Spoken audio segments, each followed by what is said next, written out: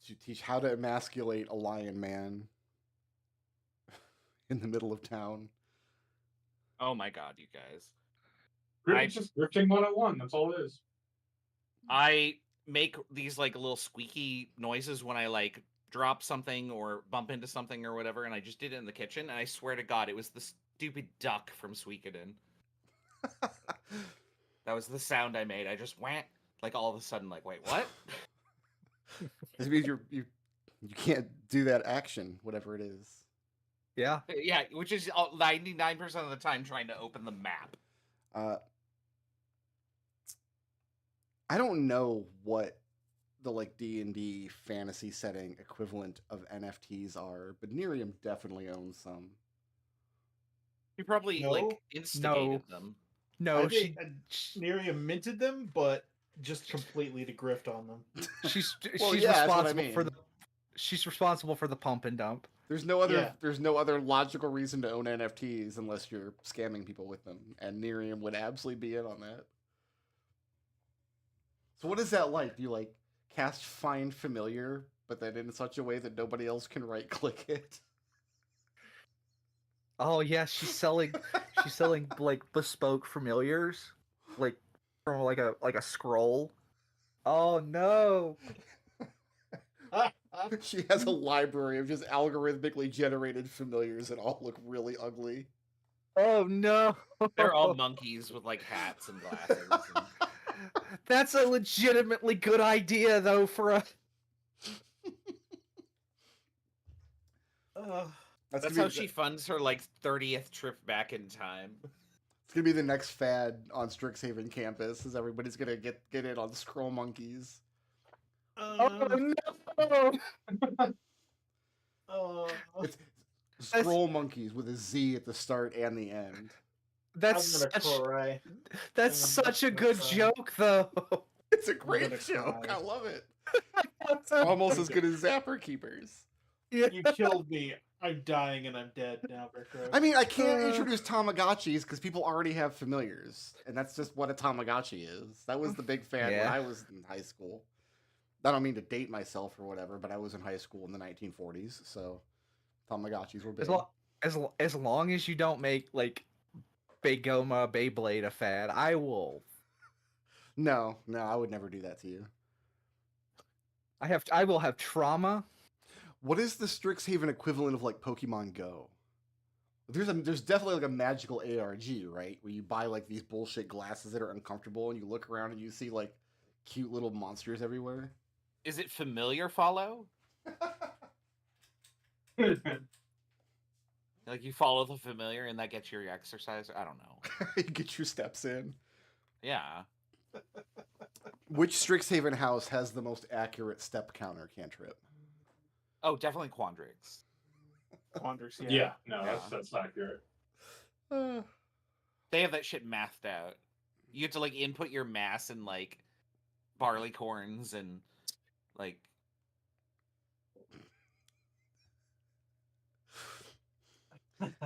I feel like there's just several instances of trauma that I've introduced to Raz's life that he just keeps reminding me of over and over again. I still, to this day, show my students the imperial flowchart of like 70 billion things, and I point at barleycorns and I say, I have a friend who insists I measure everything in this. He's a fucking douchebag. And my whole class just like cracks up laughing. Which friend is that? I don't know. Yeah, wasn't me. Yeah, it wasn't you. My suggestion was just keep the conversion formulas handy in case you ever need to convert from barleycorns to picometers or whatever the fuck. No, nobody ever needs to do that. Picometers. One day, you're going to be in a life or death situation, like toxic gas is going to be flooding into the lab, and like a mad scientist has put the antidote in barleycorns. You're going to need that conversion. You're going to be like, Brickroad was right. I didn't listen. I don't work for the Saw guy. Nobody works for the Saw. He kidnaps you and puts you in a dungeon. That's not true. There are several people that work for the Saw guy. Oh, that's true. Yeah, there's a bunch of... But Raz isn't one of them. Rick, are you telegraphing your intentions here? Like, Okay, listen. This is if any of you vanished for 4 weeks and we didn't know what happened to you, you came back and you're like, yeah, somebody kidnapped me and put me in a saw dungeon. My first reaction would be, that sounds awesome. What did he make you do? No concern for your. I would be concerned for your well-being after you told me the awesome thing you had to do. Like, that's what I want to know first. really, I feel like you would just take that for granted and be like, "Oh, he's fine. He's here," Yeah. and then just like completely Well, skip the. it's like when a kid Not falls are off you a bike, emotionally right? trauma? You make sure the kid's fine, and then you laugh at him for falling off a bike. I would just do that in the opposite order. And you'd be like, well, I had to like actually saw my arm off. And I'd be like, that's awesome. It must be really hard to type now.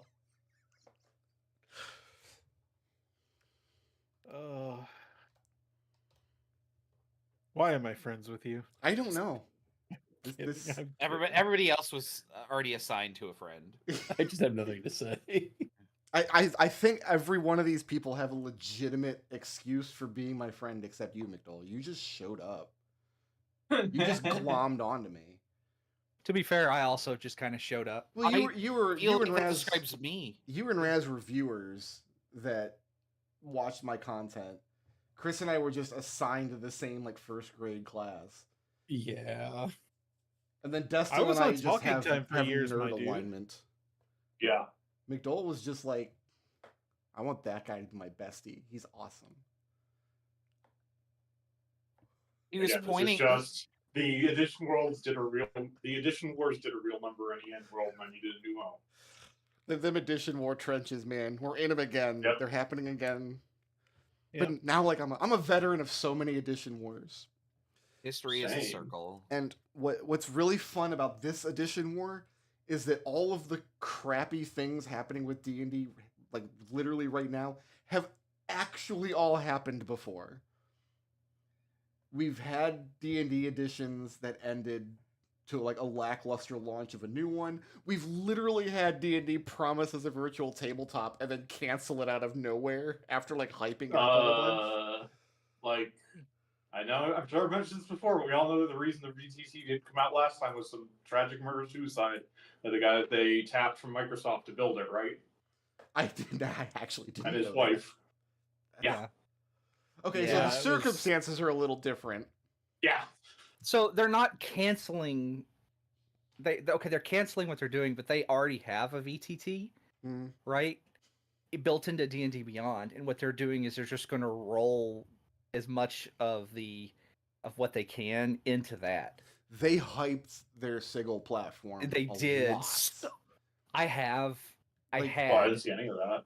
There are rumors. I- I don't know how true they are, but there are rumors that when Larian was developing Baldur's Gate, they told them don't put in a DM mode into Baldur's Gate because if you that was part of the business contract. Because if you do, nobody will use this other thing we're developing, and that's why Baldur's Gate 3 doesn't have a DM mode. I don't know if that's true or not. It sounds like it's definitely true though. That sounds super plausible. It really does. What is the last game before that? Okay, Neverwinter so Nights that's a has DM mode. Neverwinter Nights have DM. Yeah, because Yeah, all those- of their stuff has this game master mode, but Baldur's Gate 3 inexplicably doesn't. Anyway. Yeah. The great thing about D&D, though, is you can play D&D forever and never give the shitty company 1 cent. I already own all the books, and I bought the books before you guys turned really shitty. So I don't feel bad at all about playing D&D for the next 10 years, only buying third-party products. Brickroad has a bumper sticker on his. On his Tesla, I was just thinking that I bought all this these books before D&D went crazy. before WOTC lost their shit. If you guys want to come in and key my books, I totally understand. But At least your books don't have batteries that never stop being on fire when they get on fire. this is the No. third or fourth iteration now of like people in like mismanaging Dungeons and Dragons really badly, and then they spend a few years figuring out what they did wrong and like rewriting the ship, and then everybody loves them again for a little while. So, I mean, what you're Funny saying is everybody is telling them what they're doing wrong, and they're still not listening. yeah. So So that was 8th edition's true gonna in be the really 80s fucking too. sweet Like then. people were telling TSR what they were doing wrong in the 80s, and they Yeah. were like, "No, we're just gonna put out 7 million splat books, and also we're gonna have a company train. If you don't know about the TSR company train, that's a great story. You should look into that. I don't know, and I'm making a note to look that up. Just That does actually sounds like something I want to wiki dive. Yes. there's something comforting of knowing that like the company is currently shitty, but it's not like legendarily more shitty than it's been at points in the past. I mean, the guy at Wizards who decided to buy TSR wrote a pretty in-depth article about everything that was fucked up at the time. There's He went in there, he got access to all of their books. Mhm. I just posted it. Like, if you want to have a reading about exactly what's going on in the late '90s behind D&D, it's something. It's a wild story. They kind of had this like kind of rock star fantasy a little bit. Like they got super successful with a product that they didn't really understand why it was successful. And amazing story. Hubris is the gift that keeps on giving. I'm curious about this train because I actually know a friend whose father built a train around their property, and it was this dinky little thing, but it was technically a train, and this is what I'm imagining is like the tiniest train. You definitely want to wiki dive this later and look into that. I'm actually trying to look it up, but there are a lot of TSR abbreviations, such as the Trans-Siberia Railway. That's not the train I'm talking about. No, I'm aware. The Trans-Siberian Railroad is a rock band that plays Christmas music. Yeah, sure. Let's go with that. It is. I've seen them in concert. They're excellent. The Trans-Siberian Orchestra, not Trans-Siberian Railroad. They're fantastic. Who has a 100-word glad summary you- of all the trouble you got into last week? You guys were in a dungeon, as I recall. Yes, we took our tests. Oh Everybody- yeah, this dungeon. Fog of And- War is outdated. Resetting Fog of War. Sorry. Oh, right, we were in a dungeon. We have had our second negative encounter with a rug. I didn't think about that, but you're right. This What was the this one was first? far less scary. The tiger rug. Oh, right. Yeah. We It's climbed. in our dorm room now. We climbed a cliff, found this hidey hole. I have a magic blue torch now, and I have just decided I'm going to steal one thing from every dungeon we go to and bring it back to the dorm room. Okay. Aren't you good? I don't know how that's different than what a normal adventurer does. Yeah, I mean, right? He's doing good for all of us because we now have trophies, I guess. We can look Yeah. back on those memories and go, ah. Yeah, just doing trophies. So let me give you the rest of the room that you're standing in here, now that you've taken care of the rug situation. Ah, Got boxes and barrels over here. Over here, you have what looks like a small workstation, a little desk. There's a couple of empty ink pots on it, but nothing of note. And then next to the desk, high up on the wall, is a bookshelf with a dozen or so books. And then in the corner here is a small treasure box. So I wasn't joking about this. It's like for some reason the fog of war is broken, and now it's not broken. Yeah, you just quit and rejoin if that happens. Yeah. And then there's a door here, a wooden door that goes off to some other area. There's a small table area here that has some stains and cuts on it, as though people might have been eating there. And then along the south wall of the room is a stone, like a solid, smooth stone work surface. This one looks like it's in much better condition than the desk on the other side of the room, in that it doesn't have any grooves or cuts or mars on it. It does have a piece of red cloth draped over the front of it, and then it has three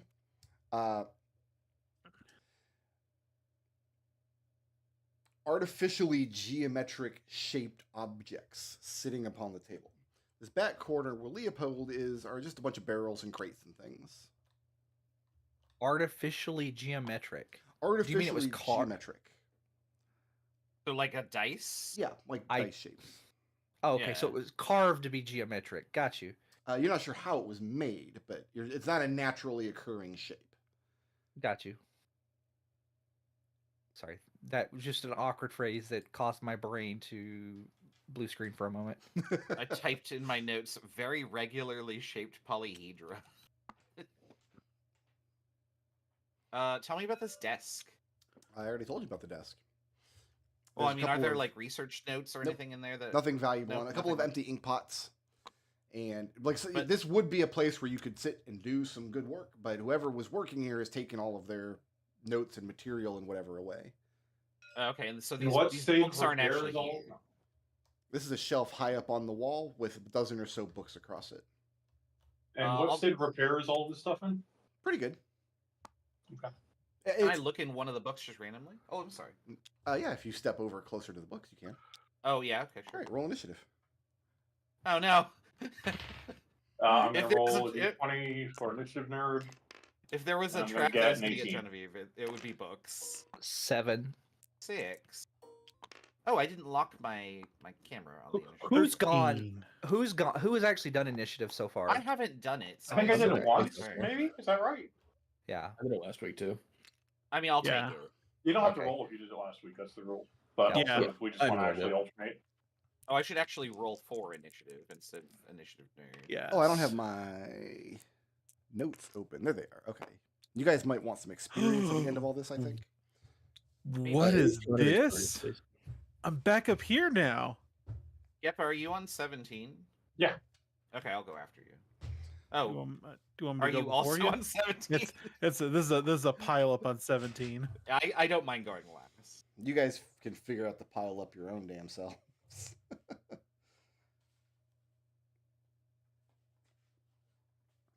All right. Genevieve, you're reaching up to the bookshelf to pick one of the books off. And only when you're just about to grab hold of one do you realize that none of the spines of these books have titles, have any kind of printing on them, which strikes you as a little odd. But by then it's too That late. strikes me as interesting. Yeah. As you reach up to the That's books, even more reason. the books fly off the shelves in obviously magically induced flight, flapping around as though they were tiny little birds into two book swarms. I'm gonna say Death by paper cuts. Fuck off. I'm gonna say Leo, Alister, and Hugo are surprised because they were across the room doing other stuff. Looking into Then crates Geppa is and- first. so- Didn't even get to say anything though about what I was doing over here, so well, that's you're awesome. on the other side of the room. Yeah. So So I'm gonna bonus action cast Shillelagh and then cast Green Flame Blade, attacking the one next to me. Okay. That hits an armor class of 18. 18 does hit. Deals the yeah. That'll deal. Nice. 13 magical bludgeoning. Okay. And then the fire along my staff leaps to this one and deals 5 fire damage to it. To the second swarm? Yeah. Okay. What triggered that? That's my turn. Is that a new level 2 thing? It's a weapon cantrip. What's a weapon cantrip? Instead, the green blade and booming blade are cantrips that allow you to make a single attack. They're not the attack action, which is relevant. Okay. So I can't multi-attack or anything with them. It's green flame. Okay, we've seen this spell before. Yeah, guys Nice. use a bunch. It's like the mere melee cantrip. Let me make sure that I'm doing the swarm stuff. So, yeah, knocking books out of the air with your shillelagh. The first one's bloody, the one that you swung at. And as the books hit the ground, knocking them out of the air as though they're large insects, when they hit the ground, they immediately, just like the rug, just like the fork that you found earlier, they lose their definition and they turn into this mottled gray stone. Just several lumps of it laying on the ground, vaguely book-sized. Moving or staying put? I'm good, Warren. All right, who's next? Next is Genevieve, and she's going to try her new book zapper. It's like the bug zapper, except it works on books? ? We don't know. We'll find out. Oh, it probably doesn't. I have an 8 to hit. 8 does not hit. Yeah, I didn't think so. Well, I mean, the next thing that's going to happen is we're going to be swarmed by books, so I guess I'm going to just stand here. All right. Do these these can attack me. They have opportunity attacks, right?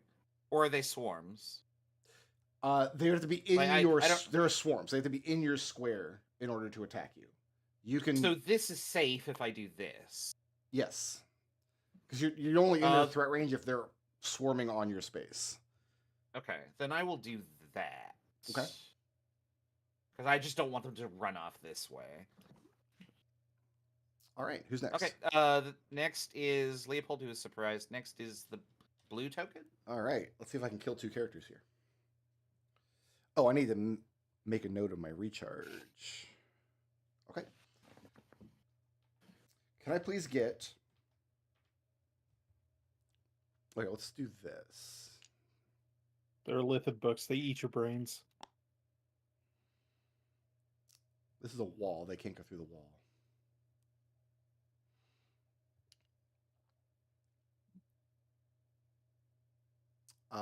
Genevieve. Yep. This one's going to leave your threat range. I don't think I can... I guess I could punch it? You could. Am I allowed to do that? Yeah, I think, isn't it Warcaster the thing that lets you cast a cantrip as a opportunity attack? I have, like, smith's tools in my hand, so no, I can't do anything. Okay, so... Yeah. I need a dexterity saving throw from Genevieve and Geppa. DC is 13. I pass. Oh, I failed. Let's get rid of this dice. 11 points just in the- of... What's that? I was going to tell Raz that you can actually make an unarmed attack even with your hands full, because you could headbutt and kick and stuff. I'd only do 1 damage, so... 11 points of acid damage as this book swarm... The books can, like, move in the air, and for a moment they make an almost runic-looking pattern, at which point a spray of acid shoots out of the 2 of you. So it's 11 points. Geppa, you can cut in half for passing the save. Okay. And I need a DC 13 dexterity saving throw from each of you. That one I passed. I think I failed. Yeah, failed. Failed. So that's going to be 10 points of acid damage as the second book swarm, or what's left of it, because this one's down to just a couple books, again, sprays out this cone of acid in front of it. So 10 points, and that one Genevieve can cut in half. And that's it. Gladly. That's it for books. Next is Alister. Hugo, Yay. you're up after. Well, yeah, what the hell was that? These books are spicy. So I guess Alister's going to come over here around the corner at distance and try to see what the hell's going on. And upon seeing the books, I don't have Fireball, so that limits my actions a little bit. Yes, please cast it in the corner where half your party is. Geppa, why are you playing around with books made out of shitty-ass newsprint paper? They can't even afford good Bristol? What is this? I need a DC 13 wisdom save, please. From Geppa? I also would have accepted, if you were in a library, nobody would check you out. That would have been a good one. That's a 10 on the wisdom save. That's a fail. Which, I don't know which of these is bloody, but that's what I'm going for. And the last few books next to Geppa fall out of the air, hit the ground, transmute Do they only into have one mottled hit point? greystone. Yeah. Okay. Geppa shillelaghed the hell out of them. Is that it for Alister? That's the end of my turn. Next is Hugo, followed by Geppa. When I was editing this map, I would have sworn there were not already squares on it, and now I see that there are, and I'm very sorry. Yeah. I also feel like I didn't notice that last week. 30 feet gets me there, and when he realizes what the hell's going on, and he will throw an axe at this swarm of books. An over axe Geppa's head. is the book's natural enemy. Yes. I'm going to ask a book a question and not type here. No, you were literally going to type a question to them. Yeah. Does a 14 hit the swarm of books? 14 does hit. And then it's going to take a d6 plus 4 of damage. Ooh, 10 points of slashing 10 damage to that. points. You knock it out of the air. Your axe cleaves through the remaining books, and they drop to the ground and immediately transmute into vaguely book-sized chunks of mottled, speckled stone. You two all right? That Dude. burned a lot. I always knew knowledge would be the death of me, but not literally. Please. If before you touch anything, please let us know that you're about to touch something. Otherwise, situations like this, and he gestures to the pile of papers on the floor. Hugo, your axe Especially landed in in the this place. back corner behind this treasure box. So, Genevieve, didn't we agree that Hugo was the leader? Yeah, but we all sort of went and did our own thing, and sorry, my bad. It's all right. It's Geppa, are natural you to be okay? curious. I mean, I can't take another burn like that. I hate to use up my repair skill so quickly, but I'm gonna use. I mean- Genevieve's gonna cure wounds on Geppa. I don't feel like we're under any time pressure. I'm fine with taking a short rest. Oh, just short I rest died. then. That was I should have asked that. Do we want to use a short rest? I would like to. Again, I don't feel like we're under any time pressure. Nothing has been like attacking us. We've been exploring Well, this place. Genevieve will express that her concern is that like this room has not been proven to be safe. Correct.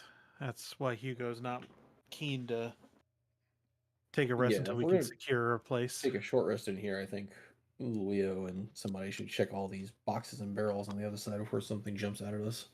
Okay. I mean, I'll be fine for a bit. Yeah, Genevieve will stand in the entrance here. Hugo Leo- retrieves his hand axe. Great, roll initiative. Leo tosses. Wait for Hugo, Leo. What did Hugo just say to all of you? Yeah, well, he's in charge. We can't blame him. That's true. I don't know if that's true or not. We're gonna go with a white token now. Brickroad, why are you like this? Why are you the way that you are? You've been playing here for 10 years. I feel Why like are it's you your like fault at this this? point. You reach behind the Why treasure are box you to like- pick up your fallen axe, and very predictably, it immediately grows teeth and comes to life. I cannot like the audacity of this bitch. Who's at the top of my order? Alister, are you 23 again? Oh yeah, look at that. Nobody's surprised at this point because Yeah. you're all on edge after the we'll just call it the book incident. Hugo. As Hugo reaches back in the corner to retrieve his thrown axe, the treasure box grows teeth and comes to life and tries to eat him. That's not his fault. That's not my fault. Hugo. Of all the mimics, why did you have to encounter the one with dental problems? Look at all those missing teeth. Bad breath.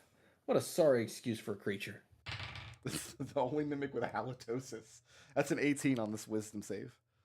Oh, that passes. All right. Is Alister staying put there? Yeah. It's too stupid to understand insults. Well, it's Next- stupid, but it was a wisdom save, not an intelligence save. Next is Genevieve, and she's gonna hurl a dagger. Okay.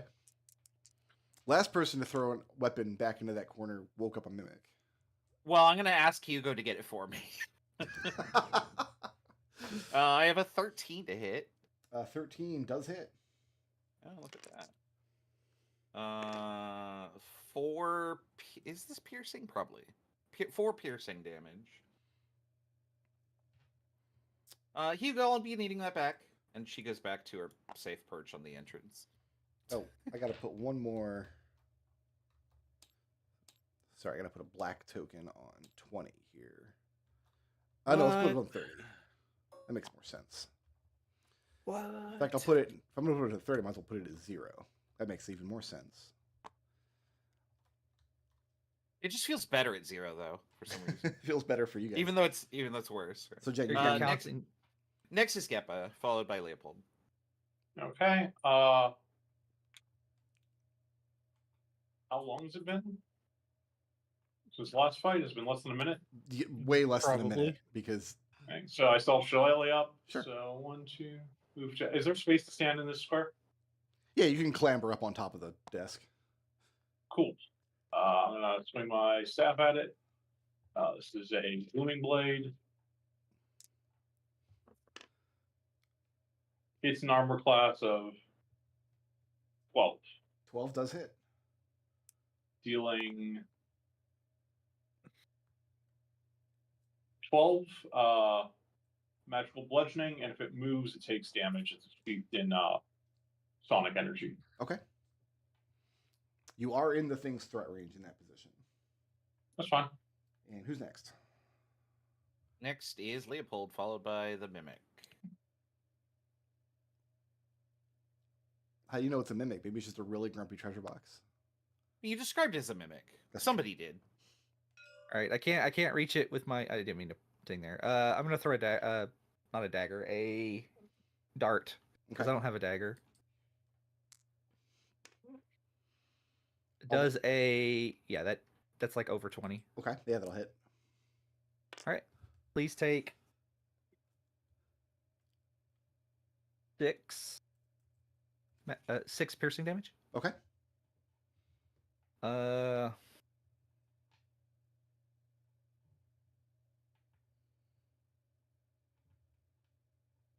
gonna hold on my key points. I think All right. there's like 2 people in front of me. I don't think I'm gonna get hit. Staying put there. Yeah. Who's next? I don't have any more movement. Next is the Mimic, followed by Hugo. Okay.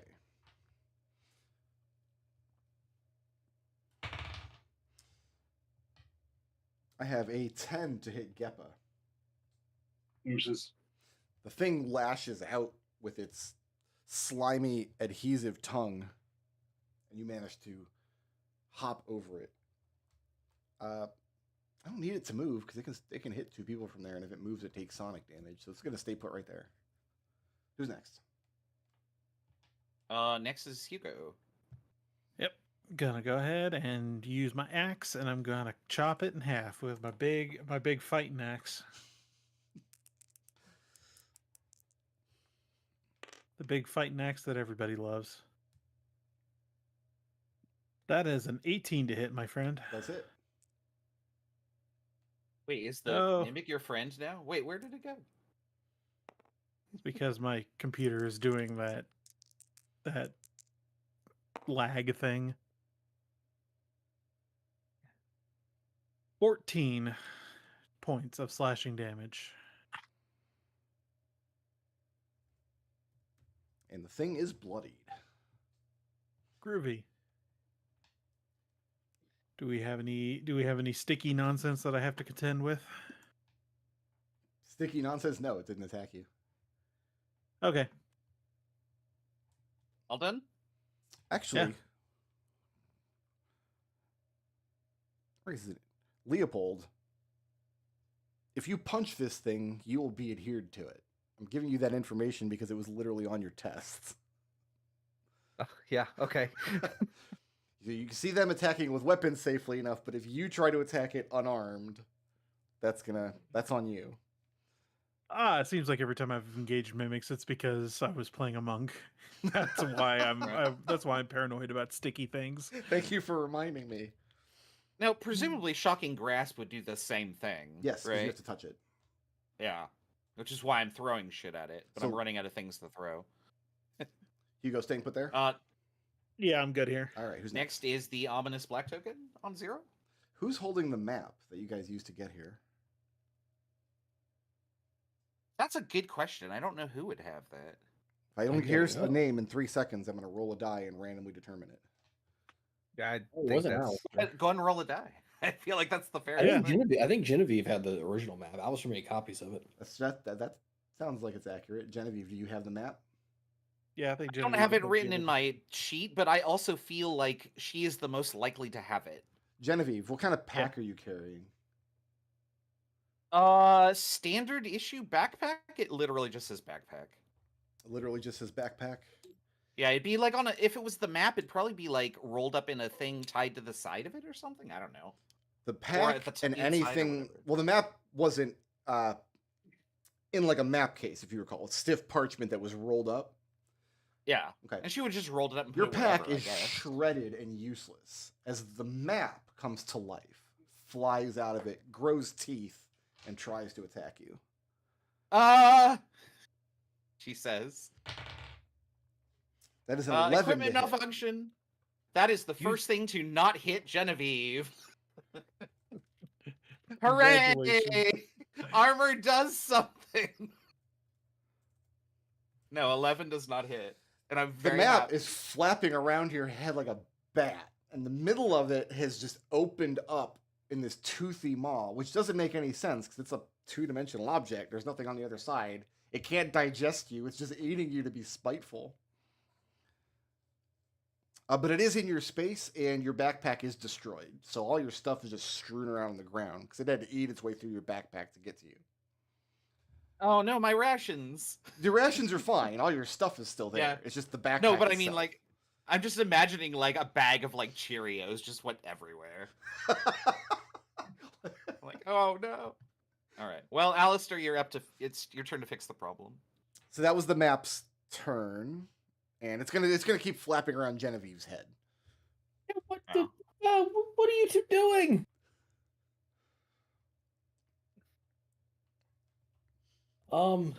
What? Just gonna I don't know assume why that I don't know why you're being incredulous at Hugo for this. I'll be honest. None of this is anyone's fault. I want that on the record. Genevieve shouts. Yeah, I feel like the mimic's a bigger threat. So Alister is Oh, it is definitely. once again going to talk about how the mimic is physically repulsive and that its skin is just so yellow and sickly looking, and it could really benefit from seeing a dermatologist back at Strixhaven. I would have also accepted. Oh, you think you're a box? More like a bark. I mean, I get that Alistair's level 2 and that he's still working on his jokes. But That's an they're too 18 on the long, wisdom man. save. My mimic is unflappable. You cannot insult this mimic. Apparently not. Is Alistair staying put there?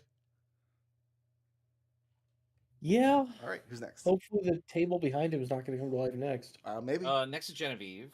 And Genevieve's going to make the executive decision to heal herself. Much better. Okay. So Genevieve casts Cure Light Wounds. Okay. Or Cure Wounds. Is this a swarm creature? No, it's just it's a tiny creature that's flapping around your head. It's like a bat. Think So of it I the could do size of a bat. this safely. This is okay. Yeah, probably. Yeah, it can inhabit your square, but its square is not its threat range, if that's what you mean. You can safely step away from it that far. Okay. Any further, and it would get a reaction. Actually, let's be here. Okay.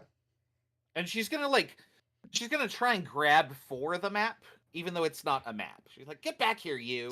You have already used an action. And well, I mean, that's just her flavor action. So Sure. next is Geppa. All right, I'm gonna cast Booming Blade and swing at this thing again. Okay. That hits an armor class of 9. 9 does not hit. That's my turn. All right, who's next? Next is Léopold. I'm gonna help Jen. Yeah. I'm gonna run over here and listen. We're gonna punch. Yeah. You already ruined my Punch day paper. saying I couldn't punch the box. That's a. No, I never said you can't punch the box. You said it was. You strongly recommend. You can absolutely go punch the box. That's a 14 to hit. A 14 does hit. Okay. The map takes 6 points of bludgeoning damage. Okay. Right. Actually, that doesn't work because we all know that paper beats rock. Oh Well, boo. I did the paper symbol. So there. You No, punch you with did the scissors. scissors. Is that symbol. it for You punch is that with it for scissors, Leopold? yeah. No, I am going to bonus action martial arts. That is a 9 to hit. 9 does not hit. Excuse me, 11 to hit. 11 does not I hit. can't. Okay. All right. Key point. Whenever Léopold misses, I always picture him doing a really awkward roundhouse kick where he like lands badly. Yeah. Let me try that again. I rolled a 2. All right, so I used a key point to attack twice and missed both times. All right, who's next? Next, Because martial next arts is doesn't the- take key points, I thought. I used flurry of blows. Oh, you did. Okay, my bad. I'm sorry. I missed that. next is the white token. That's a mimic. It Who's is. Sure is. Going to continue trying to eat Geppa. Usually when I run mimics, I give them multi-attack, and I didn't do that with this one. So this is like a watered level down 2. mimic. We're level 2 Brickroad. Yeah, usually Calm at down. level 2, I give the mimics multi-attack. Calm down. A swarm is out of depth for a level 1 party. How about 2? Let's see if they notice.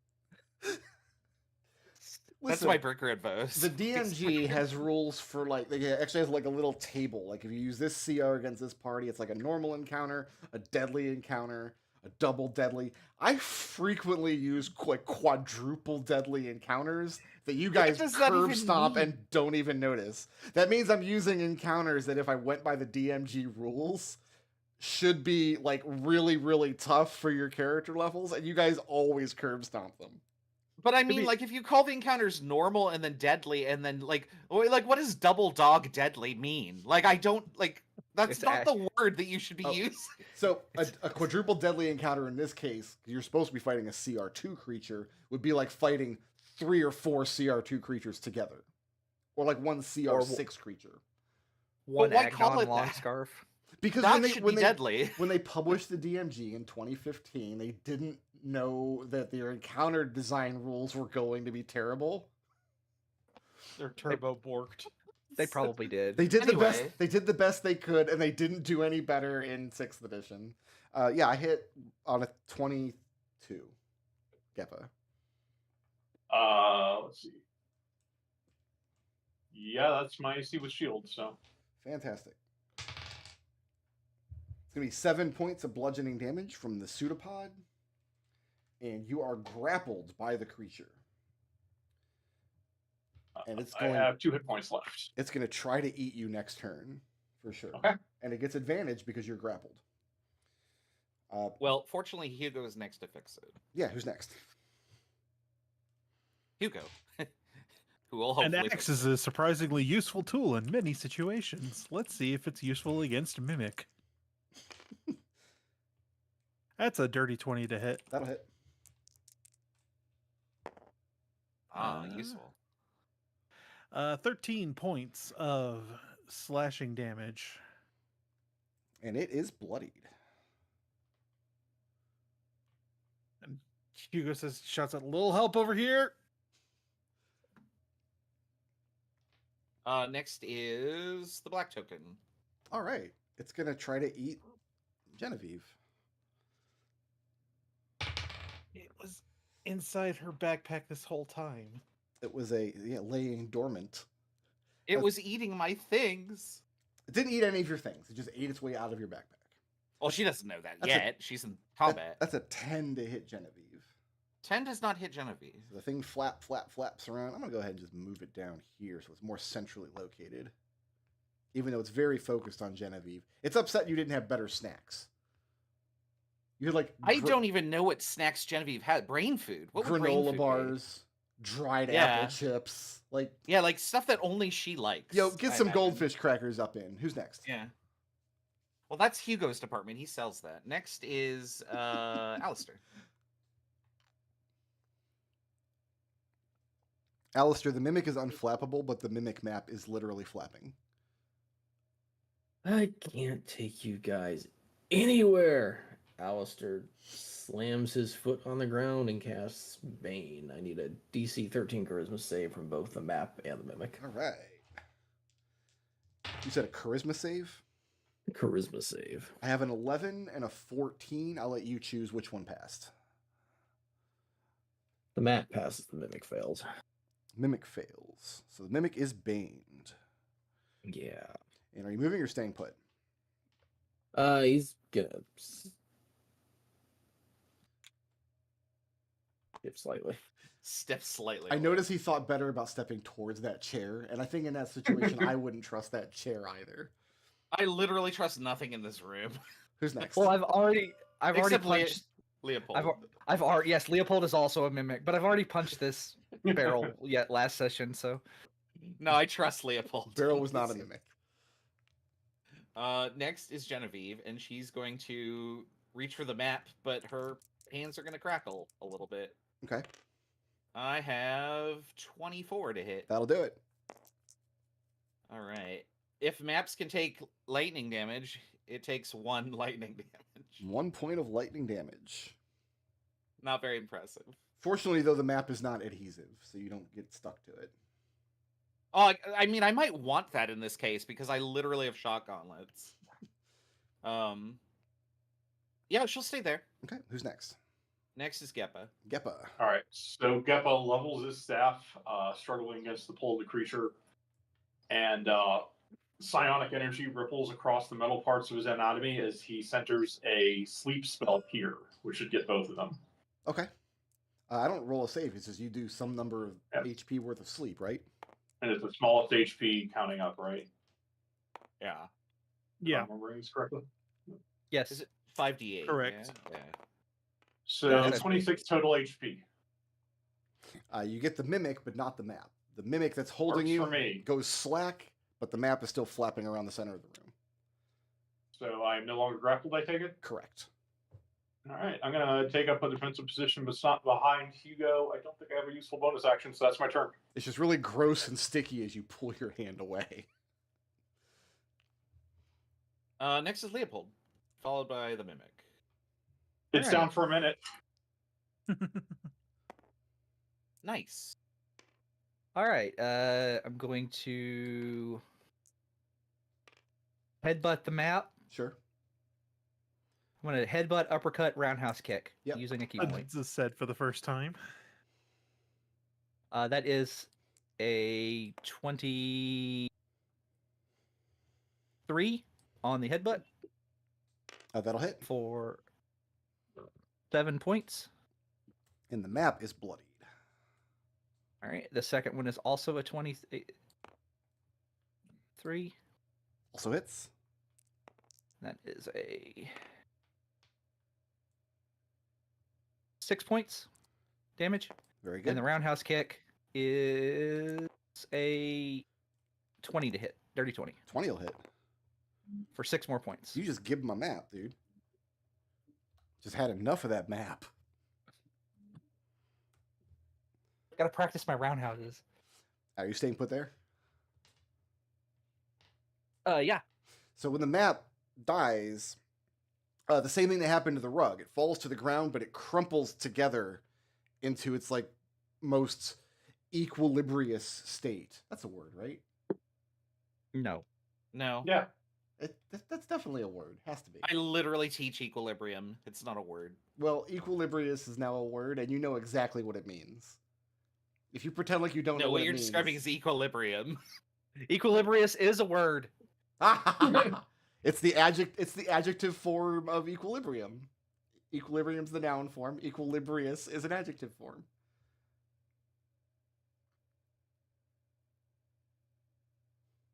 Okay, we'll just move past it. What's next? The mimic is asleep for 1 minute. 1 minute. The mimic is dozing, so Hugo is next. Go enjoy your critical, sir. Yeah, I think I will. So you get to roll at advantage because it's unconscious, and if you hit, And if you- I hit, a it's free an auto critical. crit.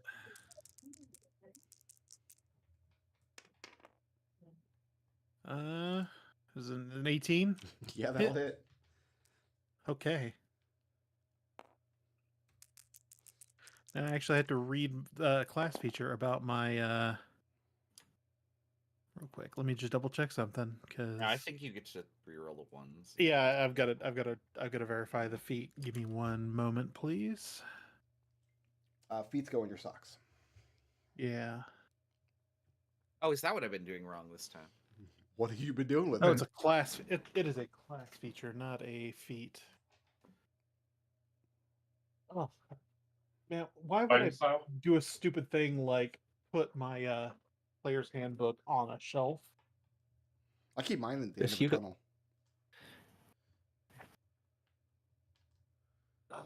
Okay. So I have like the Cliff's Notes version of Reroll 1 and 2s when making damage rolls with two-handed melee weapon. Is the Yep, fighting style. okay.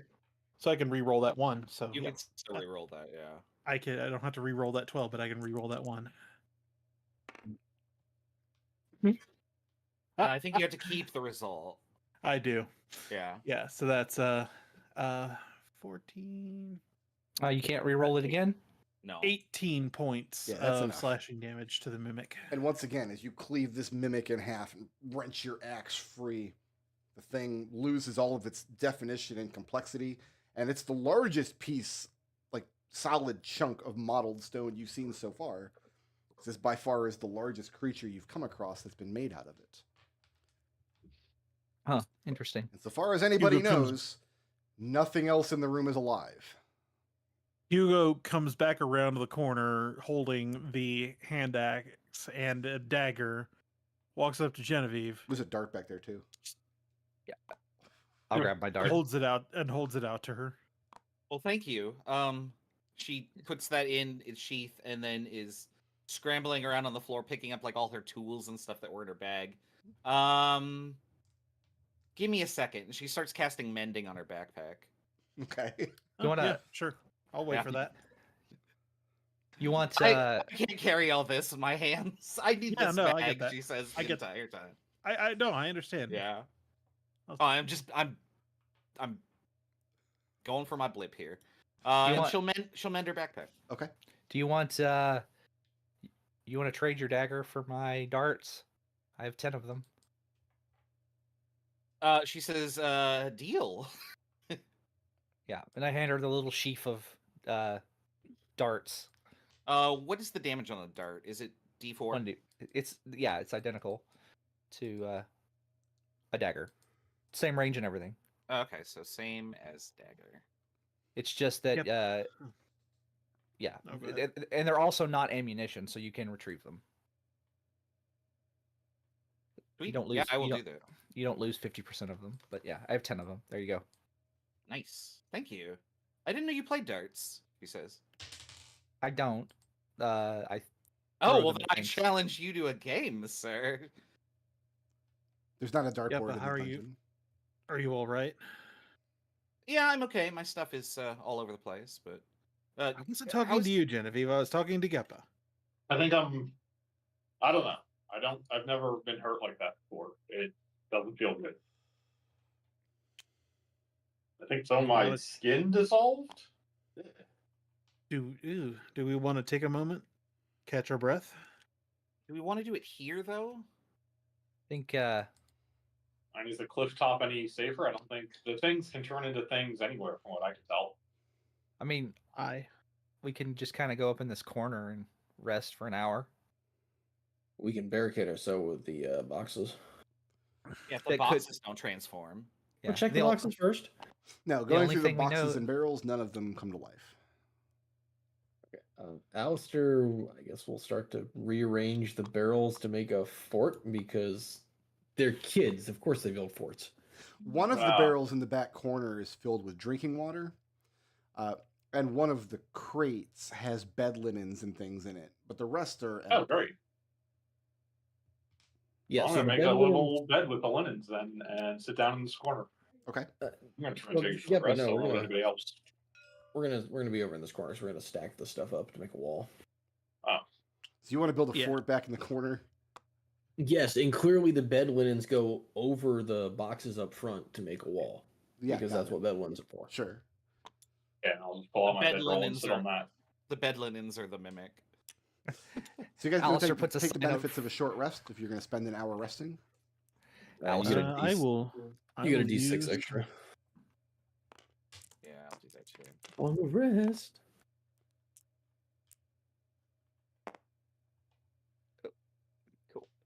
Full recovery. I rolled a bunch of ones, so I still have 5 damage, but that's not too bad. How many hit Would points? that I does could give you Geppa my have? second wind.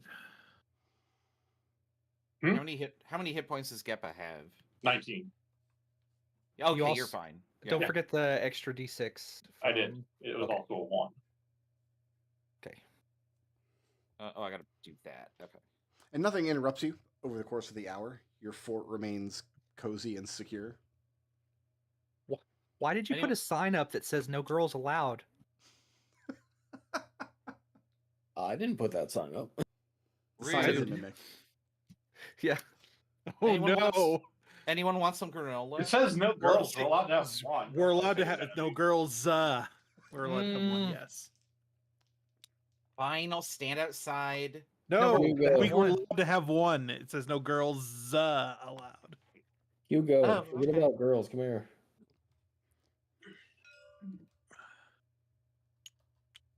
What do you suppose these are? And Alister will point to the. I don't know. I ritual. didn't get a chance to take a very good look at them before we had an incident. I'm not going to dwell on it, but just saying. I'm not going to dwell on it. It's just the second time I've mentioned it. Yeah. Yeah, it's a stone slab. It's not a table per se, 'cause it's not sitting up on legs or anything. It's like a large stone block about waist high, sitting flush against the back wall. And then down the center of the table, it has this red cloth. And then sitting upon the red cloth are these 3 artificially geometric objects. Hugo takes out a dagger and prods the middle one just very gently. Okay, and it falls over onto its side. Hugo reaches out and picks it up. And it's a little bit heavier than you were expecting, but otherwise it seems unremarkable. If you're trained in Arcana, you can tell that it's not a magical object. I am not trained in Arcana. And Hugo will prod the other 2 before picking them up in turn. They're a little bit smaller and they're each of different shapes, but nothing remarkable about any of them. Nothing on each of the sides or anything like that. No, they're pretty uniformly colored. I'm gonna prod the table and chairs with my staff. All of the table and chairs are inert. I guess Alister's going to check out the altar and play with the pieces. All right, is there anywhere that these can go? Have we seen anything like that? There's a door. Not yet, but Maybe we should hold on to them, but don't keep them in your backpack. Are there holes in the door? Leah, what's the door look like? I'm gonna look, but not touch the door. Okay, you look at the door and it looks like a door. It looks like a door. No holes or anything these pieces might go? No, there's no Does keyhole it have or a anything. handle? It has a handle. Does it have? It has a handle. Hugo? I punched the door. You punch the door and are you trying to like break it or force it open? No, trying to see if it's a mimic. I've been playing Daggerfall. That's how you open doors in Daggerfall. You just punch them over and over and over again. Yeah. You punch the door and it's solid. Okay, it's not. I punched the handle too. So Genevieve is taking those pieces from the altar? I thought Hugo did, but Did like Did anyone? I do have one question about the altar. Yeah. Because it just occurred to me, like, were they set up in like a religious manner? Are you trained in religion? I'm not. I don't Genevieve think. is. Somebody who's trained in religion can give me a check. I'm half proficient. Does that count? No. I asked- 13 on religion. 13. You don't see any religious significance to the way that the pieces were organized or the pieces themselves. Are the pieces magical in nature? No, they're No. non-magical. How many were there again? I'm sorry. 3. 3 of them. 3. Okay, Genevieve will hold them because I'm just typing in my inventory. Okay. You ready, You Hugo? want me to mage hand the door open? No, I'll take care of it. And Hugo opens the door. And you open into a small sleeping quarters. Well, I say small, but it's actually a large A sleeping significant quarters. percentage of the map. In one corner of this room, you see a table that has some minor stains and nicks on it, as though people might have been eating upon it. And then 4 bedrolls laid out on wooden slats.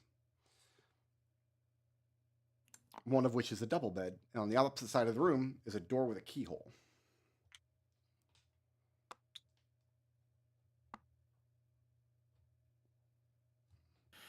Hugo prods the corner of the bed. This bed with the butt of his axe. What's your passive perception? 14. You start prodding one of the legs of the bed, and you feel a draft against your hand, as though the air is moving even though you're underground.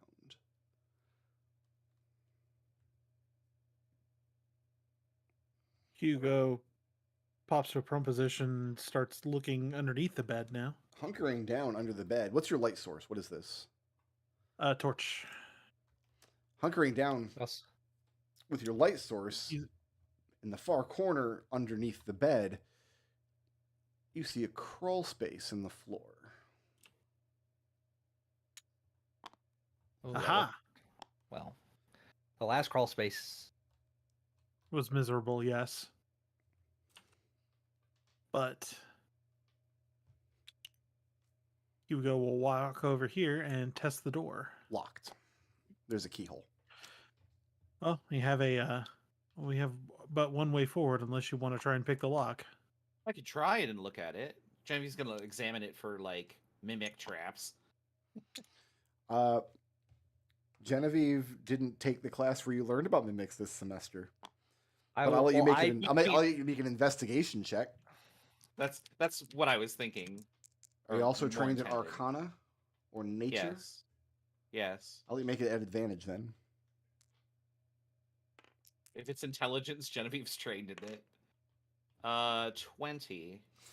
Examining the handle and locking mechanism of the door, considering that half of your party took a class where they learned about mimics this semester, and how many living objects you've encountered since you came to this space, you're fairly confident the door is not going to come to life. It's also going to not open unless you pick this lock.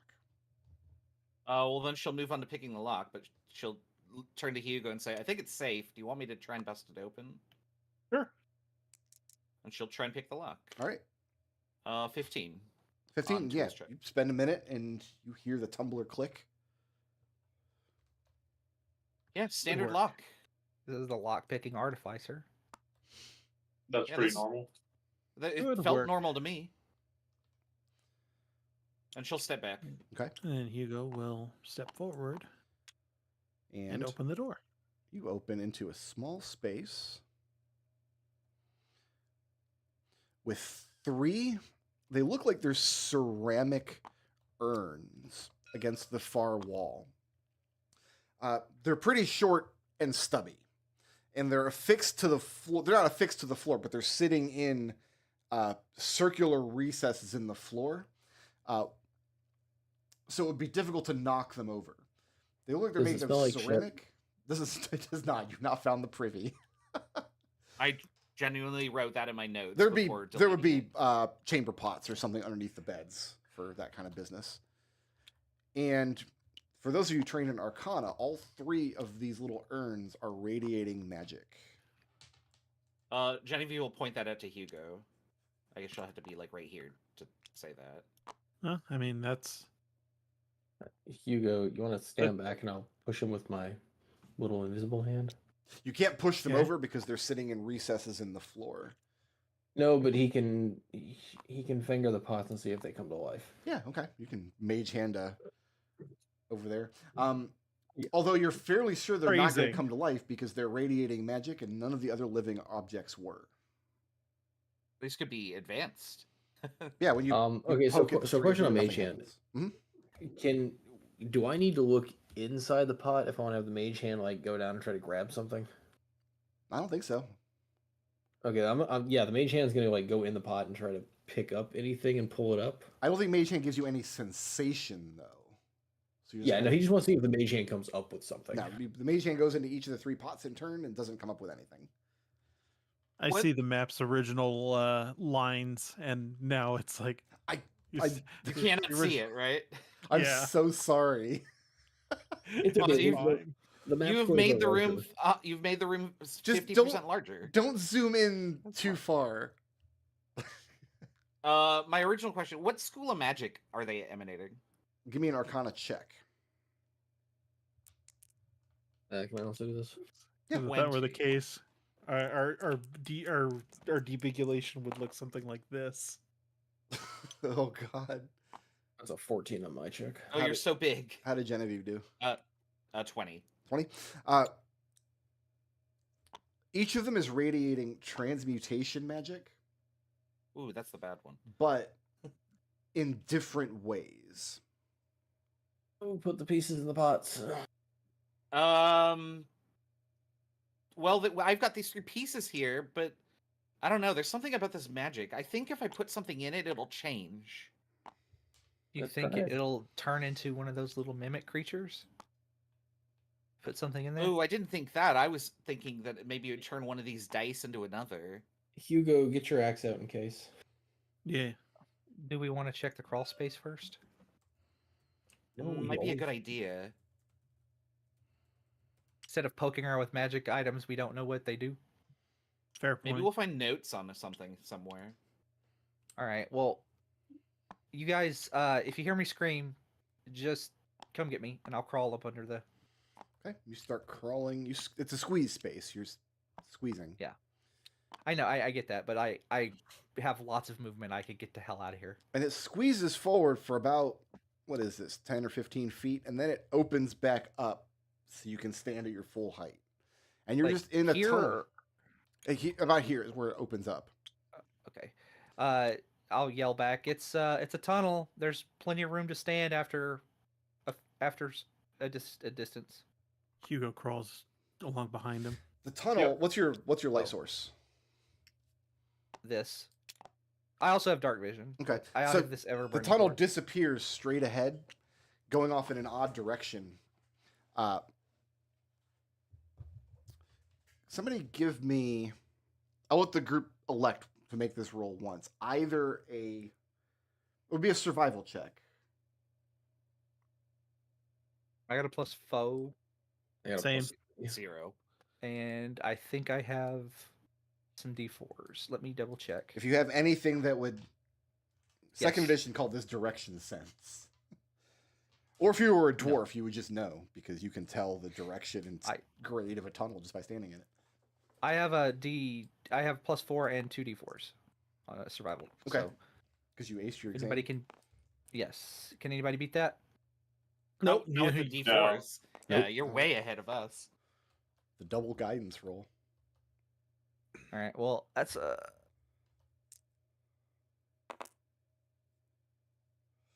8, 13. 13. The tunnel, orienting yourself underground is a little tricky, but you think back to, okay, we came into the mountain from this direction, we climbed up, we went into that squeeze tunnel behind that pile of rocks, we turned, we came down the stairs, we came into this bedroom, into this tunnel.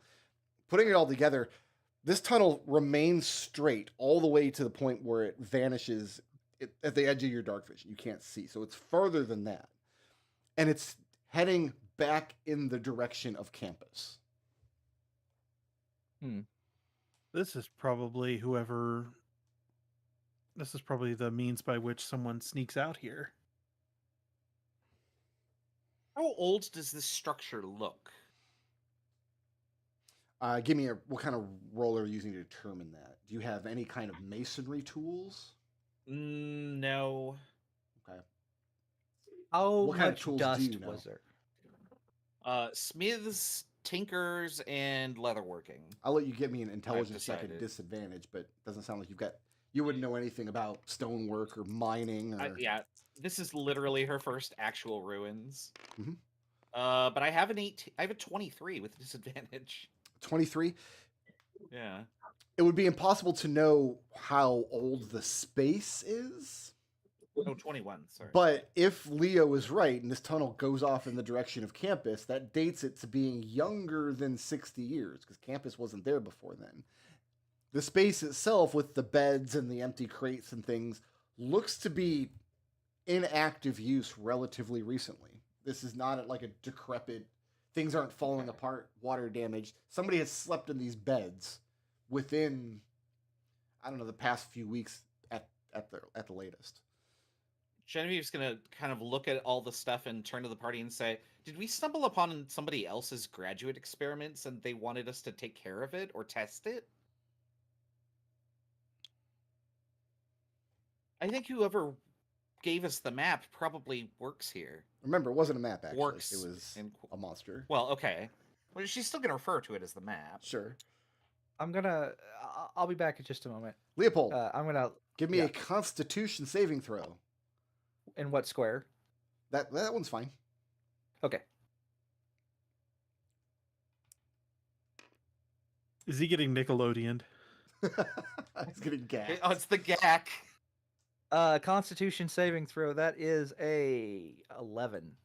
11. As you step into the main, one which is called the thoroughfare, the hallway that goes off into the distance, back into the direction of campus, you feel something magical seep up through your boots and into your feet that feels very cold. I don't mean like Okay. frigid cold, like walking in snow. I mean like minty cold, like you've just like your feet have just gargled with mouthwash. Okay. It's refreshing. It is a little refreshing. I mean, Dude, I'm gonna like jog in place. There was a magic effect there, but I don't feel any different. Are you okay? as you jog in place, you notice that your legs are moving strangely. Oh, Somebody nope, give me an there it Arcana goes. check. Anybody can give me this. Oh, In fact, all of you individually, if you're training Arcana, make this check. I'm not. 19. 18. Alister, I heard a 19. Yeah. As Leo starts jogging in place, the way that his legs are moving, you think he's come under the effects of the spell Long Strider. Leo, go see how far you can run. All right. If I And have then that straight. Leo dashes down the thing. And yeah, you're running super fast down this hallway. So in a one round, I get 100 feet. If that, yeah, because I think it's plus 10. He's That's a monk. Expedious he retreat. gets plus 10 I'm for a being a monk. monk. Oh, yeah, you base speed is like 50 now, huh? 40, but yeah. It's like the hallway has been doused in the orange gel from Portal. As long as you're walking back or forth in this hallway, you have the effects of Long Strider. Does it What? change the music that you hear? You're not What's hearing down there, Leo? Oh. Leo, as you go down 100 some odd feet, you become more and more convinced this tunnel is just a straight shot all the way back to campus. I'm gonna stop, like do that, like you know that like when you're running in like a 3D platformer and you stop and your feet go. Yeah. And then I'm for, gonna do that and turn for a around few little bit. frames, if you hit jump, you'll do a backwards flip. Yeah, I do a backwards flip. You And hit your then, head on the ceiling. That was dumb. Oh no! On my way down, I try to do a roundhouse kick. No, I run back. Okay. Yeah, it's a straight. It appears to just be a straight shot all the way back to the campus. So this Okay. probably comes up in somebody's dorm room. I think we should go Um, investigate that at the end when we're done here. Back to the urns. Sure. Leader. Is that what we want to do? I mean, I guess Yeah. we just start throwing things in the urns, right? Remember, the Oh, urns aren't uh, affixed to the floor; they're just sitting in recesses in the stone. Let's Uh, go I'll close just the walk up to an covers. urn and like try and rotate it. When you rotate it, there are noticeable notches as you do. Like there's 8 or so spots where the urn is supposed to rotate to, as though like What about around the the other face two? of a clock. There's no indication of what that's doing. Just you notice the notches there. What about the same notches on the other two? Yep, same thing on the other two. When you How many touch sides are those? the center solids? one, when you sit down to touch Uh-huh. the center one, it's a lot colder to the touch than the other two are. Huh. Is it colder? The other two are ambient temperature. Yes, the other two are room temperature. When you touch the left one that Genevieve is standing in front of, you feel a slight discomfort in your hands as you touch it, as though it's difficult to explain. You just don't like having your hands on it. Okay. Alister And dropped. there's no weird situation. There's nothing weird on the right. You don't get any sensation on the right one when you just rotate it. Who else is playing with the urns? Is it just Geppa and Genevieve and Alister watching? Alister is trying to drop a piece of copper into one of them. Into which I'm one? typing in my notes. Sorry. Into the urn you're standing in front of, Alister? No, he's gonna toss it in the middle one where Geppa is. Hey, Geppa, I'm gonna put this in there and turn the urn. So you flick a piece of copper into the second one, and within moments you see frost forming on the coin. I'm gonna pour my water skin into it. And you pour the water into it, and there's a little bit of water in the bottom of the urn. The coin is sloshing there. And after a few moments, it does start to cool down. And if you sit here and wait long enough, you'll watch it freeze. Turn the urn, Geppa. Sure. Let's turn it clockwise to positions. Okay. And give me an investigation check at advantage.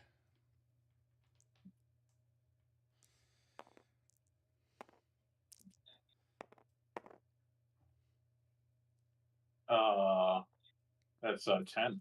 A 10. It takes a few minutes playing around with the urn, but you notice that as you rotate it in place, you are altering the temperature inside of the urn. So think of it as like 12 o'clock would be the hottest setting, 6 o'clock would be the coldest, and then you can go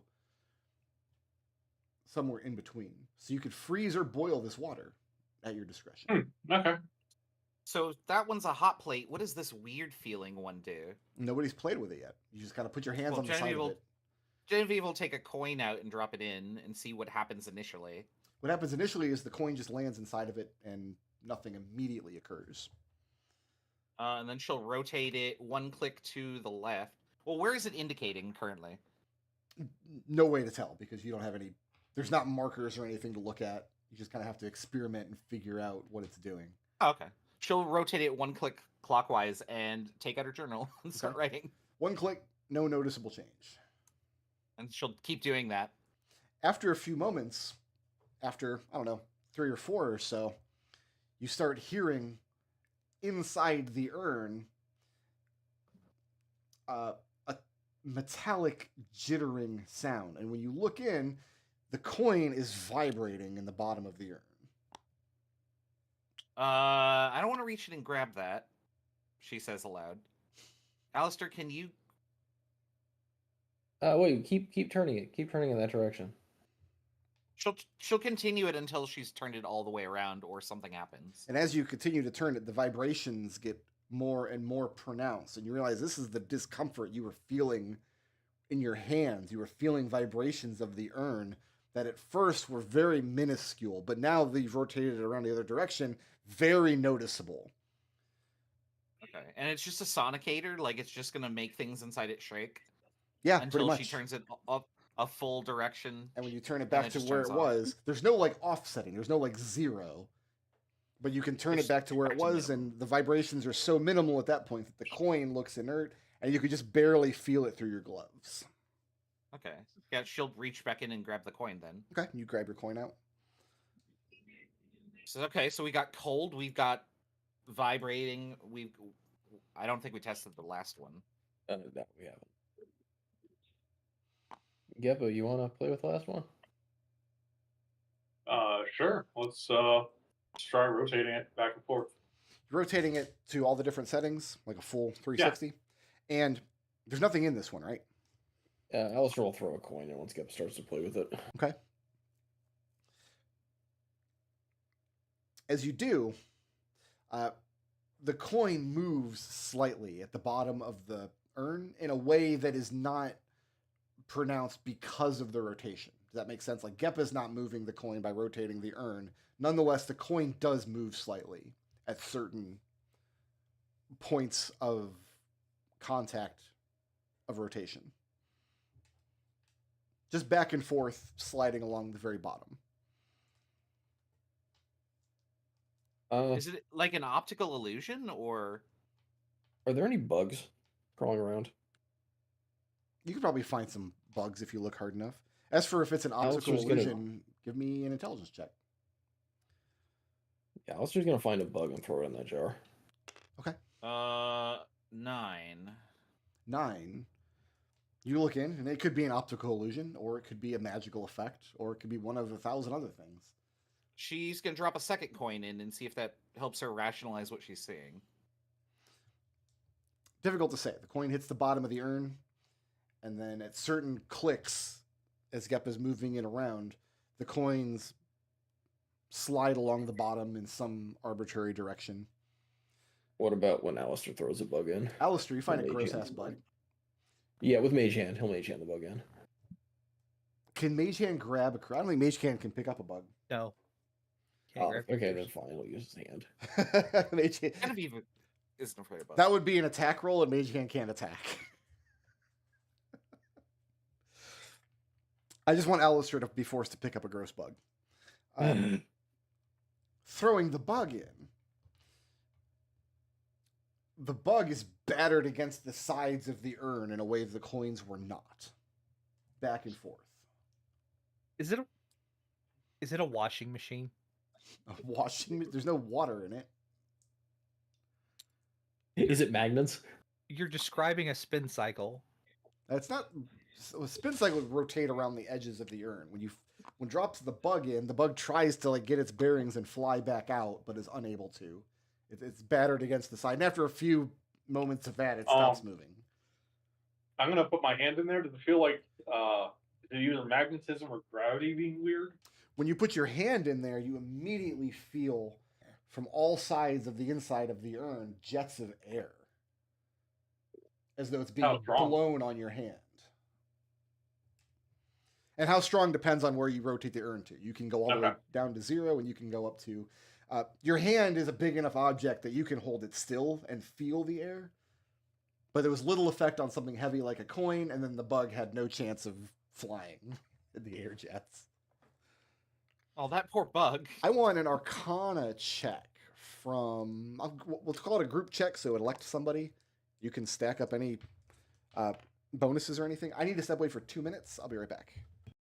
I got a +4. I have +5. Can we help each other, or? I have no guidance, so. I Nobody has guidance. I haven't gotten it yet.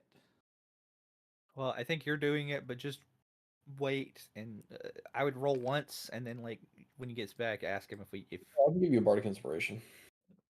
Okay. Yeah, wait till he gets back. I'll just roll this for now. So this will wait till he gets back.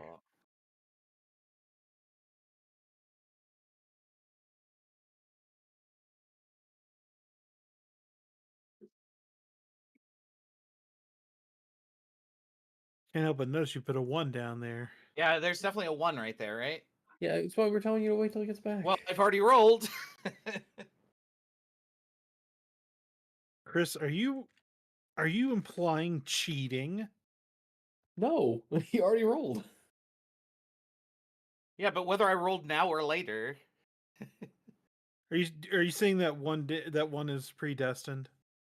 Are you saying there's no such thing as free will? I'm saying if you would have waited, it wouldn't have been a 1. All right, how we do? Well, so can we do this with help? Like, do we give each other advantage? Yeah, it's a team effort. Okay, good. Because I rolled a 1. That's not much better. I don't even know if it's worth rolling inspiration. 10. 10? Yeah, I really worked for that. Okay, looking at the three urns, they're definitely transmutation pots of some kind. You don't think you could do much with solid material with these 3 urns, given what you've seen. The effect on a coin was very minimal. That's what you get with a 10. Genevieve, can I see those shapes, those relic things? Yeah. So the next ideas that I have are the rocks, the arcane rocks or whatever, altar rocks, and then also like just the generic like rock creatures. So, question: Yeah. One of them heats up, one of them agitates. What is the One third blows one? air. Blows air. Yep. Is this just like lab equipment? Yeah, it's magical lab equipment. It feels like that to me, but like yeah. Just to like prepare liquids. It would be more useful with liquids, yes. Yeah. Give me a... What classes are you in this semester? Fungus class wouldn't do anything for you. History. Applied Leo, magical theory. Leo specifically. I'm in the monster class, the intro to magic biology, Mm-hmm. and parliamentary debate. Okay. So you this might have been covered in magic biology now that I'm thinking about it. Who's taking applied magical theory? That's Genevieve. I've identified magical fraud. That's not going to help you here. Neither is parliamentary debate, I'm sad to say. If you're National in secrets. magical biology or applied theory, give me just a standard intelligence check at disadvantage. Oh, okay. 17. 17 is not bad. That was with disadvantage. I rolled 2 14s. Look at you. I rolled a 2 Two's plus not going to do nothing for you. 1, 3. Genevieve. Destil, you're also in the class, so you Yeah. can make that roll. Applied magical theory is a Valid. class where you've performed labs. I'm Yes. assuming as part Is of it- the class. And It's the applied part. right. If Leo's right, and these objects are meant to be used on fluids specifically, you've not come across any. This is something you'd want to store on site if you're working with fluids here, because carting fluids back and forth, they're heavy. They take up a lot of space. It would be difficult to move them here every time you wanted to do work with them. It's more likely there are some stored on site that you haven't come across yet. She'll turn around and say, like, if these are for fluids, like, carrying them up and down that tunnel has got to be ridiculously, like, time and labor intensive. There's got to be something here. There was that barrel of water that we found in the storage area where we took a break in. That was drinking water. And there was Yeah. nothing else in any of the barrels? There was a crate with some clean bed linens in. Okay. Alister has gone back to the other room to search for documents in Nope. the desk, like any No directions or documents. anything. You find a couple of Can I empty start- pots. Can Is I anything start on the looking at- altar? Give me an investigation check, Alister. What's Genevieve looking for? I want to start looking for, like, hidden shelves or something in this room. Give me an investigation check for that room. Oh, that's pretty good.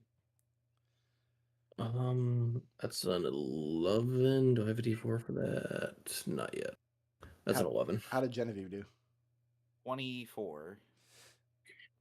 Genevieve, this room here, you're pretty sure it's set off to the side and it's locked because this is where the most dangerous work happens. But you don't find any Yeah, it's the secrets lab. along the wall. Alister, the stone slab that you're looking at, are you calling it an altar? It's not really, but I guess we'll just call it that. It's not sitting flush against the back wall, as you thought it was at first glance. Alister's gonna try and move it. Can't move it. It's a giant stone block. I mean, it looks like it would be movable, but on Hugo, one side of it, crowbar. it's sitting with its corner flush against the back wall. The other side, you could fit 3 fingers behind it. Hugo, crowbar. That's Hugo's middle name, strangely enough.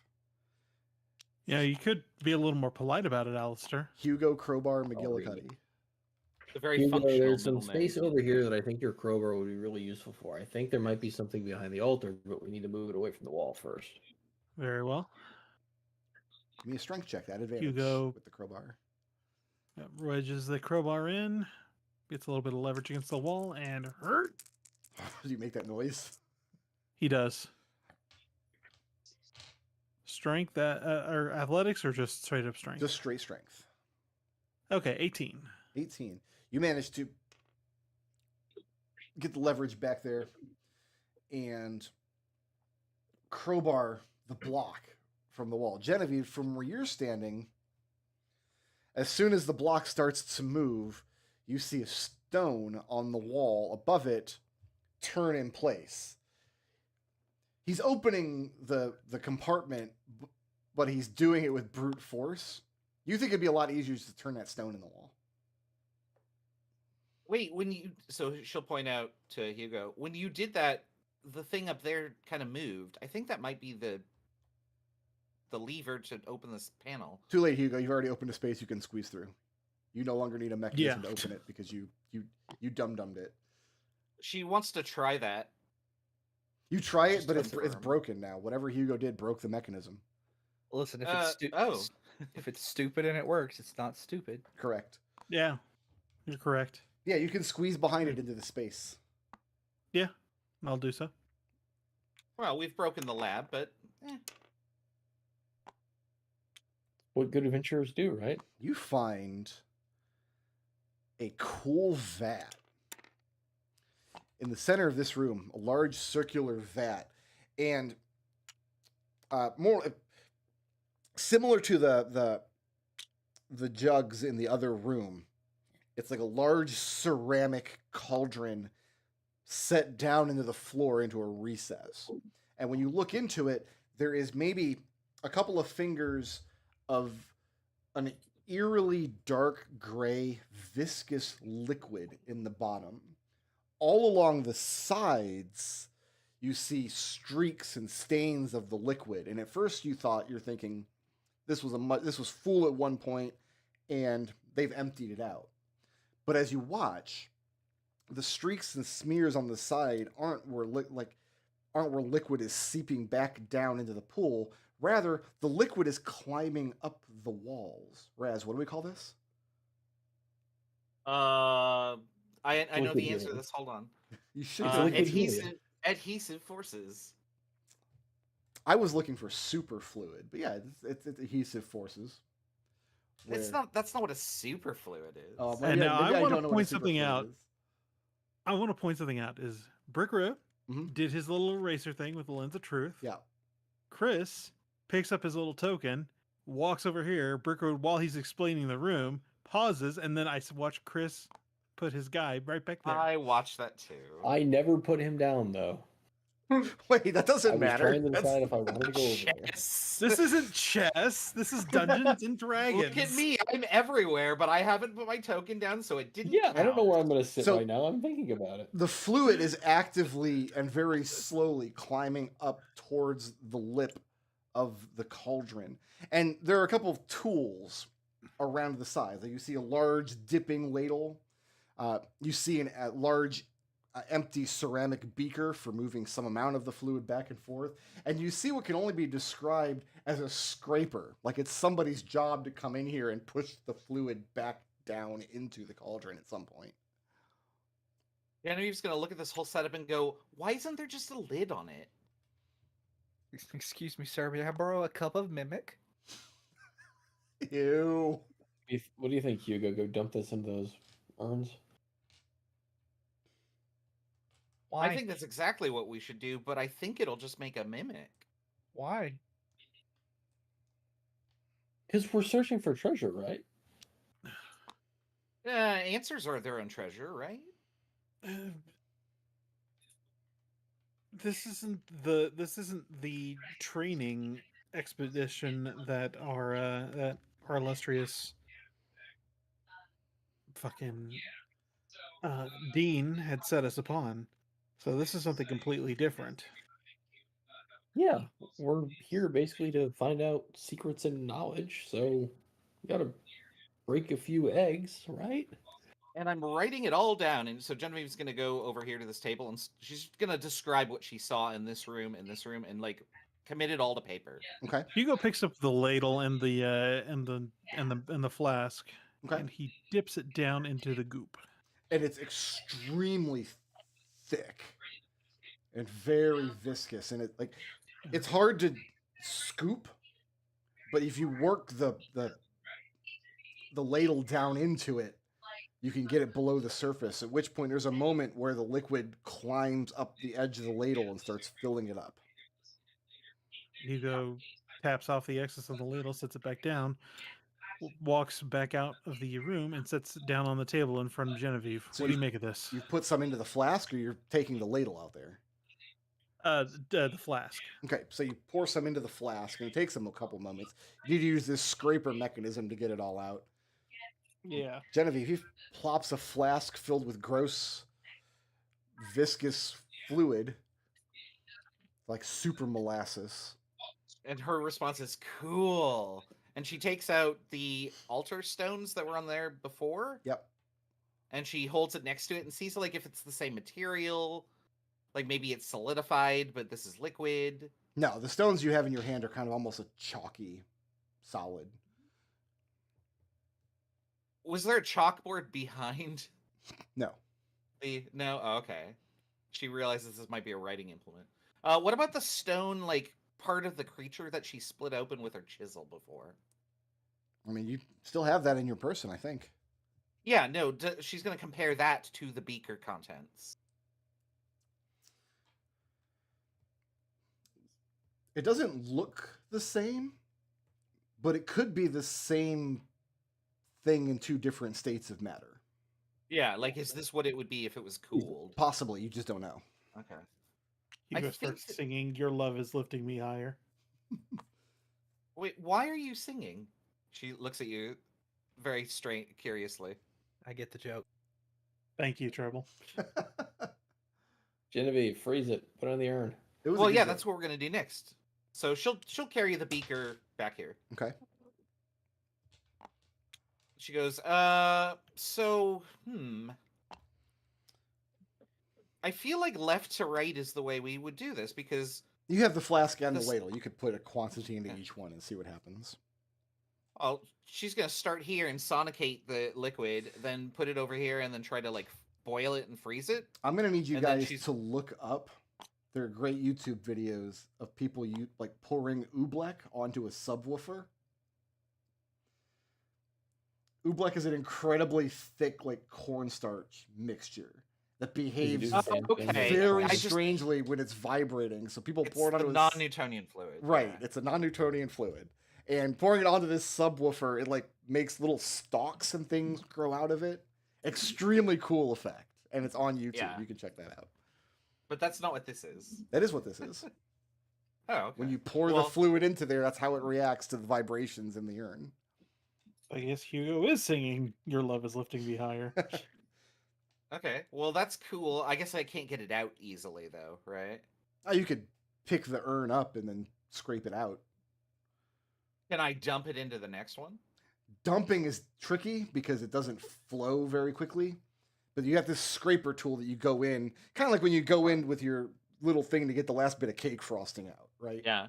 Well, nobody's gonna understand the term rubber policeman, but like that's what it's actually called. Fair. Yeah. And when you Which pour is a weird term. when you pour it into the second one, it just sits inert at the bottom until you start playing with the temperature. And as You're it gonna gets heat it up until it's like, Yeah. like it probably would get less viscous, and then she'll Correct. try and cool it. as it heats up, it gets less viscous, and as you cool it down, it gets more viscous. So if you apply heat to it, it reaches a point where it could be pourable like a liquid very easily, but it's also way too hot to touch. Well, she'll heat it and then cool it, and then when it's cool, can she scrape it into this third one? I will say that the heating and cooling, these are not instantaneous. Like this takes a few minutes in either direction.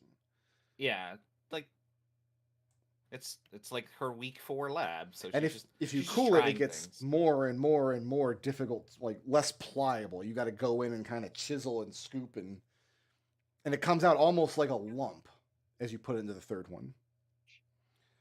And then I guess she'll like air blast it dry.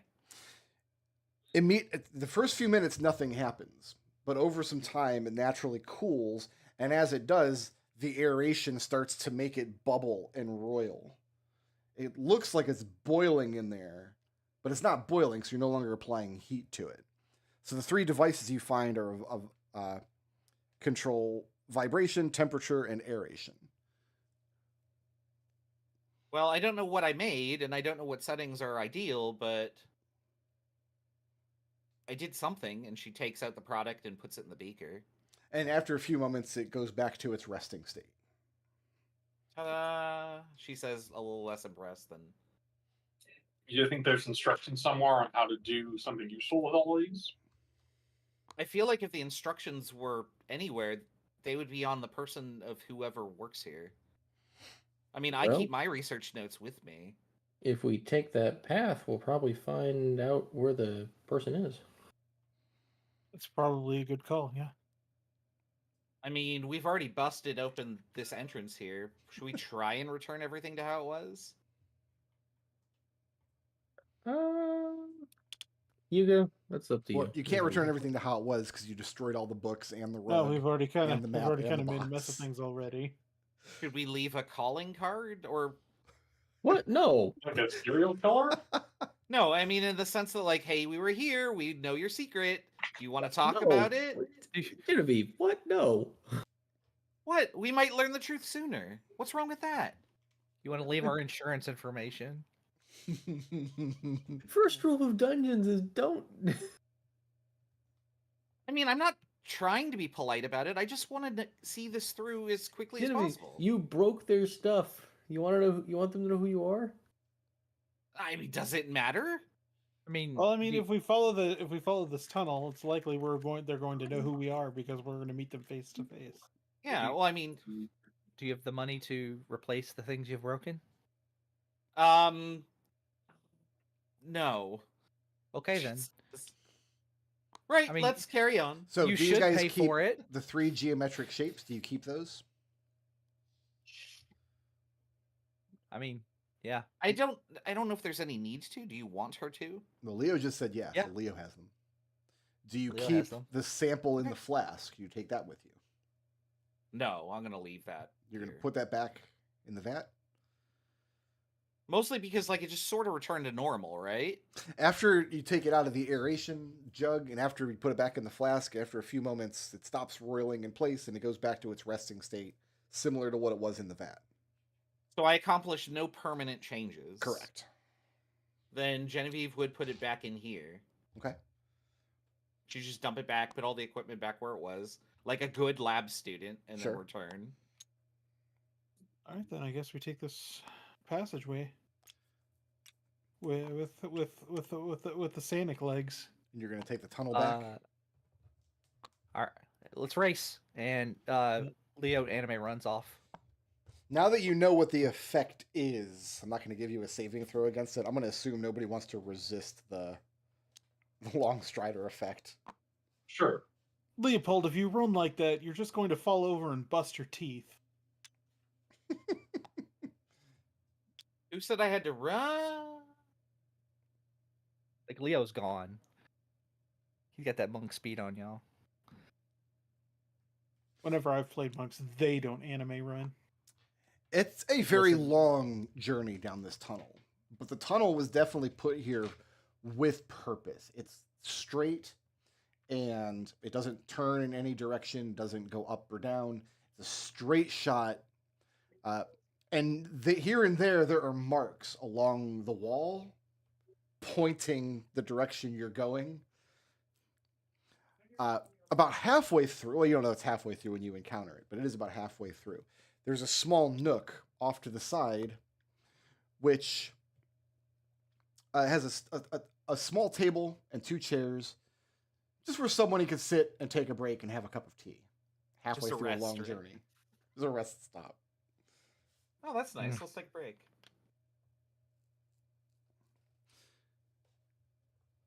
And then more zoomies. There's nothing like there that like indicates like how long ago it was last used. No, No. footprints. Nothing no? like Okay. that. So we And- were here. That's where we went in, right? Somewhere around there, yeah. And so the tunnel is extremely long. And when you come out at the far end,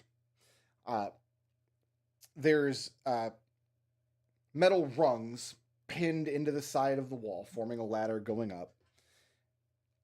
And then at the top, there's a lid with a handle that looks like you would grab hold and push up and out. But you have no idea what's on the other side or where you're at.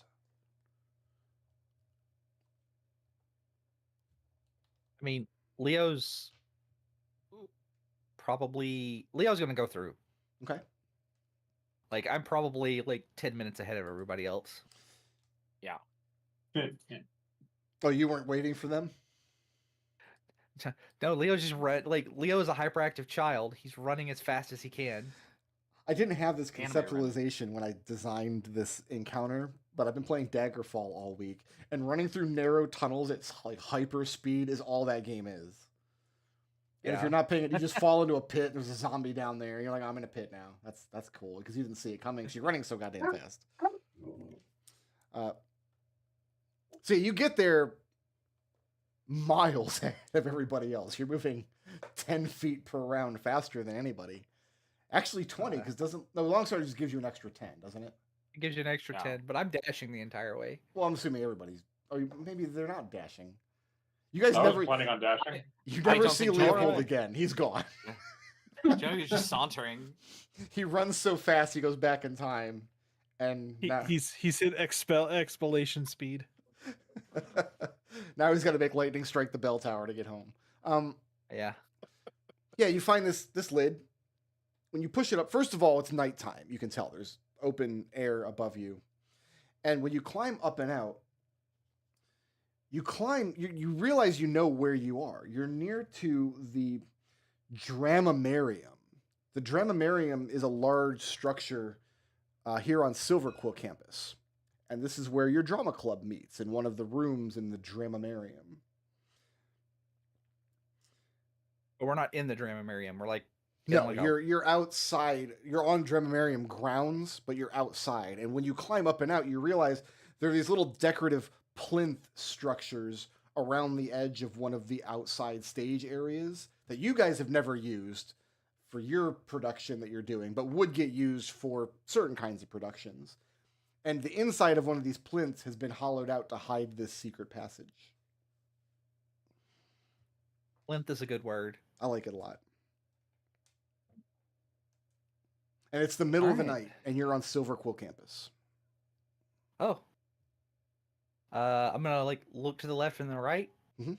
and I'm gonna close the. What I'm gonna do is I'm gonna drop the torch at the base of the ladder, Okay. climb up, and I'm going to close the plinth. And then, is there somewhere around to hide so I can kind of like? No, there's. Oh, you mean outside of the tunnel?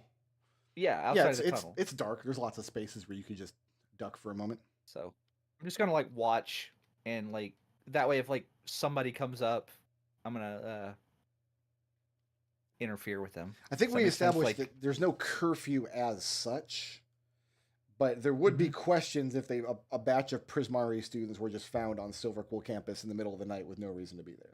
Yeah, that's what I'm concerned about. So yeah, go ahead and give me a stealth roll if you're gonna hide off to the Sure. side. I am gonna hide off to the side, but if somebody like looks like it's going to, let me know if somebody looks like they're going to like see them. That is a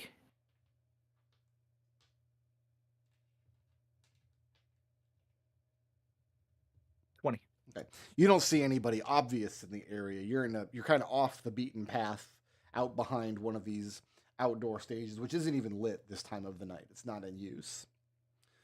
Right. And after another probably 30 or 40 minutes, the rest of you see the blue torch that Léopold has left at the base of this metal runged ladder. You ran Oh that no, they got fast? Léopold. He was We could running. probably do that math, like because I'm doing like that'd be. You guys are moving 40 feet per round, and he was moving 100 feet per round. Yeah, he got there. Yeah, you did it in less than half the time that we took. In fact, I'm gonna, unless Léopold has a reason not to, I'm gonna give him a level of exhaustion for that jog. Dashing that far, that long, that's hard work. I mean, Leo just took the opportunity to run. Listen, you got to go fast. Gotta go fast. When you find the orange spooge tunnel, you gotta run down it. Yeah. But you guys find the torch that Leo was carrying, but you don't find Leo. And there's this ladder leading up to this hatch up above you. Yeah, Hugo starts climbing up that ladder. Well, hold on. I grabbed Hugo. Let me go take a look before everyone announces our presence with all your lights and stuff. And I would like to sneak up the ladder. Do you have dark vision? Is that the idea? Yes. Okay.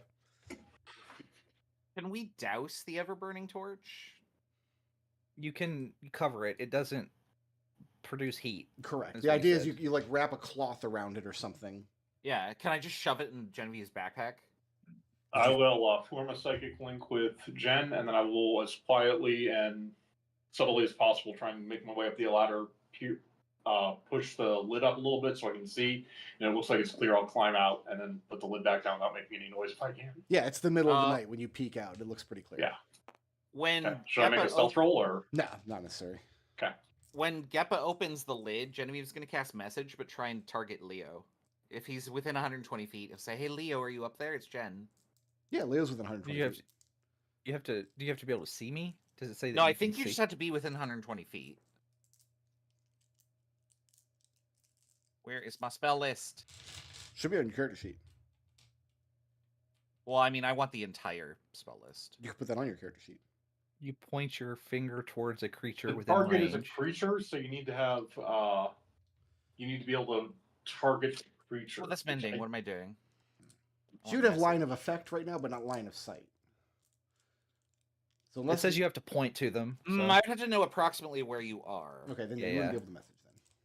I can't just point up, I assume, right? You can, but then you're just messaging Geppa's butt. But yeah, Geppa, you peer out, and it's the middle of the night. Mhm. You're somewhere on campus. Yeah, but you hear, psst, Look over. and you like see Leo, and then like he mouths to you like where we're at. I forget the name of the word you used. You're on Silverquill campus near the Dramarium. Like I kind of whisper, we're near the Dramarium. I'll nod, slip back down the ladder. Okay, so I don't think he's been seen. He's just hiding up out there in the dark, which is something you guys should consider from time to time. It turns out we're near the Dramarium, and Silverquill probably won't get in too much trouble, I think, for being out here, but also might be best to douse your lanterns and just move quietly. Make our way back to, I don't know, you want to try and get on the tram? I don't even know if it runs this late. We're going to hike across, but that'll probably take all night. If we go individually? So you can't walk across the bridge. This is the campus where they've closed the bridge to foot traffic. You need to take the tram. All of you are familiar with how to get from the tram to the Dramarium because this is where your drama club meets. I think only Alister and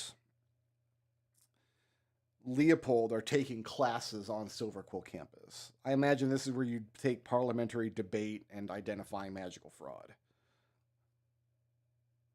I have a thing that says that me and two others are allowed to be here. Correct. Who are the two least? Who among you are the least stealthy? Me. Hugo. Yeah, that track.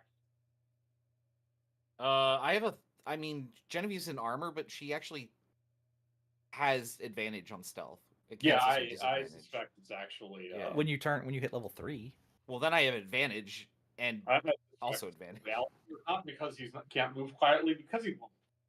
So you can sneak across campus, but when you get the tram has operators, like you're not gonna be able to sneak onto the tram. So I think that I should take the two of you with my little grit, and we should go to the tram, and everyone else should sneak to the tram. Yeah, Alister and I. Well, I don't think we should sneak. I think Alister and I should just go together, and if we get stopped, we just tell them. Well, you two are going to be with me, and I'll have a note since we're allowed to be here. That works. You mean Hugo and Alister? Oh yeah, Hugo and yeah. Yeah, if you just want to walk in the open, that's also fine. Yeah, well, Leo and Genevieve can sneak. Well, I was going to suggest that Genevieve and Hugo go with you because they don't have classes on this campus. Okay. That also works. Yeah. Okay. Actually, so I like that a lot better. You just give the tram operator. I mean, you're not allowed to be here. It's out of it's clear that this isn't where your dorms are or anything. But it also wouldn't be that difficult to come up with just a reason why you were working late somewhere on Silverquill. Listen, we're scouting locations for drama club's next play. We just put on our safety vests, our hard hats, and carry the clipboard and walk confidently through the campus. Exactly.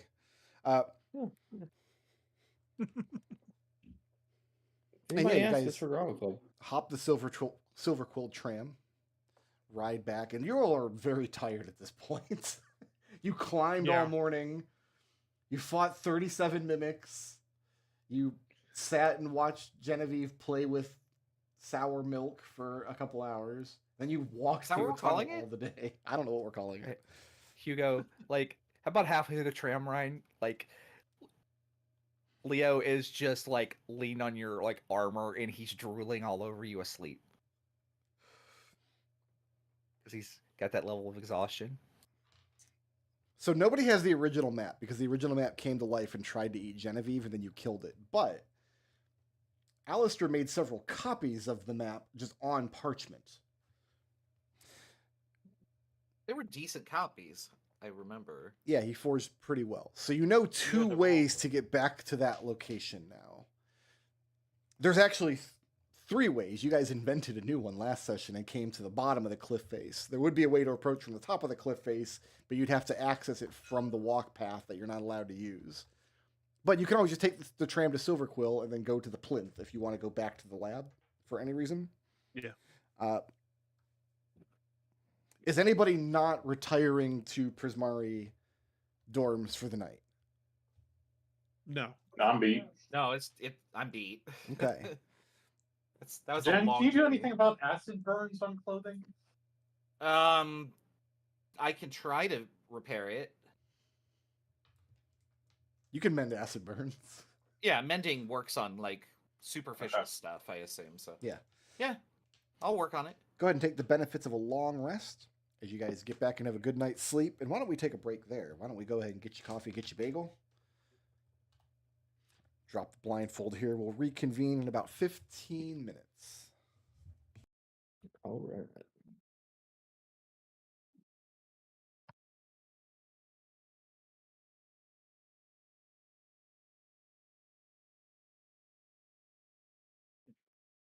Geppa, do you need healing?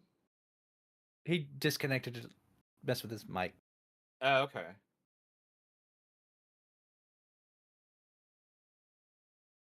Hey Raz, I'll just type. Hey, what's up? I am going to share a picture with you. You're going to hate it, but somebody just sent with this. Like, this is a Marvel character that exists. I introduced to you Spiders Man. Oh, why? Why would you? Why? Why? I hate it. Thanks, I hate it. That is the definition of thanks, I hate it. Yep. Okay. I will resolve this. I have a spell slot. Who needs healing when I get back from eating?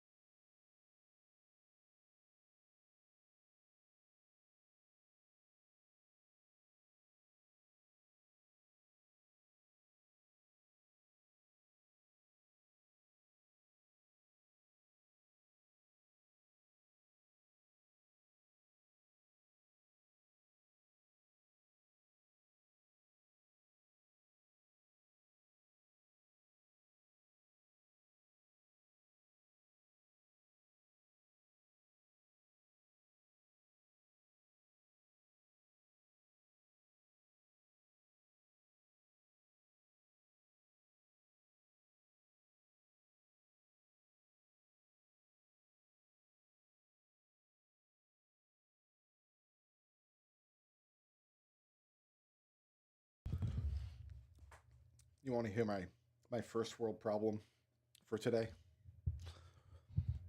Yeah, let's hear it. I asked my wife to buy me some goldfish crackers, but she didn't buy the regular goldfish crackers. She bought the Flavor Blast extra cheesy. I hate those things. Yeah, they're too cheesy. They're awful. Yeah. They're not awful. I'm still gonna eat the entire box, but I got the wrong goldfish crackers. Goldfish are the incorrect choice anyway. Sorry. Every time I get Cheez-Its from the Dollar General down the road, they're stale. So I don't trust their Cheez-Its anymore. I mean, you were getting your wife to go to a store. Just No, she went to a store. She said, hey, do you need anything from the store? And I said I could go for some goldfish crackers. And then she bought... And extra is spelled like in that 90s cool way, so it's like extra cheesy. Ugh. ooh.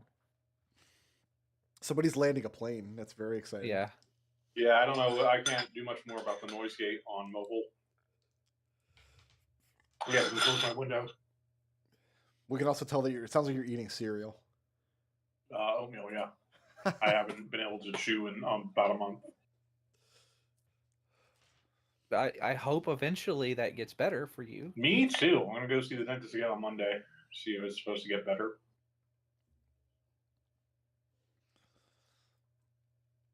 I mean, there's like few things worse. Like, I cannot think of too many things that are worse than just tooth pain. I can't. Legitimately cannot. No, it's my gums, not my teeth. I am returned. Returned.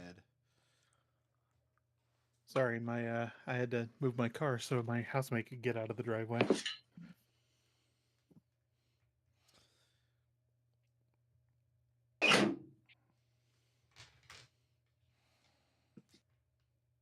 Here's a philosophical question that came up in our game last night. We're playing the Darkest House game. The question is this: you're running a game. How long do you let the players flounder on a situation that has no solution before you tell them there's no solution?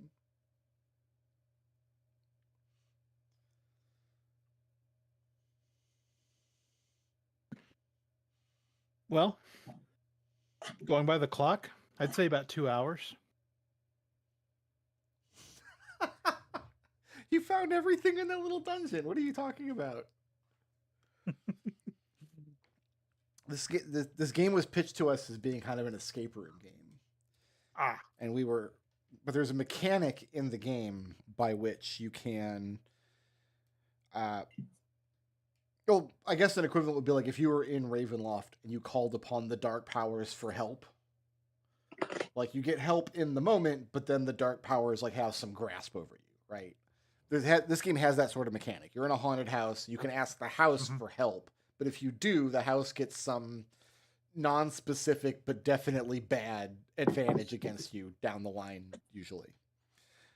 And we got into a room in the house that had no exit that we could use, and there was stuff in the room that we could play around with, but it turned out there was no solution to get out. The only way to get out is to call upon the house for help, as a sort of entropy mechanic to make sure players have to do that periodically. And we responded badly to that. Because she left us there for a good hour. Ooh. Before one of us finally says, I'm going to call upon the house for help. We're just like, if we're in a case like that again, like if we're just in an oubliette, like just tell us so we can just increment our doom counter and then move out.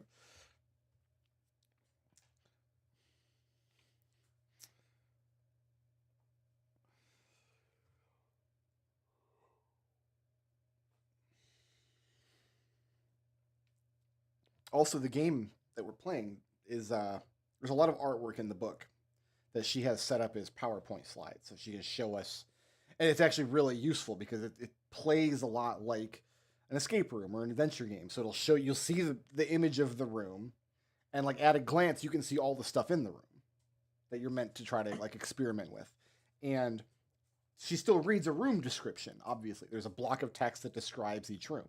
The problem is the person doing the artwork and the person writing the room descriptions didn't meet at any point. And so the descriptions are constantly talking about stuff that's not in the room. And she's like, one of the things we were playing was a big clock. So there's a clock, and you hear this tick, tick, ticking of the pendulum. And we're like, there's no pendulum in that clock. She's like, yeah, I know. Just pretend like there is. So I don't know what's happening there.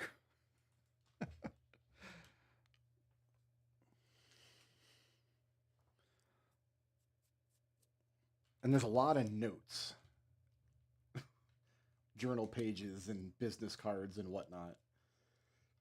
And our Saturday game only has like a 50% hit rate to whether or not we play each week.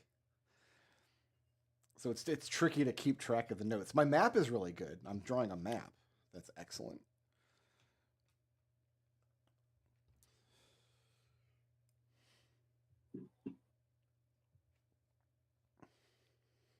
And now I was looking at this Irish hex crawl 5e game that I was wanting to get. What was it called? Beyond the Woods.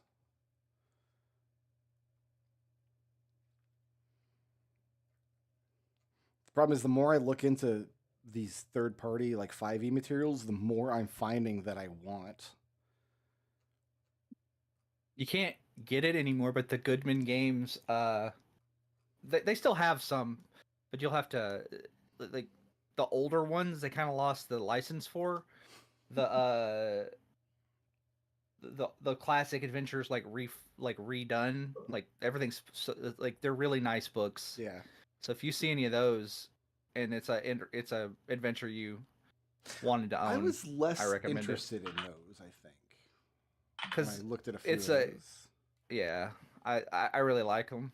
I got I only got 3 of them. The 3 that I was interested in were Barrier Peaks, Castle Amber, and the Temple of Elemental Evil, and I have those 3. None of the other ones like interest me. I'm less interested in buying like D&D materials for 5th edition and more interested in getting like third-party setting materials and games. Like I want to pick up there's a 5th edition version of like D20 Modern, isn't there? Because you were running that for a while. There's not? There is, but it's a fan thing. It's not a book. Oh, okay. That's the thing about 5th edition is like all the best like conversions are not they're not official. Yeah. Well, I mean, is that still the case now? Because I mean, I've got Lord of the Rings and we got Phantasy Star coming out. Right, but like the D20 Modern one's not official. The Star Wars one is not official, and that one's a super good. I've heard that it's got basically the best ship-to-ship combat rules of any like 5e material. I don't know how true that is because I haven't ran it, but you know. I'm actually surprised there's not like a modern. I mean, the fan one looks okay. The fan one looks pretty good. Hold on. There's another one. What is it called? There's another official one called the Technomancer's textbook. It's a fan-made cyberpunk setting. It's really good. I've read that one. Yeah, it's actually really good. But you know, like it's a shame that you can't get books of these because. Yeah, it's too bad. I'm back. Sorry about that. Oh, see, I'm looking at what's the one? I'm looking at one called the Modern Handbook. Yeah, it's a homebrew book, but it just uses the D&D classes. Like, I wouldn't want that anyway. I wouldn't want to use D&D classes in a modern setting. The way the classes work in D20 Modern, and they do port this over, is you like there's 6 classes. That's how many stats are, right? Yep, there's 1 per stat. There's 1 per stat, so like your base class is you're a charismatic hero if you want to be charisma, or you're a strong hero. I'm looking at a different rule set though, because this just ports over the D&D classes 1 for 1. Yeah. Starting with artificer. They do. They did some UA for that. Okay. for 5th edition that basically did that. A Like, barbarian there's starts like a, with 2 machetes. Hell yeah. Sounds Yeah, like a barbarian I want to be friends with. but yeah, there's a You There's don't like a really know what whole- the enemies- there's a whole UA that is like, about that. And like I don't mean to be a snob or anything, but I'm sure like these fan homebrew stuff is cool. But I'm really interested in getting like the nice hard books to put on this. Yeah, I know. Like the stuff it is really cool, and Yeah. it's again, that's what I'm saying. It is a shame that you can't get this stuff. Like I definitely am in gonna book run form. Lord of the Rings at some point. I definitely want to get my hands on this hex crawl book because it's so hard to run a hex crawl with the standard 5e rules. It's so difficult. Just because you have one ranger in the group and then there's the hex crawl's over. Everything is fixed. all it Very takes. so. Lord of the Rings actually has really good journey rules, like journeying overland for long distances, but it's also they don't let you just cast Goodberry every day, and you can't be a I mean, ranger. You could just like, oh, this is a survival game. Goodberry is on the banned spell list. So problem I solved. could do that, Well, but you could I'm, just have Goodberry not provide nutrition. Like, it recovers 1 HP or whatever, but... here's the reason that's not a solution. And I don't want to say it's not a solution because it is a solution. You could do it that way. But the reason I don't like to do it that way is I'm never going to catch all the edge cases ahead of time. I could say, like, oh, Goodberry obviously needs to be banned. Long Strider obviously needs to be banned. Survival as a skill needs to be broken down into these sub-skills. I could do all that work, and then my players would still find an edge to slide into. Like, oh, well, you didn't say this. And I'm in a situation... I mean, the way to do that is to do it proactively and say, aside from food, like just you have to set the rules for how you can and just say there are no other ways. Kind of like teleportation. Like we just can't teleport. You say you just can't get sustenance except for through these systems. You could also make it to where, like, depending on like what they start with, you can't cast Goodberry if they don't have a spellcasting focus. The material component for Goodberry is a hollyberries. The actual And- solution is to find a group of people who have done all of that work into great detail, more detail than I would ever do, and then use their rules, which is what I... This might surprise you guys, but I don't actually like to homebrew stuff when it comes to rules. Yeah, I like to... It's too much work. Yeah. And I would hate to be in a situation where, like, a player thinks of a solution that I didn't, and now I have to either allow it, which erodes the integrity of the game that I want to play, or I have to disallow it, in which case we're now in a Mother May I situation. Oh, well, I thought it was legal because you didn't say it wasn't. It's not my fault I have an illegal thing, so I guess I'll just... What other illegal stuff do I have? I don't know. I hate being in that situation as a DM and as a player.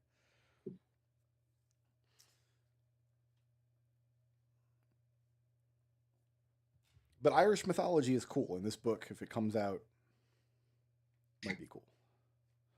It had good dying rules.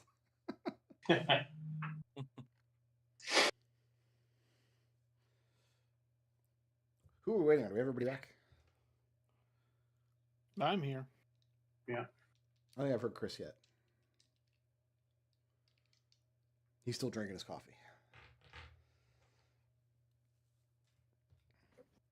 I've been playing Oblivion, and like if in your Elder Scrolls kick you decide you want to move on to that, let me know and I'll give you the Cliff Notes version of getting it running, not like shit. It's not an involved process. It was super easy for both Daggerfall and Morrowind. And then I'm going to try Arena this week. And apparently there's like a key bindings mod Oh, there is? that makes I might- so you can use WASD, but it uses DOSBox key binding. So they also need, like, if you need to be able to type, you have to hold down control so you can like type words. So it's not the most elegant solution in the world, but it's better than trying to move with the arrow keys, I guess. Hell, why not? I don't know. I think there's 50-50 odds that I'll be able to play Arena successfully. We'll have to see.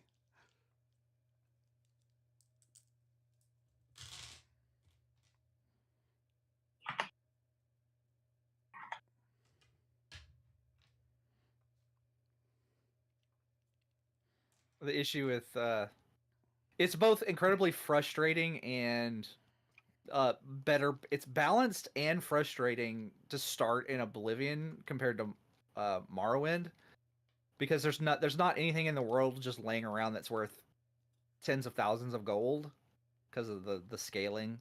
But at the same time, it's also frustrating because you just like there's still enough just free stuff to take in the world to get your money ball rolling, but you just have to pick up 10,000 little objects Just instead of like one big one. Go to farms and take all the food Yeah. and turn it into potions. Let's give Chris 3 more minutes. Yeah, what you do is you go to you go join the Mages and Fighters Guild and just take everything that isn't nailed down. Right. I don't know of any reason to join the Fighters Guild in Daggerfall. Like, I looked up what they do for you. They can repair your equipment, but the Mages Guild can give you a super cheap enchantment that makes it so you never have to repair any equipment ever, and also repairs your magical equipment for free. Yeah, I don't know. It's not the most balanced game.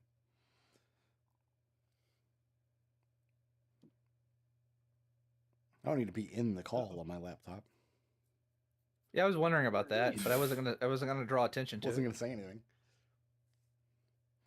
I think I heard Chris. Yeah, I've been back. You've been back. We've been waiting for you for like 10 I minutes. said I was back. Nobody heard you. You were It muted. didn't come through. Yeah. Yeah. Anyway, you're back. You're back now. That's the important thing. Geppa and Hugo, go ahead and take 5 gold pieces for your week's salary. As you guys get back into the swing of your classes and what Only have like you. 200 more paychecks until I can get a set of plate mail. Let me go to immigrant.com real quick. Better invested in the bank of teeth. Interest is 2%. I get that joke. Just go to a city you'll never visit again and take 200,000 gold out of the bank. Like, take out a loan. Is it? Listen, leg breakers are a wily and resourceful lot. Not in Daggerfall, they're not, because they can't do anything if you never go back to the province where you took out the loan. Oh, see, I've And never actually. there are played Daggerfall, 30 so- something provinces, and you only have to visit 4 of them during the story. So you guys are in possession of knowledge of an obviously illicit magical lab where people were making mimic-like creatures either out of household objects or creating them in the shape of household objects. If this kind of work were sanctioned by the school, the lab would just be on campus. There are labs on Strixhaven campus more dangerous than that one. The question is, what do you do with this knowledge now that you have it? Oh. Leo's vote is to tell the proper authorities. Who are the proper authorities in Leo's opinion? Which college does this? Probably Quandrix is the closest to this being legitimate research for them, right? Thereabouts. Probably. Where is Genevieve's applied magical theory lab? Is that Quandrix? Almost certainly Quandrix, yeah. Yeah, okay. Then probably Genevieve could bring it up with her professor. Okay. Go see him during office hours, see if she can get more information. I mean, Well, yeah, we can report to the dean if you want. yeah, that was I mean, where Leo's brain went. I mean, it depends on like how far up the food chain we want to go. I suppose. I don't know if there's any particular reason to report it to our dean. Not I necessarily. mean, unless you want to just show, oh yeah, no, yeah, I think like talk to someone at Quandrix, because again, I think this is closest to their area of expertise. Yeah, we just bring it to the dean of Quandrix. I mean, telling our dean wouldn't be a bad idea because, like, hey, look, not only did we do the tutor dungeon, we also went and found this real dungeon and went through. So you want to... I also have 2 sets of remains in my backpack that I need to bring over to Witherbloom. Correct. And you're going to do what with those? So if you guys want to go talk to people on Quandrix, I have an appointment at Witherbloom. What did you want to do at Witherbloom? Hand over the remains to the people in charge of life and death. So who are you reporting to over there? The first important looking person I see when I get there. So you're going to take the tram over to Witherbloom campus. Yep. The first instructor you see, you're going to walk up with a sack of human remains, plunk them down, be like, your problem now. Is that what's happening? Is that accurate? I think I'd ask. I don't think I'd plump them down. I think I'd ask. So I found these human remains while exploring. Obviously quite old, and I need to know what to do with them. I figured you were probably this seemed like an obvious first step. So Geppa has 2 classes at Witherbloom this semester. Yep.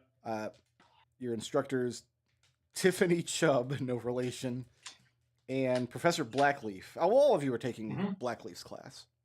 Yeah. So you're not taking No, her let's go bother Blackleaf. Just because her class is so miserable, let's bring some of that back. You want to take the remains to... Okay. I mean, she obviously knows how to deal with dead bodies. What do you... And you just tell her, hey, we were out adventuring, we came across these. Do you tell her, like, where... I'll say exploring, but yes. Do you tell her where you were doing the exploring, under what circumstances you went out there, giving her any details? No, she doesn't push me on it. Okay.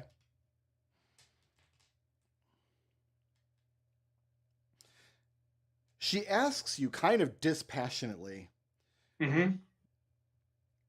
She says that it's clear that these remains are too old for you to have killed these people. Is that correct? Yeah, obviously. I wouldn't be bringing you to remains of someone I killed. I mean, hopefully I wouldn't kill any people.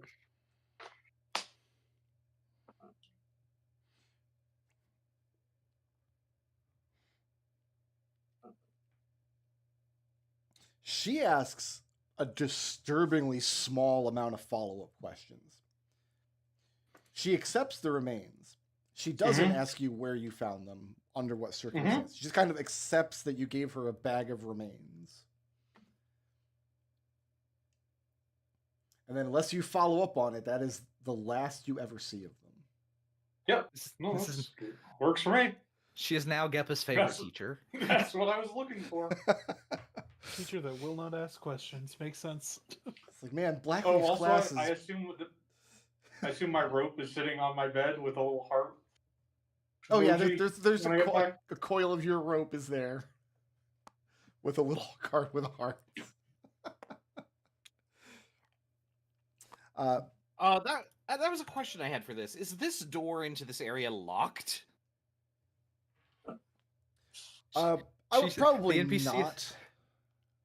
Also, the NPC is a rogue, so... Your doors Yeah, can have that's locks on fair. them if you want.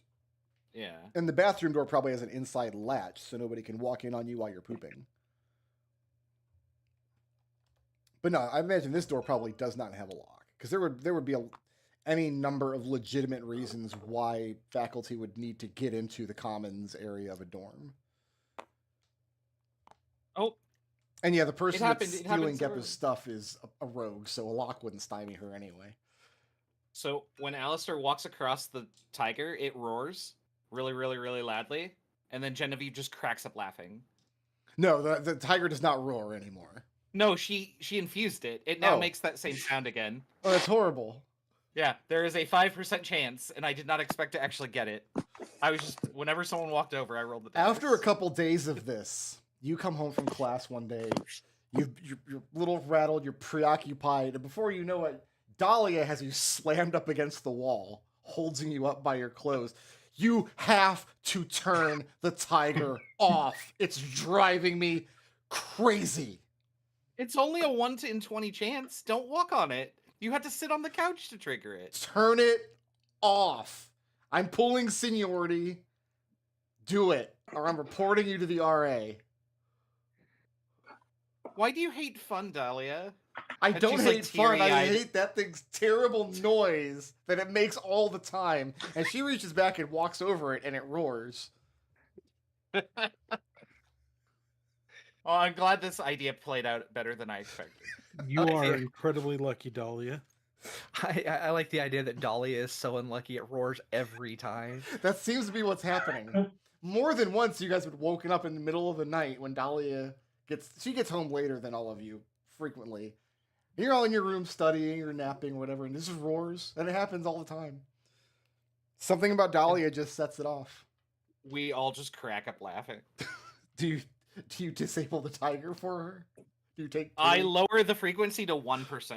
It doesn't matter. She sets it off every time. She can't use any of these couches. She can't sit down at the table. She can't cross the common room. Then Genevieve passes that off as, I thought I disabled it. Oh, I'm apparently no. terrorizing her. Listen to me. If she damages my rug in any way, I'm going to be very upset with you. That's why I'm trying to be very careful with it. Just turn it off. So, Oh, we haven't even gotten to the keyboard yet. what have you done to the keyboard? When you push the keys, they have the right pitch, but all they do is go Genevieve, Genevieve, Genevieve. Yeah, Genevieve. Alister will throw you up against walls. So you turn it off. Genevieve. Why do you guys hate my experiments? You're messing with other people's stuff.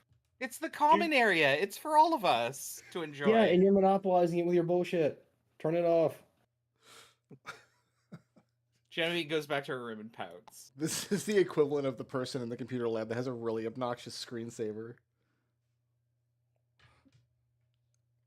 Genevieve, I appreciate it.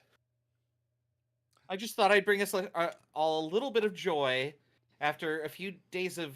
Actually, I really enjoyed the adventuring. It was hard work, but she immediately changes tone. And everybody what do we except do for about Geppa. it?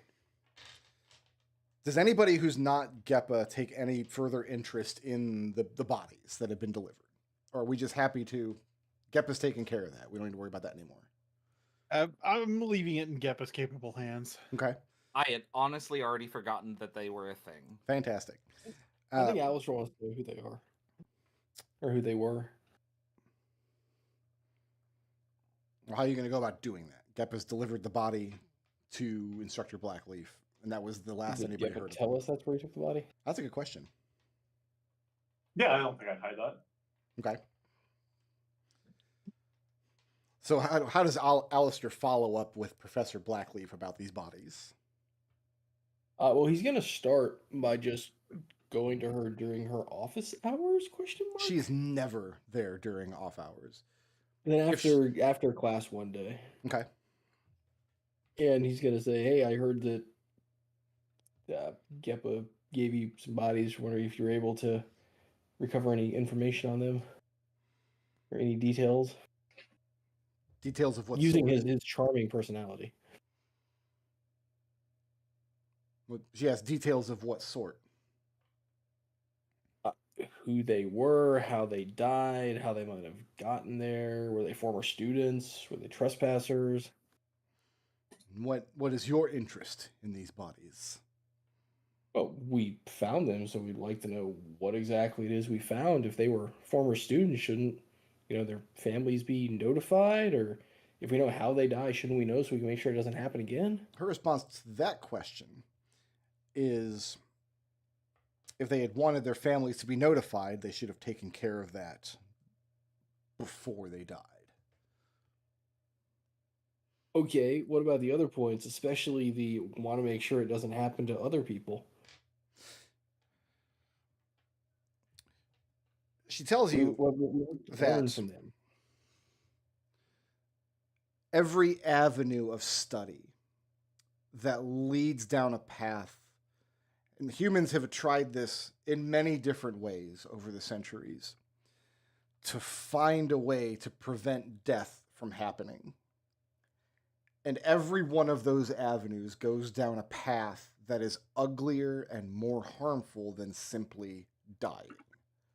Okay, we're not talking about preventing death entirely. Talking about making sure that we don't end up in the same situation that killed them. You We know want what to make their situation death killed a them. learning experience. She asked you if you learned something in recovering the bodies. Yeah, we learned a lot actually, but not about why they died or what killed them. She tells you then you should be grateful for the knowledge that you've recovered and not greedily seek more when there's none to be had. So what did you do with the bodies then? She's not going to tell you that. She liquefies Okay. them and spreads them on crackers. It's a great snack. Probably And then passes them out to students at the start of the. It's the It's the fertilizer for the mushroom. It's the powder on the goldfish. Yeah. Overall, Professor Blackleaf Wow. seems to have just a very callous disregard for whoever these people's lives were. But she still wanted the bodies for some reason. That's fine. Alister's gonna leave her. She's not gonna be helpful, and he's gonna go find the dean and talk to the dean instead. The Dean of Witherbloom? The dean of whoever wants us to go find dead bodies. I think anybody wants you to find dead bodies, except maybe Professor The Prismari Blackleaf. dean. Are you? Did you sign up for a different extracurricular? No, Alister's gonna. I guess what Prismari dean, the guy that wanted us to do the ruin exploring. So, Leo, you were also wanting to report to Dean Prismari, were you not?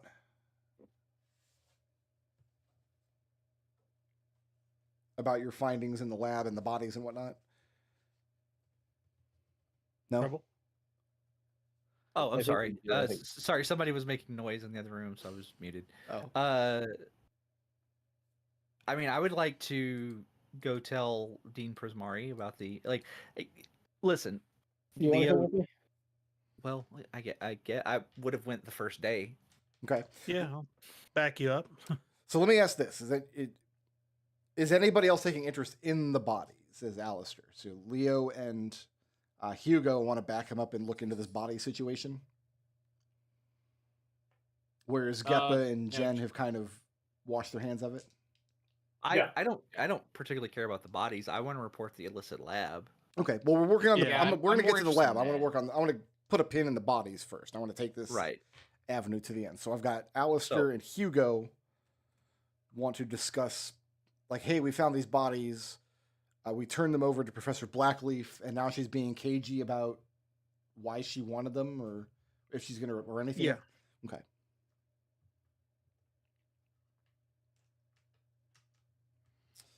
And you're making this report to Dean Prismari. Correct. Unlike Professor Blackleaf, he's very easy to find. He has a knack of just being found wherever he needs to be on Prismari campus. First of all, he wants to clarify that this did not happen in the scope of the training dungeon he has sent you to. Is that correct? Correct. You're off on some other ridiculous tangent that he has no knowledge of. Unless you happen to know of people who might place maps in people's dormitories as funny pranks. He does not. Then The question he Then then no. poses, because remember, one detail about the bodies is you found just the remains. You didn't find clothing or equipment or tools or anything of that nature. correct. Yeah. He asks whether you have been able to determine that they were students. I asked Witherbloom, and she refused to give me any sort of information. Now, you asked Blackleaf. Or yeah, Blackleaf. Okay. Yeah, no, Alister will tell her that Geppa gave the bodies to Professor Blackleaf, and then apparently she didn't ask a lot of questions, and we went to try and find more answers, and he got stonewalled. But she wanted him for some reason. So the two pieces of information he shares with you is first, he's going to conduct a minor investigation just to see if there's anything lining up with two students having gone missing at any point that might coincide with this. That investigation comes up revealing nothing. Students do die on Strixhaven campus. It happens. Like, there's magical explosions and stuff. People get turned into slimes and melt into acid, whatever. But there's actually very few reports of just students just going missing, which is what would have happened here. The second thing is that he suspects that Professor Blackleaf has some necromantic purpose that requires human remains. This is the kind of thing that would have been against church edict for a very, very long time. Like if Ekon ever found out about this, he would have to come and put Professor Blackleaf down. Say he suspects she has some use for the remains, but it's not magic that he thinks that Prismari students should be dabbling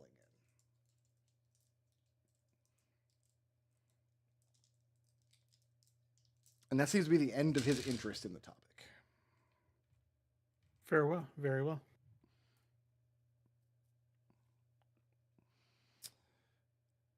And then as for the illicit lab, who had an interest in looking into that? I mean- Genevieve does. Hugo was also interested. Was probably more concerned about that. Okay. What about Geppa and Alister? Eh. Yeah. I feel like there are people on that one already. Okay. I feel like this does not require my direct involvement. So you know the location of the lab. You know roughly what kind of experiments were being done there. You know that there were creatures being created. You know that it must be an illicit lab that's done outside of sanctioned schoolwork. And you know how to access it without leaving campus. That's a lot of information. Yep. Who are you bringing this to? So I have a counselor Mhm. that is also the instructor of applied magical theory. Okay.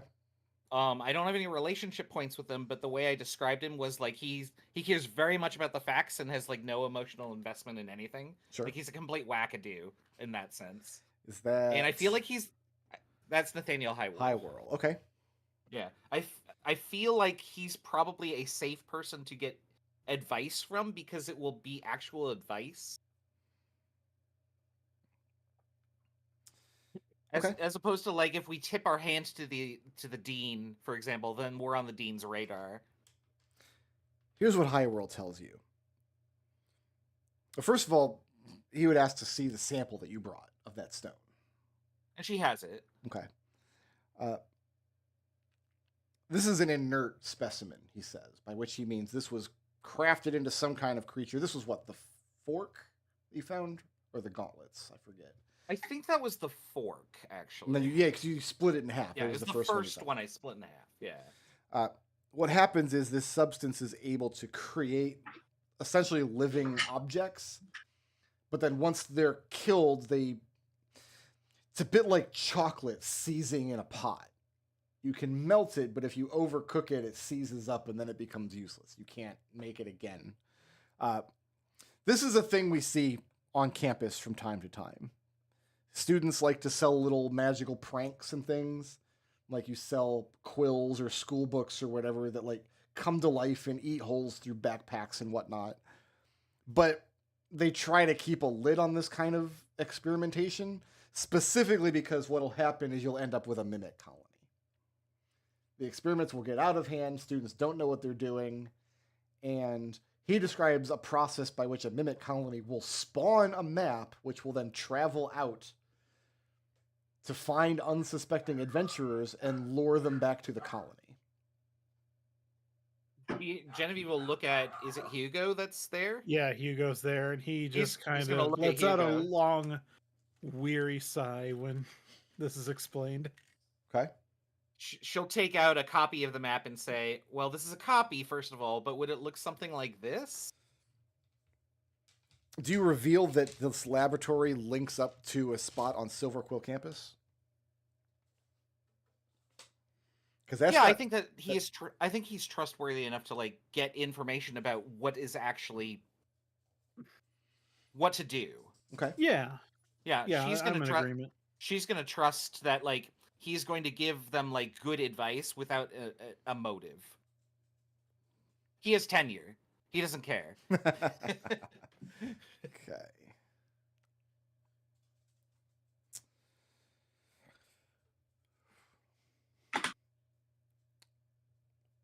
Which of you Clearly in it for has the science. Timid as a mentor?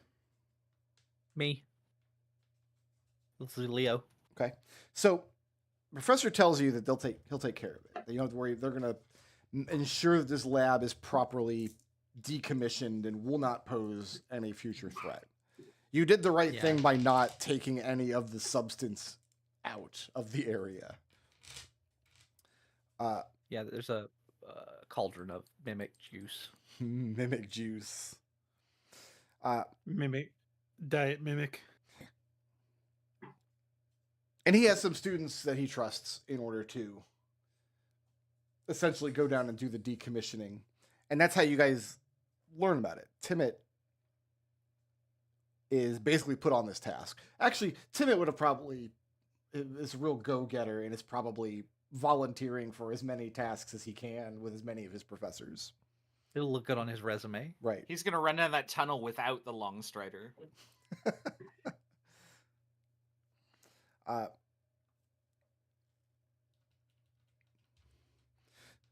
The professor Timmit a seems paladin? content with just decommissioning it and is less interested in finding and like sanctioning the students who did it.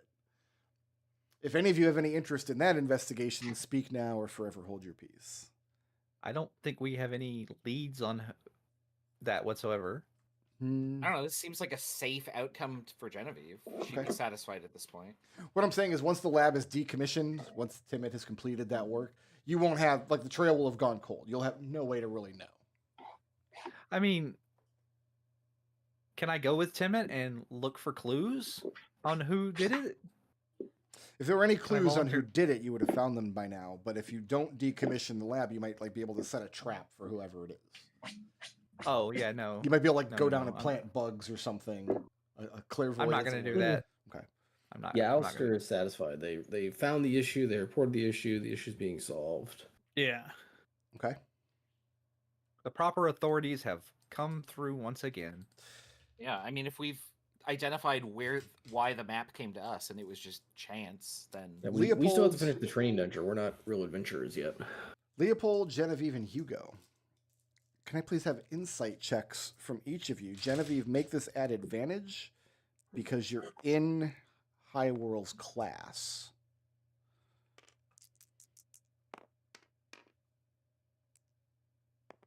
ooh, that's great. And I think I have a D4 for this. Hold on. Where is insight? There it is. Leo's just sitting there nodding, going, "Yes, the proper authorities have come through once again." I tattled colla- successfully. I'm glad we can trust the teachers, and they have What? all of our best interests at heart. Except one of them's a 23. dirty necromancer. 23. Yeah. 21 for Hugo. So Genevieve and Hugo. The discovery of this tunnel led to Silverquill's campus. You report it to a Quandrix professor, who then sent Quandrix students to decommission the lab and then seal up the exit of the tunnel. It definitely seems to the two of you that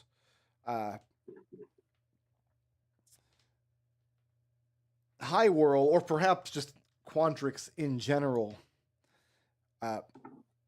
has an advantage of keeping this piece of information to themselves. This is something that they can have over Silverquill at some point in the future if they need it. Silverquill students were acting up with an illicit lab. There's a possibility Quandrix can use that to their advantage in interschool politics down the road. You think that's why he would not have reported to the Dean of Silverquill, for example. I'm fine with that. It makes you wonder how That's a much other little stuff is annoying. getting swept under the rug at this school. I mean, there's always going to be politics going on above us, and it's above our pay grades right now. You don't have a pay grade. I You don't mean, even have a job. Yeah, exactly. Yeah, literally everything is above our pay grade. Go ahead and take the But, I benefits of another long rest over the course of the next few days. That actually matters. Anybody wants to do any shopping? If anybody wants to, we're not doing any downtime actions right now, but if you want to do Nope, some this just needs to be administrative cruft, now would be a good time because I'm about to boot up the training dungeon one more time and let Yeah, I you have no guys money, so clink no away shopping at it. for me. did we need anything replaced that got broken during our last few outings? Let me see. The only thing I broke Did we was buy- her backpack. Yeah, I And that mended got that. fixed. Yeah, I wonder if we need anything else that we need to buy. Did we get? Did we get our? We bought a potion, didn't we? We have a potion. I believe so. Oh, it's a party sheet side. I see Alister has a healing potion. Yeah. Alister has it. That's right. Well, Okay, yeah. it's It also says that we only have 5 dungeon coins, so we must have spent it on stuff. Yeah, we spent a bunch. I bought some armor, remember? Yeah, we spent we used Yeah. it to buy a healing potion.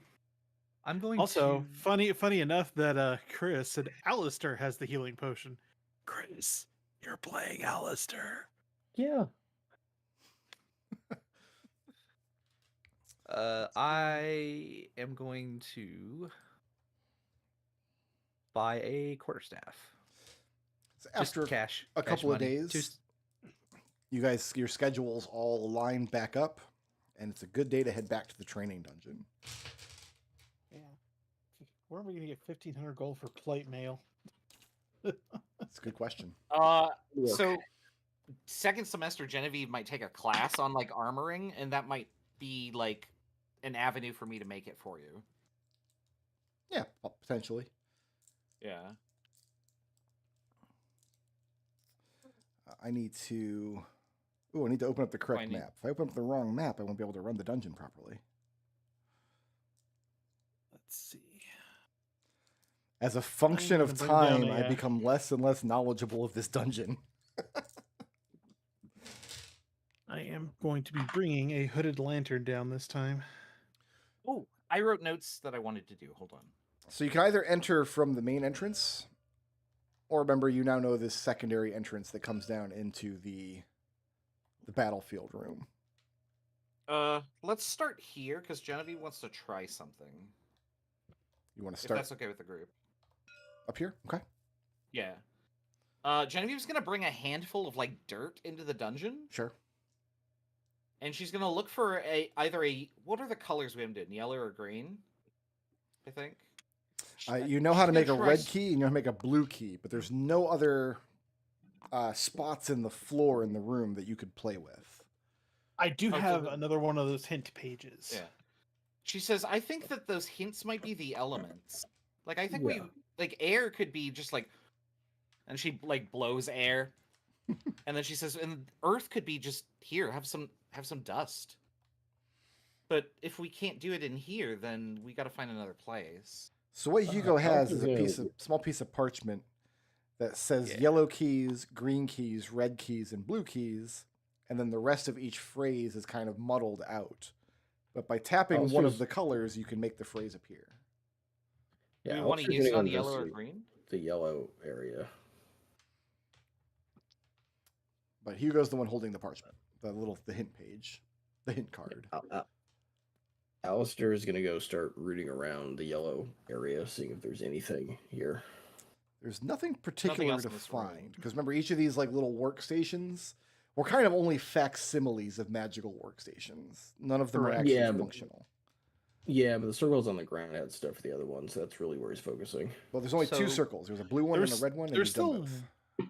There was still one more red key door that we never actually went through down here. It's possible.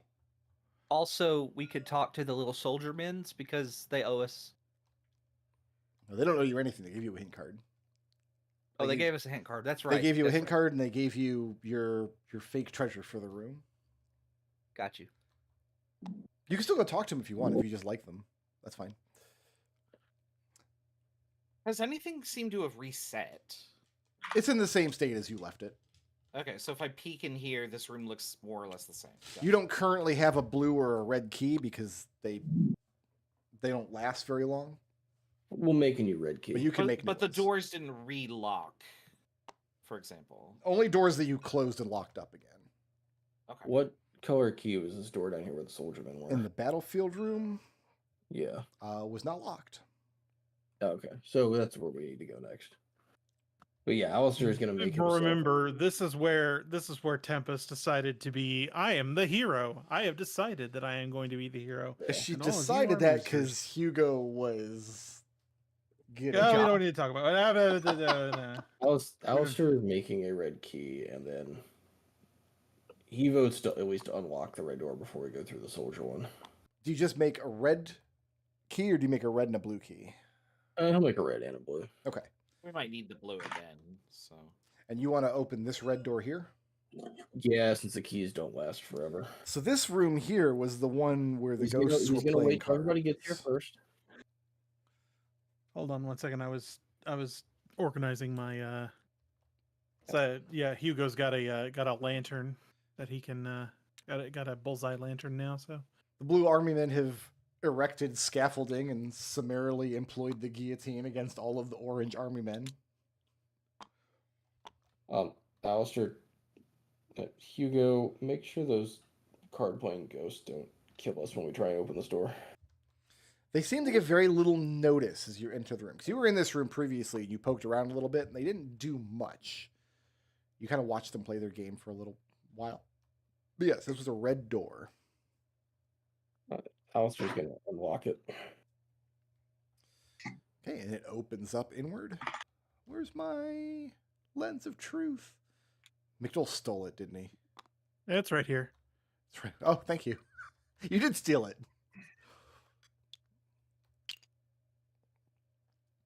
And it opens up No, into... it was over here. I moved it to a place where you'd already revealed, so you could have access to it. You're touching it is the point.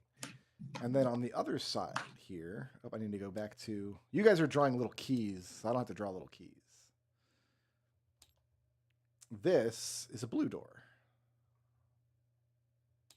Good thing Which we made means the we blue would key. need an ice, which means we need one of those frozen keys. Alister made one Yep. of each. Ah, Yeah, Alister will open the door. Okay. But is there another door right after it that needs another key?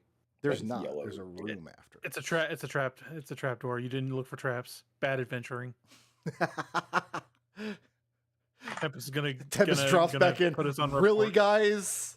Already? I'm going to draw in the doors of this room first. I think I spy one right there, but I don't see any of the I'll draw others him, where don't the worry. others might be. You know, if this wasn't the training dungeon, like, seeing this as the map would be kind of terrifying.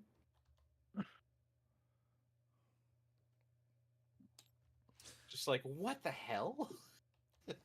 And I need to load in some things.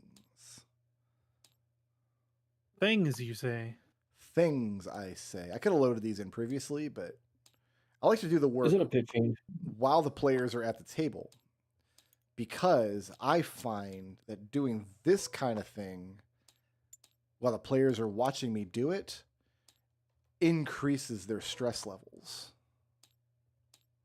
Nah, it's fine because we can't see the icons anyway. We just hear the little ding. I can't hear anything because I don't have PC audio today. See, that's scary.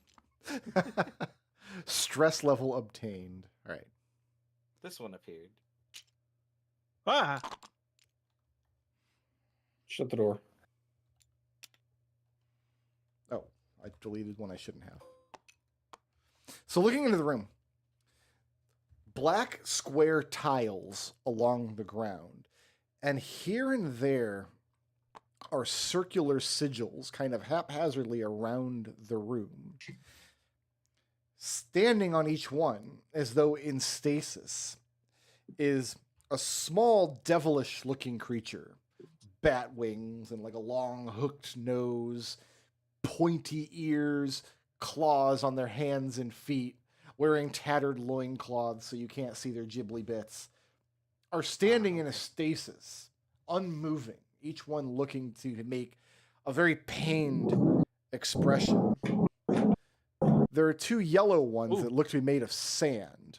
There's a red one that looks to be made of fire, a green one that looks to be made of grass and mud, and a blue one that looks to be made of water and ice. And then there are four others that are just nondescript, vaguely devilish humanoid shapes. Kind of like they're just looking at like wire frames or like an old, like a polygon model that the textures haven't popped in yet. So, are we going to like? Do I need to get up and like erase the number, the number from the reset the number back to 0 on? It has been X number of days since the last Mephit. How do you know they're Mephits? You just described Mephit's Brickroad. Yeah, they're Mephits. They're definitely Mephits. Hugo sweeps his light across the room. Okay. And you see Gives an there's idea of four where other everything doors. is. You see where I drew all the four other doors? I see One, two, three. 1, 2, and 3. Okay, This up here. one, yeah. You sneak this around my Mephits here. I mean, you don't know they're Mephits, but they're Mephits. So we need a yellow key or a green key to go anywhere else.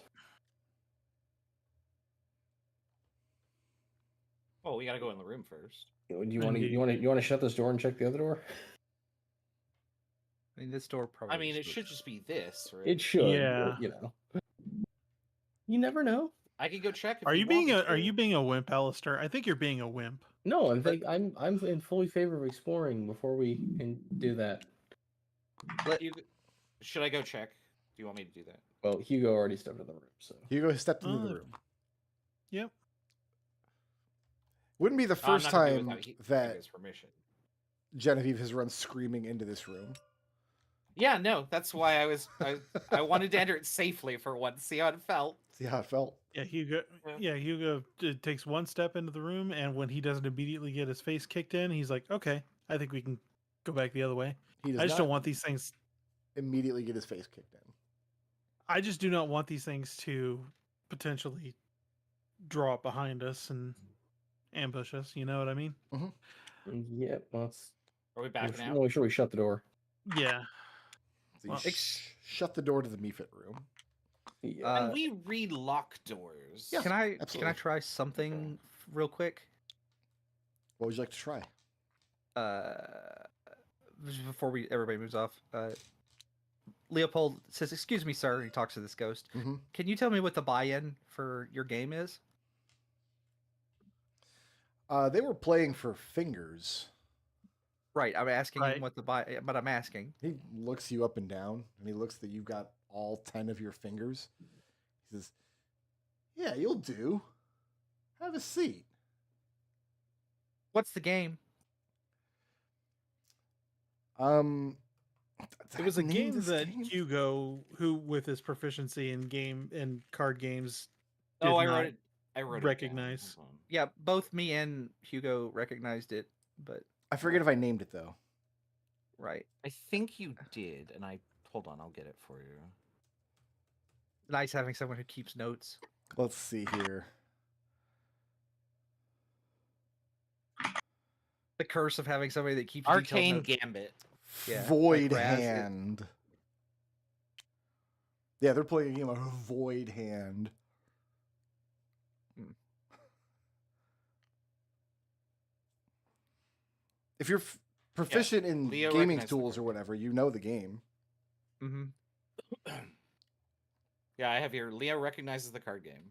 They are Mhm. playing a very old version of it. How Yeah. difficult would it be to get fingers reattached at school? That's what, a regeneration spell? Very difficult. Yeah, losing a finger is a big deal. I don't know of any lesser magic than regeneration that would regrow body parts. Yeah, Well- there is. Well, I wasn't asking about like regrowing. I was talking about like reattaching. But yeah, So Genevieve is not going to volunteer for this, but at level 3, her arcane armor replaces missing limbs. I think that's like the earliest option. But I'm Replaces them with what? with her armor. robot arms. We Yeah. had a whole Dark Powers check about giving an ogre robot legs. Remember? No, I don't. That did happen. I do remember that. So we're trying to go through this door? They wanted to go through that door, but then Léopold was like, Yeah. "Hey, I want to stop and play cards and get my hands chopped off." Oh, well, I just was trying to say. Well, we'll think about it. Thank you Is for. this door locked? These doors are not locked at all. Oh, You good. just go straight on through, Let's open this one. and you come back into the Mephit room. Does this one activate the Mephits? So we basically have two choices here. It looks like Mephit room or finger cards. We can try the yellow key. You don't have We a yellow key. Don't have a yellow We key. don't have. Yeah, we can try and make the yellow key. We can't. We have We don't nowhere Do know to have our make a yellow. hint. Oh, okay. Yeah, yeah, we do have a hint. This door, does it require a key? It requires a yellow key. Hmm. Maybe the yellow Mephit has a yellow key. Oh, it's made of sand, and Genevieve throws like the clod of earth she's been carrying around on the floor. What do you throw it at? I did because No, I'm just stupid. On the ground? floor Okay. next to her. Yeah. The floor's dirty now. I mean, We know Alister- two of the Alister throws keys, the dirt right? at the yellow key, at the yellow door. What does Geppa say? We know two of the keys already, right? Mhm. We already made two of these keys. There's only 4 of them. Why don't we just use our clue for the yellow key? That's up to Well, Hugo. it's probably sand, but we need to find the little like sigil to make it on. That's the issue. there's sigils on the ground here, right? Unless we don't need a sigil. I mean, Alister picks up the dirt and throws the dirt at the yellow door. And it splatters against the door, and now the door is dirty. Okay, sad face. I mean, we could just run up and punch the little creatures. I feel like the yellow Mephit has a yellow key. Can I go and investigate it? Yeah, you go and look at the Mephit. What do you do to it? Visual investigation. She's It gonna is- kind of like look around it. Small, like vaguely devilish humanoid creature with bat wings and pointed features. It's a Mephit made out of sand. And it's not holding a key. No, it's not moving. Okay. Not holding. I'm gonna check this door. Is it locked? It is also with a yellow key. And then this one. Also locked with a yellow key. Should I touch it? It might come to life, but I mean, if we're gonna do that, Worst let me comes to touch it. worst. Yeah. Let me be touch my it. guest. You're touching the yellow one? I'm gonna stand here if you're touching the yellow one, and I cast Shillelagh. Okay. Yeah, I need spread out a little bit, everybody, I don't really Preemptively think cast there's anywhere Shillelagh. safe to stand. so we here. don't We'll get stand in the death middle, burst. yeah. Well, we don't know that, but yeah. All right. Yeah, I'm gonna. Don't worry, I'll touch it. I run up and I roundhouse kick it. Run up and roundhouse kick it. Roll initiative. I mean, duh, right? Okay, I need.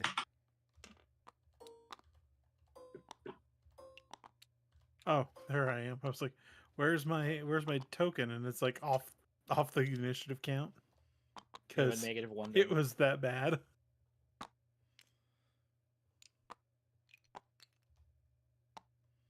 I don't need this black one here.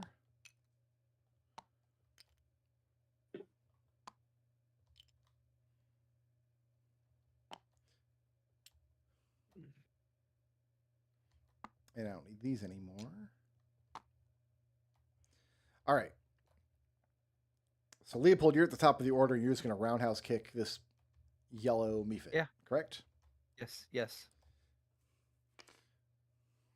I kind of wish you had said roll to attack because I roll a 20. I don't need to roll to attack. Instantly, and without warning, the yellow Mephit no longer looks like it's made of sand. It looks instead like it's one of these like low poly models with no texture, just generic Mephit. However, Léopold, you become encased with sand. You are blind, deafened, and suffocating. You still have movement.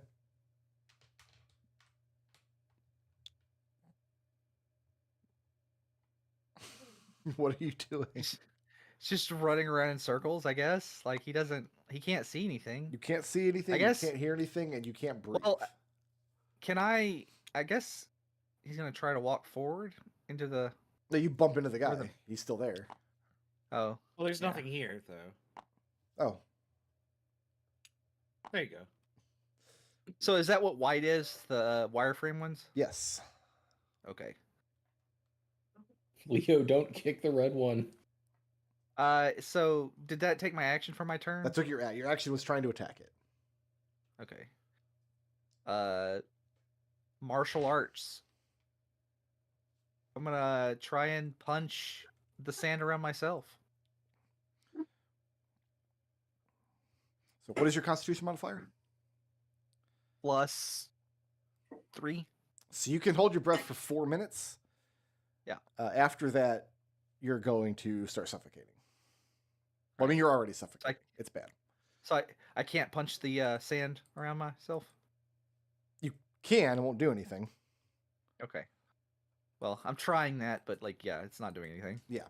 Scraping the sand off of your body does not seem to be. I'm not scraping the sand. I'm punching the sand. Then you're punching yourself because you're encased in Stop hitting sand. yourself. You don't accomplish anything. I'll put it that way. Right? Yeah, I got that. Treble. Is that it? That is the end of my turn. All Yeah, right. because I can't see or. Well, next is yellow Mephit then. Next is yellow. E for effort. Geppa. Mm-hmm.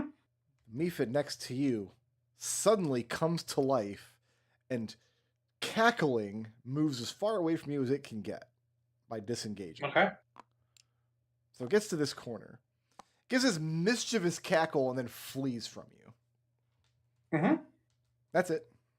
That's yellow. You said it disengaged, right? It disengaged, yes. Okay.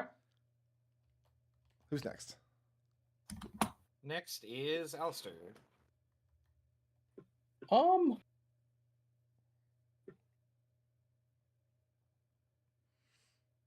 Looking at my spells. This would be a good time to cast a spell. Yeah, heroism only affects one person though, so that's not going to work. How many can you bane? Oh, things are going to get banned. I'm just trying to figure out which ones. So do all these things look like they all came to life and they're all about to start attacking us? No, none of them are moving except the yellow one that just disengaged from Geppa. What about the wireframe one that sanded Leo? Look more like mannequins than anything, but yeah, it's perfectly motionless for now.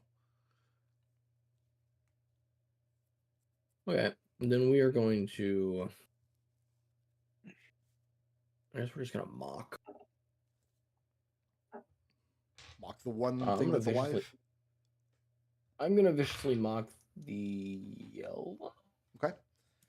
The 3 on the wisdom save. Okay, well it takes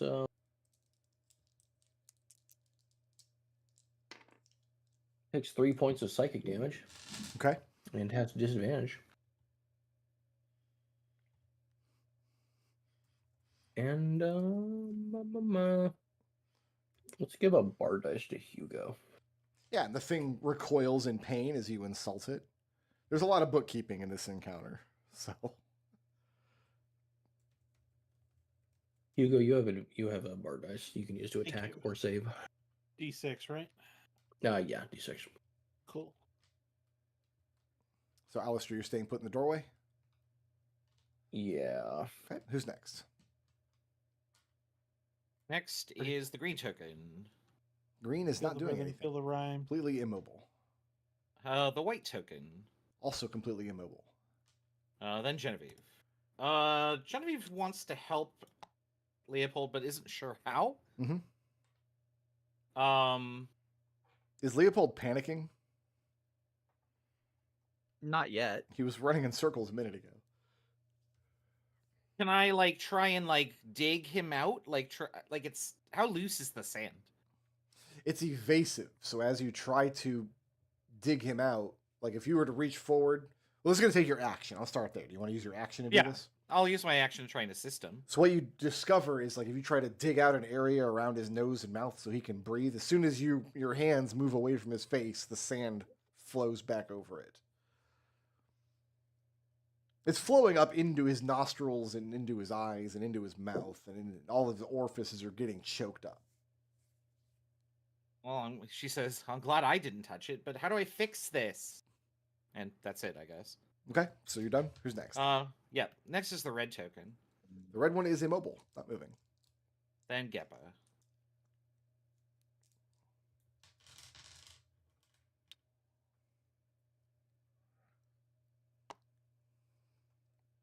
Right here. I'm going to try to grapple this not moving wireframe one. Okay, you grab hold of it. There's no to hit roll required. You can just reach out and grab it. And then, let's see, I move 5 feet, so 10, 15, 20. I'm going to move it to where the yellow one was. Okay. Does that do anything? So you bodily picked it up, moved it up, and put it down to where the yellow one ran from? Yeah. Doesn't do anything. Mhm. It's sitting there now. Okay. And it gave no resistance. That's my action, and my item interaction was putting my staff away, so it's the end of my turn. All right, who's next? Blue and then Hugo. Blue is inert, not moving.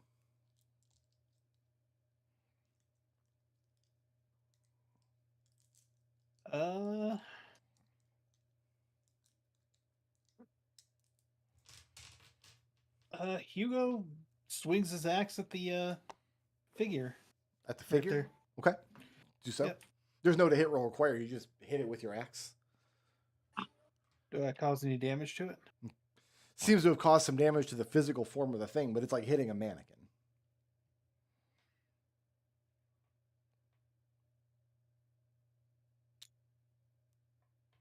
Hit the sand one.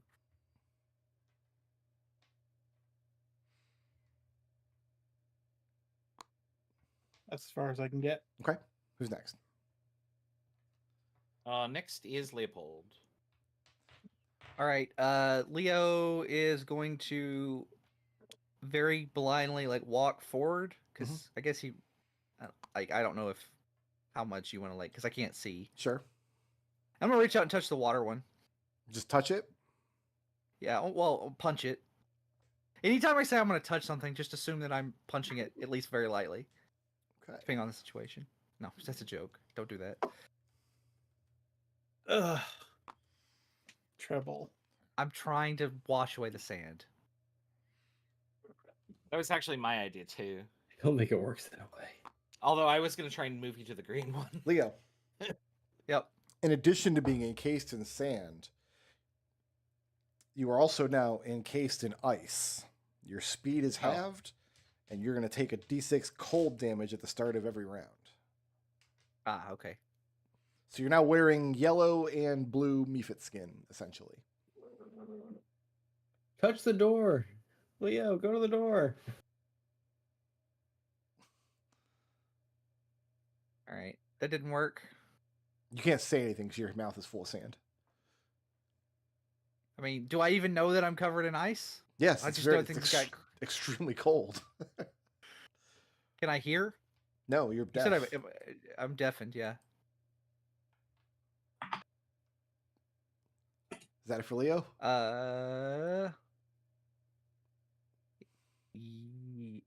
Yes. All right, who's next? Next is yellow. Next is Yellow. Yellow needs to move as far away from everybody as he can, cackling the whole way. Notably, though, he doesn't just fly across the southern edge of the room. He avoids this square. So let's see how far he can actually get. 'Cause he doesn't need to disengage from anybody. Yeah, he can dash and get all the way over to this corner. Very notably avoiding this square with the sigil on the ground. That's it for Yellow. That's all he does is dash. Okay. Next is Alister.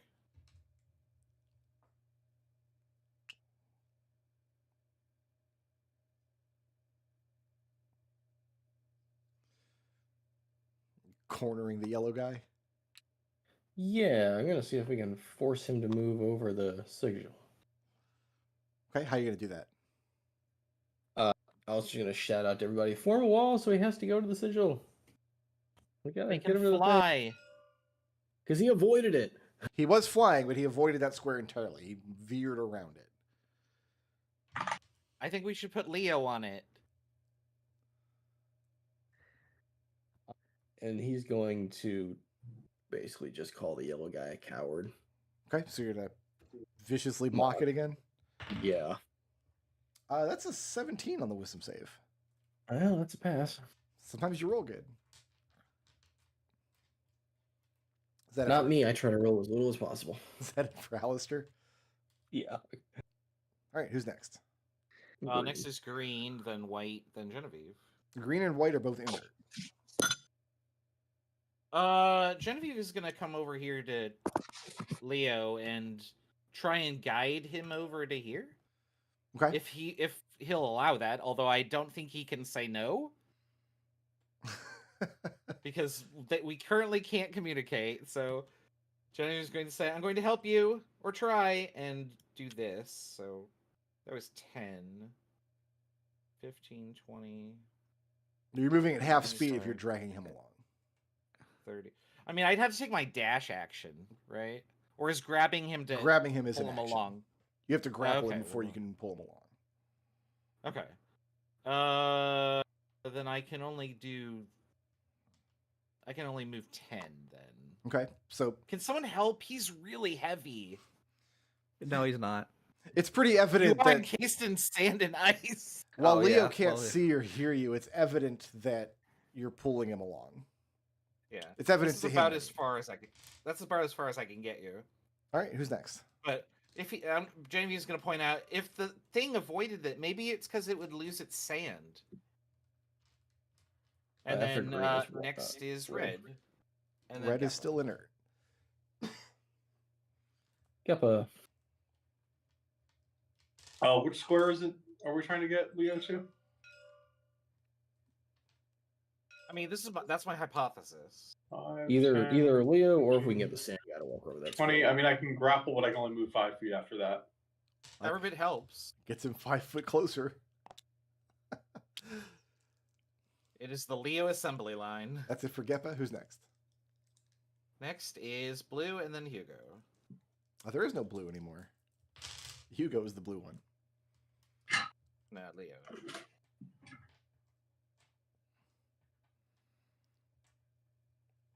So Hugo, you're up, but you don't know what's going on because you can't see or hear. You just know they're leading you somewhere. Hugo. Hugo can see her here. Oh, I thought you Yeah, said Hugo's I'm Léopold sorry. is the one. Yeah. I'm mixed up over here. I'm gonna position myself there. Okay. Checkmate. Yeah. Checkmate And- Mephits. And if I'm going to ready an action, Sure.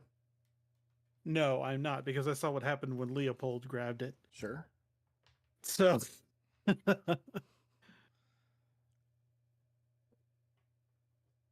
no, that'll end my turn there. Okay. Who's next? Next is Leo. Hashtag just suffocating things. So you're I assume we're still sort of guiding you in the correct direction. he doesn't know where you're going though. You're I at half don't. speed, and I'm going to give you some cold damage at the end of the turn. Run mean, south. I Well- don't know which way south is. Well, Genevieve is still holding on to you, and I presume Geppa is. If you go in the wrong way, we'll try and prevent you from doing that. I'll let you move south because they're still kind of holding on to you and guiding you.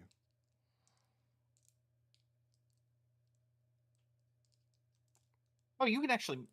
No, you can't make it because you're half I speed, huh? I can dash. So you're just that'll dashing work, south. I'm just gonna dash like just as fast as I can straight south. I did not have a note for what happens in this situation. Oh, great. I thought it was the answer. We broke the puzzle. We broke the puzzle. I think you just made it better, actually. So you can't move Better into for this you square. or better for There's some better kind for of you or force better for you? preventing you from moving here. As you attempt to move there, your body kind of bounces off of it. And what happens instead is the yellow and the blue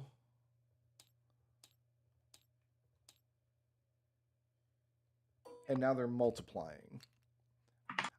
Didn't have a note for what happens if somebody's carrying two of them at once. So there's nothing encasing you anymore. Actually, let me do this. I'm gonna just roll a d10. Sorry to be the kid asking for homework, but did you deal cold damage to Leo? He's was not. the He's end not of my going to turn. have it when it's end Oh. his turn. Oh, All right. right. I thought it was beginning of turn. My bad. This one is just going to disintegrate and pop out of existence. You try to move into the sigil. A yellow and a blue Mephit spawn there. One of the generic ones is lost, and that was your action move and your action. But you're no longer encased. In fact, I imagine it's extremely painful. All this sand flowing out of your face and off your body. Your eyes are like red and watery now. That sucked. And I'm going to bonus action to use Wild Hunt.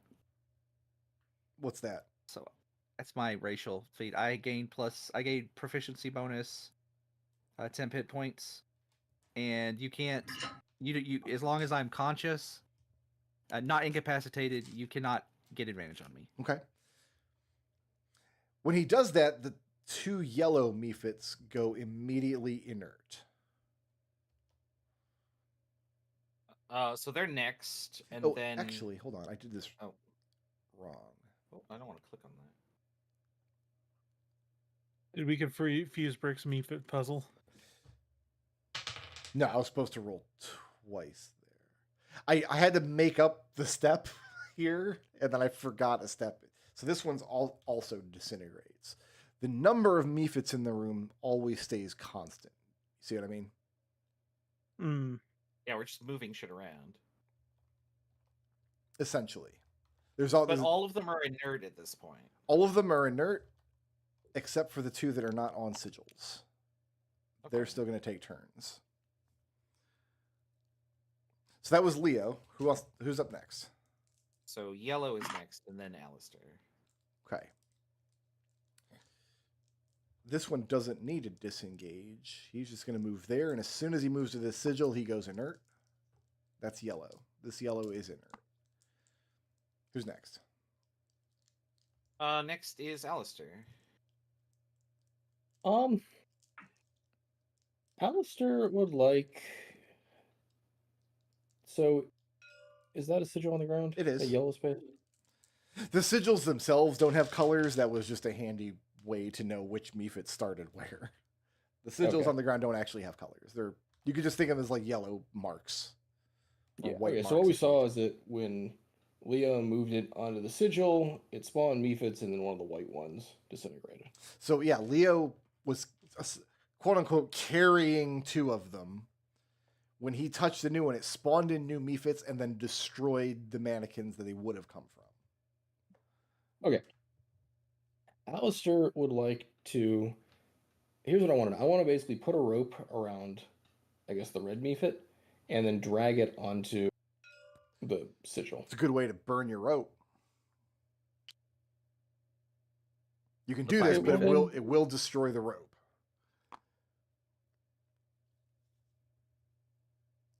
How much rope do you have? I got 50 feet. I want to. Do I have it? Do I have After chain? this maneuver, I say you have 25 feet of rope. I'll let you salvage half of it. Will I be able to drag the Mephit over to the sigil though? Yeah, probably. But by the time you get there, you're gonna have to cut the rope, and it'll have burned up. Okay, worth the rope for an experiment. Okay. So you're gonna lasso this Mephit and drag it Yep. over Yep, I got a 14 strength. That helps. onto this sigil. Yeah.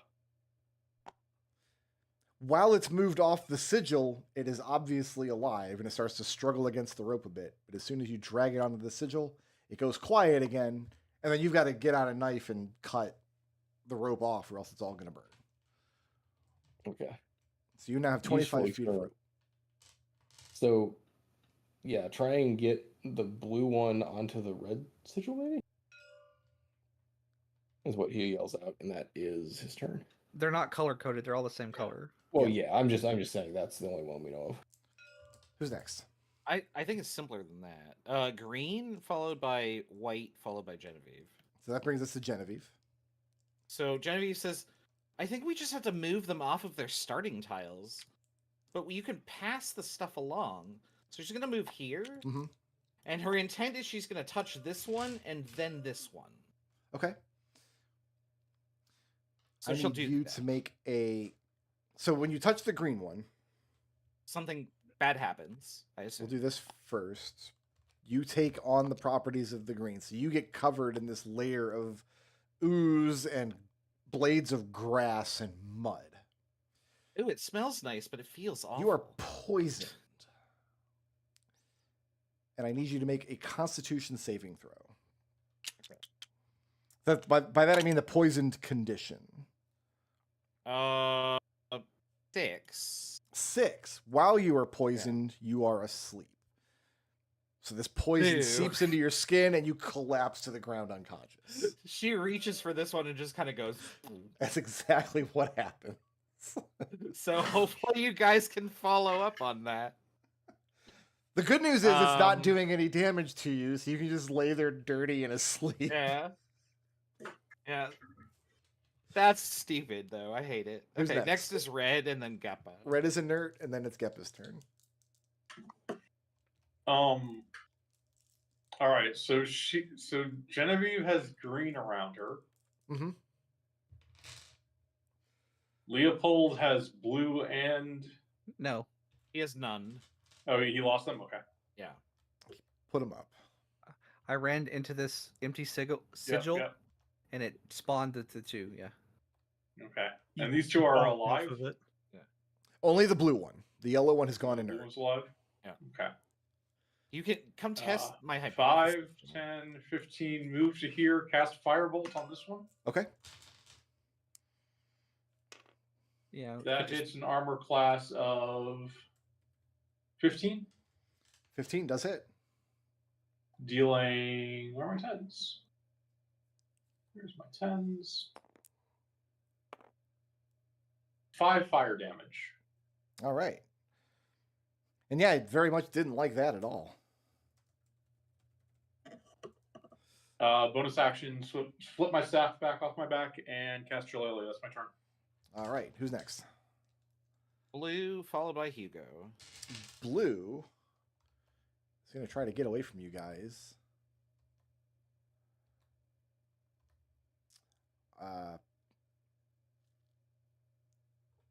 He's going to have to disengage.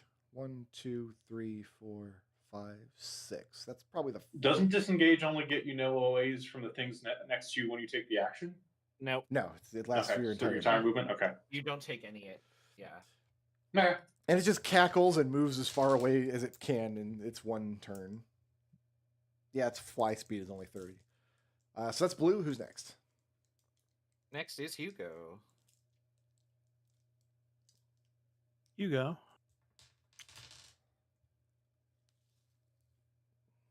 When he gets me over there, Okay. going to attempt to grab this thing. You're going to grab it? Yeah. Right. I mean, you know what happens when you grab it, right? Right. Okay. Go ahead and make that. It's a grapple check. So strength athletics. Can Geppa be in that square? Yeah. Oh, you said there was a force field around this one. That's why I was. There was when you tried to move into it. Okay, gotcha. You had the ick.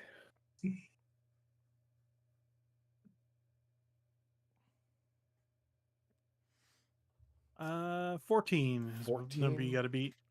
We'll do it. This one, all of its ice sloughs off onto you, so you're slowed. You're have half speed, and you're going to take a d6 cold damage at the end of your turn. As it's still. But I have hold of it, right? You have hold of it. Yes, you can grab it. All right. 5 feet. Mhm. And action surge to dash. To put me onto that. Well, Geppa's standing there. Yeppa, out of the way. I'll let Geppa use a reaction to take a 5-foot step in one direction if he wants to give I can do that. access to that square. Hugo, you can't enter this square. Do I bonk? You bonk. The Mephit you're carrying disintegrates out of your hands, and a new blue one appears inside there. And at that point, we can come off initiative because there are no living, moving Mephits anymore. I'm Can going somebody move this off of me? I'm going to take Genevieve's hand Mhm. and touch it to this. And when you to- do like, that, to the Mephit. what you were expecting has in fact happened. Okay. Genevieve wakes up and goes, "Oh man, I didn't do that, did I?" But that's got to be it, right? We're just moving the things across the room. We can't What- fight them; they run away. Where are we moving them to and what pattern? Well, they all Yeah. started in the middle, right? So why don't we just move them to the outside? Start there and see if anything happens. We could move because this was a blue door. These are all Or- yellow, though. I get that this was a blue door, and there was a white next to it. There was a white next to this, and this was a blue. So let's Yes. try moving the yellow to one of these two yellow doors. I can get this off of here then. I guess put it back there. If you pass out, I'll. Yeah. Genevieve will touch that one and then try to put it back to where it Yeah, was. give me that Constitution saving throw again. It'll be funny if you can't do it. 11? Is 11 good enough? I don't think it is. It is, actually. Oh, okay. So she moves this to here, or That's functionally what happens, yeah. yeah. Ooh, I think I'm getting resistant to it, but I definitely want coffee. You're still very sleepy, yeah.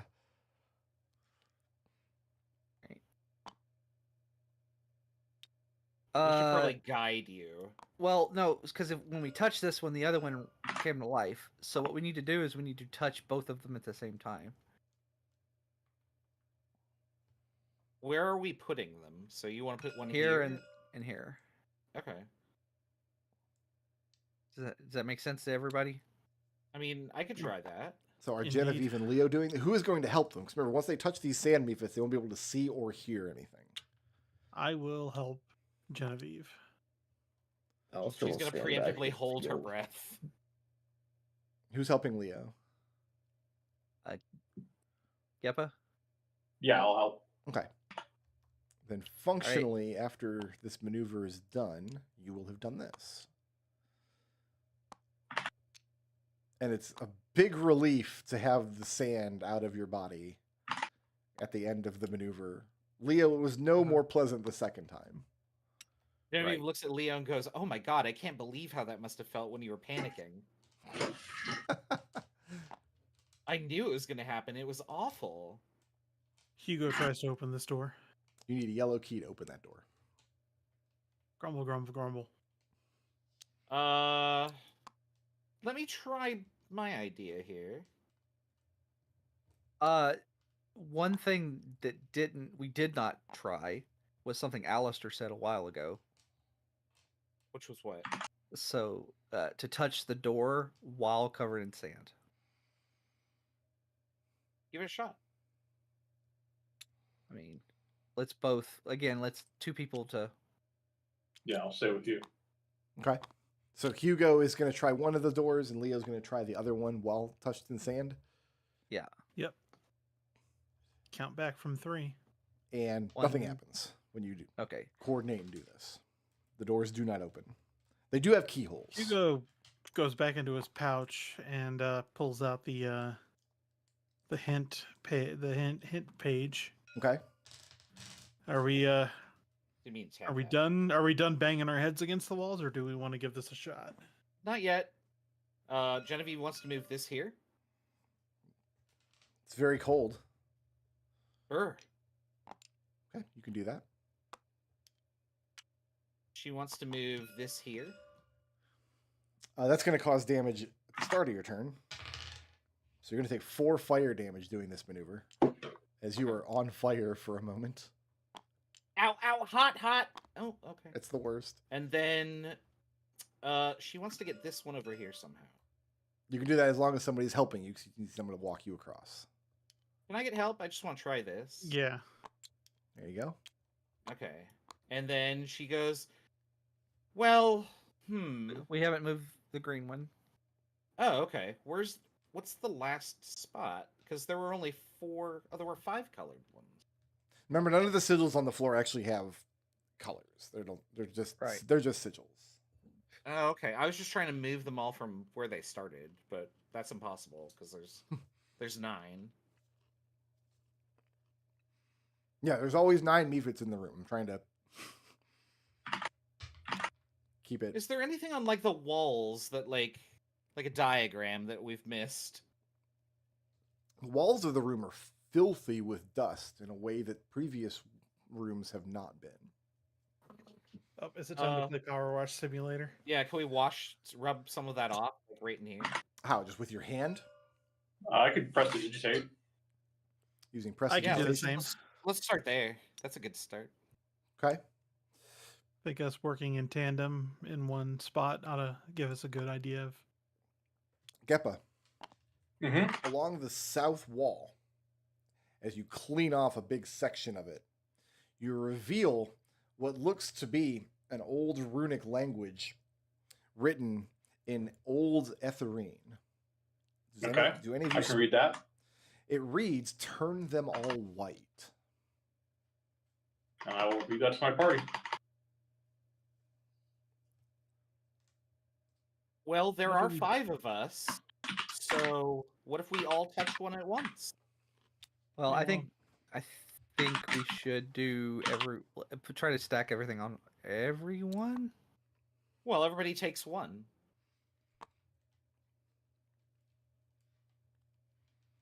I'll take the one that puts you to sleep because I think I can. Actually, I have an idea. What's your idea? Magic coffee. I wonder if that would give me some kind of resistance to sleepiness. What was the benefit of that?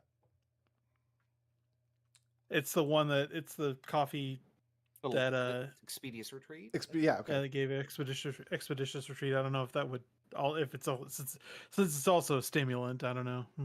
So have we tried? What happens if we move the white ones off the symbols? We tried that. We can move the effects all over the place. Somebody has moved one of the white mannequins, yes. Yeah. So what if we Either- move all the white mannequins off the symbols? I don't Yeah. think the symbols matter. Like, let's try touching them all because Yeah, I the think if we effects touch them pass all to- at the same time. So- they'd when all the be effects white, pass right? to us, they turn white. Whoever is touching the green mannequin, I'm going to need a Constitution saving throw. I will give that to I you at should do that. advantage if you drink the magic coffee. I will do that. Okay, if you want to do the con. Yep. I'll grab a yellow. Whoever is take a- touching the red one is going to take damage at the start of their turn. Whoever is touching the I'll touch blue the red one one. will take damage at the end of their turn if they're still affected. I'll touch the yellow one. And then yellow is going to blind, deafen, and suffocate you. Cool. All right, give me that Constitution saving throw, Hugo. Hugo upends the coffee and woo, cold brew. Gotta love it. Okay, that is a 13. 13's good. It's going to be 2 points of fire damage to Leo, Okay. as each I'll of you erase my 10 hit points. takes one of the Mephit effects onto yourself. So Hugo, you are poisoned, but you're not put to sleep. Alister is suffocating. Geppa is very cold. And the 5 mannequins that you're touching all turned white. At which point, all of the effects vanish immediately. Ooh, And after a moment Hooray. of disorientation, only one of the Mephit mannequins remains, looking around somewhat fearfully. It's animate now, and it holds up its hands. Okay, you got me. we did. That was cool. Clever trick that. Now, tell us how to get beyond these doors. Hugo points to the doors in this direction. In these directions.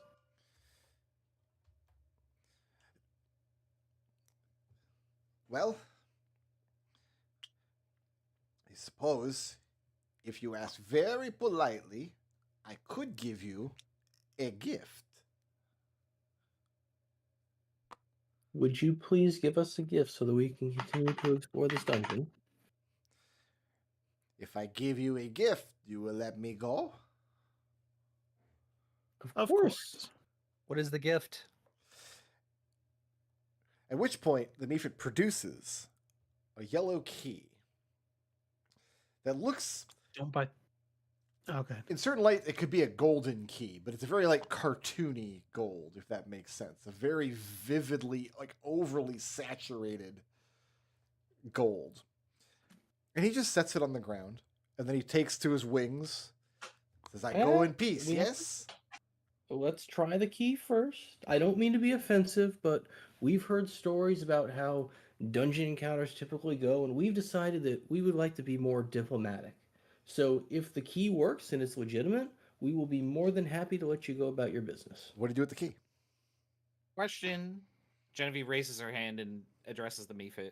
Mhm. We have a bad history of keys in this place. Where can we make another one if this one doesn't last? He thinks for a second, and he says, someone else will have to give you a gift. Can you direct us to who that might be? He doesn't know, and also that wasn't part of the bargain. But Well, I mean, Genevieve's not going to honor a bargain. Leo, can you open the door? She's just trying to get info. Yeah. Leo, I'll open this door. the door opens with your yellow key. Open the others quick. We know how long these keys last. Yeah, good idea. All right. I'm gonna Naruto run to every door. Yeah, Alister gets out of the thing's way so we can leave. Yeah, Thank you, Hugo you're kind re- of gives the little back of the hand shoe kind of gesture. Thank you. Your puzzle was lovely. You got a nice little nap out of it. Yeah, and I got encased with sand twice, and she has experienced so much, and she's so excited. This room, similar to the one you were in the battlefield, is a sunlit grassy path with like fake horizon along the walls. So similar looking room. But this one, you were walking through the shadows of giant overgrown mushrooms. And as soon as the doors are all open, the Mephit looks around. I go in peace, yes? Thank you Yes. for your help, and And he flies away through a secret nice. compartment in the ceiling, which drops 10 pieces of fake treasure onto the ground. 10 fake treasure units to I forgot reward all you about for our the Mephit fake puzzle. treasure. we have our fake treasure units. Accomplishments. Yay. Is somebody recording that? I see Yeah, I the got it. numbers changed. Okay, cool. So you've Hey, opened Leo, up you into a opened the doors. T-juncture here, a little L-shaped hallway here, and then you open up into the mushroom room. I think, Leo, didn't you also open the doors up here? Yeah, I opened up these two doors as well. I'll peek in, but won't go in. No, when did we go up there? I said I Naruto ran all the way back and opened all the doors. Oh, I thought you meant all the doors in this room. I didn't realize you were abandoning your party and going back to the beginning of the dungeon.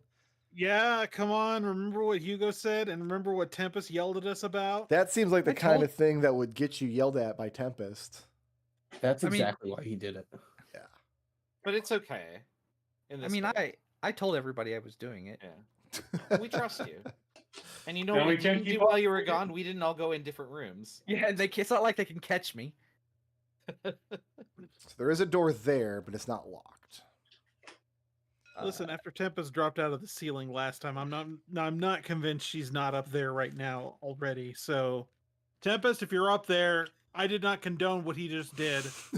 We're doing great. She shouts.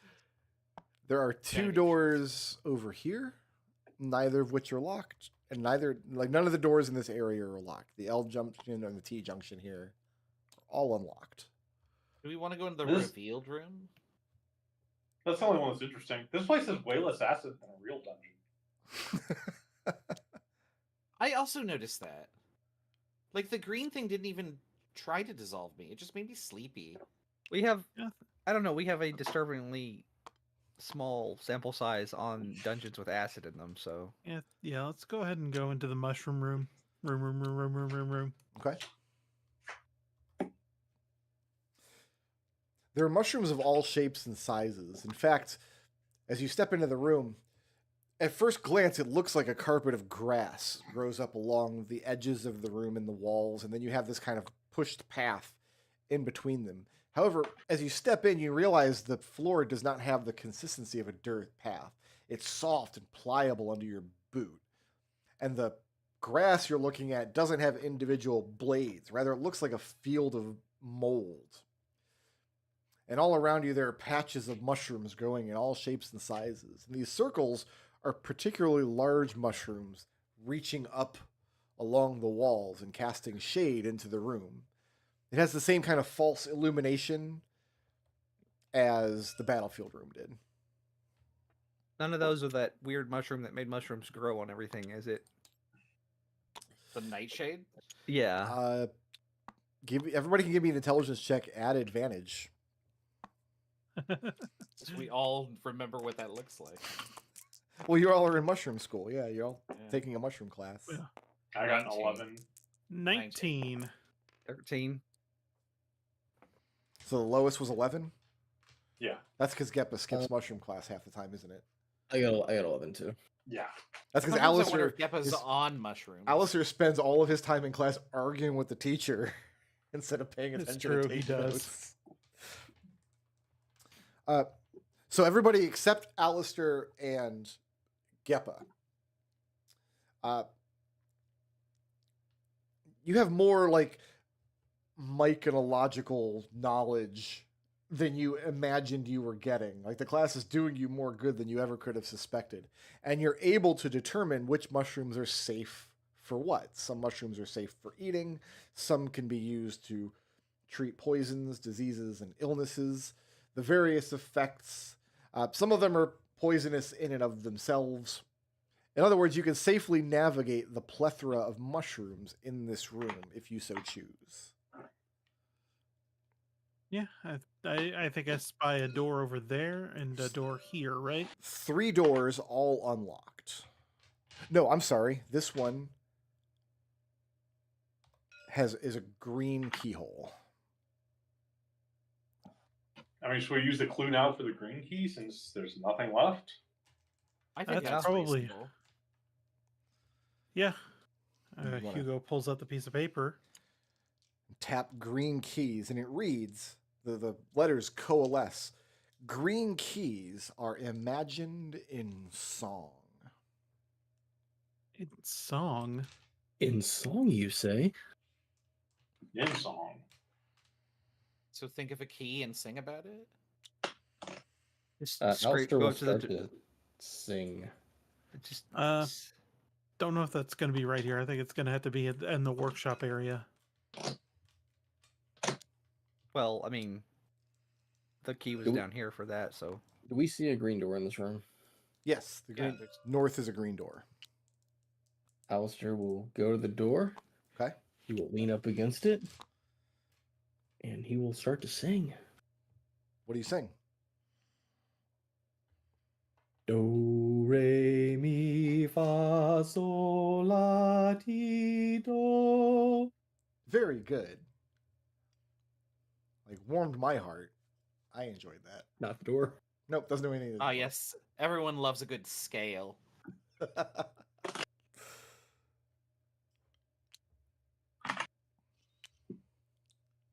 play sing "Open the Door, Homer" by Bob Dylan. Open sesame key. Nope, nothing. Maybe the altar is the right way to go. Yeah, maybe this has to be done back at the workshop area, like I suggested. And it was an unlocked door here. Right? Yes. Yeah, we could just go straight there now, right? Yeah. Is that what we're doing?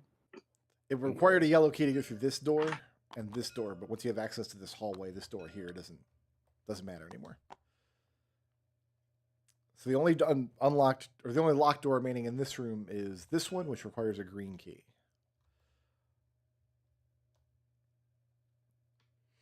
Well, All right, Hugo, do you want to sing to the altar since you wanted to come back here first?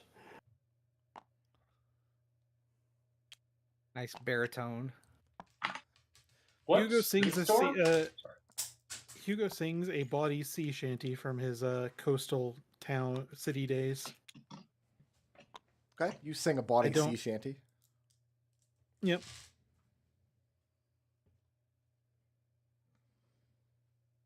Hugo looks around. That happens. No. Well, it was a great so song. much for that. Alistair's gonna pull out his violin and start to play music and sing random stuff. Sing random stuff. Well, what do you mean random stuff? What are you singing about? He's singing school songs. Are there like a set of school anthems or anything? Yeah, of course. Yeah, he's gonna sing those. Okay, you sing those. It's impressive that you know Yeah. all of them. He's a bard. He has to. Required training. What's the deal with this door? It requires a green key. Okay. And the clue you got was green Uh, keys are imagined in song. We didn't do either of these, did we? So I So- don't know if we know. Question, Brick. Hmm? Since Alister is also a member of the Distinguished Society of Fine Artists, Mhm.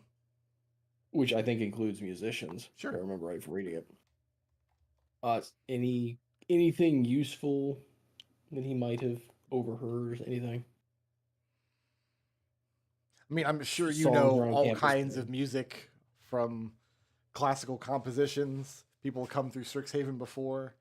There's probably great collections from all over the Republic, the likes of which have not been compiled in one place since before the Unification War. Anything about like what the dean's favorite song might be? No, not necessarily.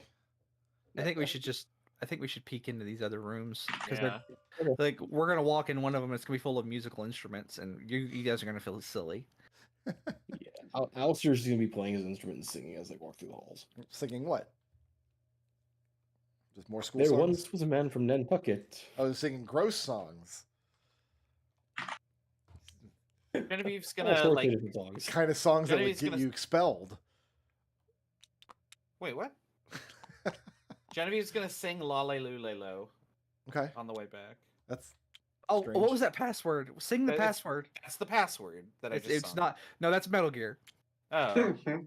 Okay, well Who that's, are the Patriots? that's what I intended to sing. Sorry. okay. I'm trying to find it. Brickroad gonna make you say it every time. So I have it in bold. Why can't I find it? Oh no.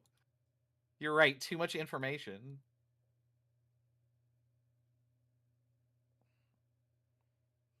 So what's next? Lalu. There it is. Lulu Pilu Lulu Wele. That's what she'll sing. Okay, you sing that. Cool. Oh. Glad we got that out of the way.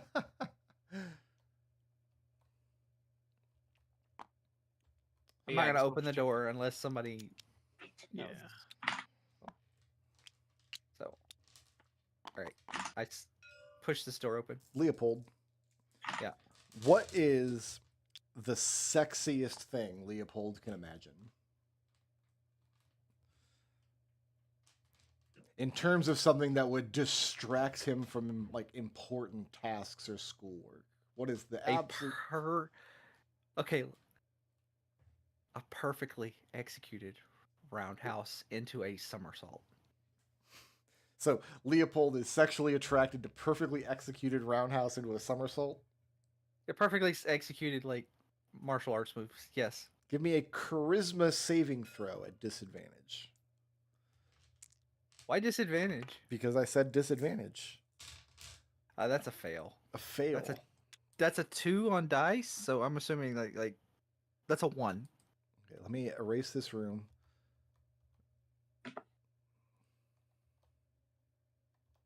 Oh. That's Oh. not ominous. That's not what I thought it was at all. So I'm going to draw some doors in. Real I thought it quick. was much more menacing, and then he revealed the heart.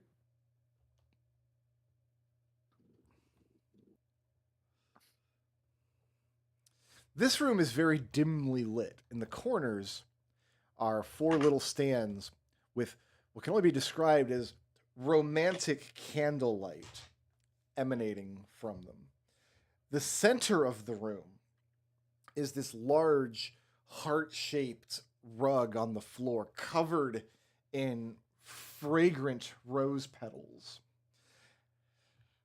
Léopold, in the Yeah. center of the room, there is an androgynous figure performing the perfect karate moves. This is effortlessly, just absolutely the most pristine movements you've ever seen anybody do. And you fall helplessly, irrevocably in love with it. I try to mimic it and fail because it's not perfect. You're nowhere You cannot near as attain good. beauty Not like even in the this. same zip code. But as you do, the creature, what does it look like? Let's ask that. What would be the sexiest possible person that could be doing these moves, in Léopold's opinion? I think the blank featureless androgynous is probably So are we just correct. picturing like We Fit Trainer? Yeah, basically. That's great. Oh, that's the Yeah, stupidest I thing in am the world. now. I was Oh no. what I was picturing was like one of those those like wooden dolls that like you can like arrange with poses to do Yeah. poses for like art. But now I'm picturing Wii Fit trainer. So yeah. Okay. So Makes androgynous sense. Wii Fit trainer I is in swear I the thought you said Mephit trainer. when you step into the room and start performing, like it stops and like you start feeling self-conscious because you're not anywhere near as good. But they speak such comforting, supporting words to you, and then invites you to the center of the room so that you may practice your motions together. Yep. And this is all you want to do. You don't want to do this dungeon anymore. You don't want to go back to class. You definitely don't want to go with these nerds back to their dorm or their cafes or whatever. Does everybody else? Does Hugo see Wii Fit trainer? Yeah, Hugo, looking in the room, you see this androgynous, featureless, humanoid kind of claymation model doing karate moves, and Léopold just Léopold. immediately abandons you for it. What the Leopold, hell? come back here. So What like happened to sticking together? Leopold's like trying to do. He's like doing somersaults in place. Yeah. Hugo walks over and tries to stop and say, "Hey, come on, focus up. What is this?" Stop! Uh, I've got to.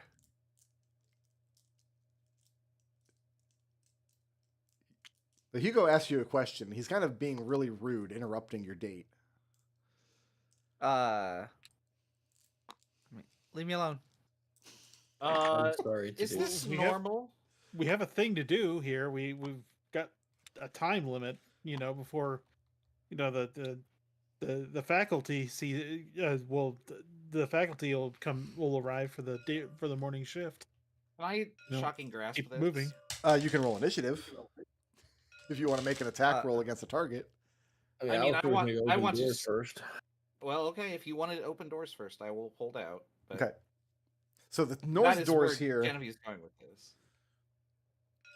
you need a green key. You need a green key for the two north doors. Okay, what This about door's these two not side doors? locked. Okay, I'll open that. We'll open that Is- one. Oh no, you know Is what? I'm this a sorry. door right That here? also need all three of these doors need a green key. Okay. Was there a door over here? There is, but it's not locked. Just goes back to the mushroom room. Mushroom room, that's fun. Mushroom room. Okay. I'm inspecting. This is generic mood lighting. There's like small tables with candlesticks on them, or like romantic candle lighting. Yeah. Excuse me, hello. Who are you, and why have you commandeered my friend? Leo, Um, the your Wii Fit trainer companion, who you're trying to have a private, intimate moment with, thinks these hangers-on are being very, very rude. Do you know these people? Yeah, you're being rude, Hugo. Please go away. Genevieve is too. She's right there. We Oh yeah, yeah. Genevieve. Hugo, let me try something. Go ahead. Clearly, he's entranced.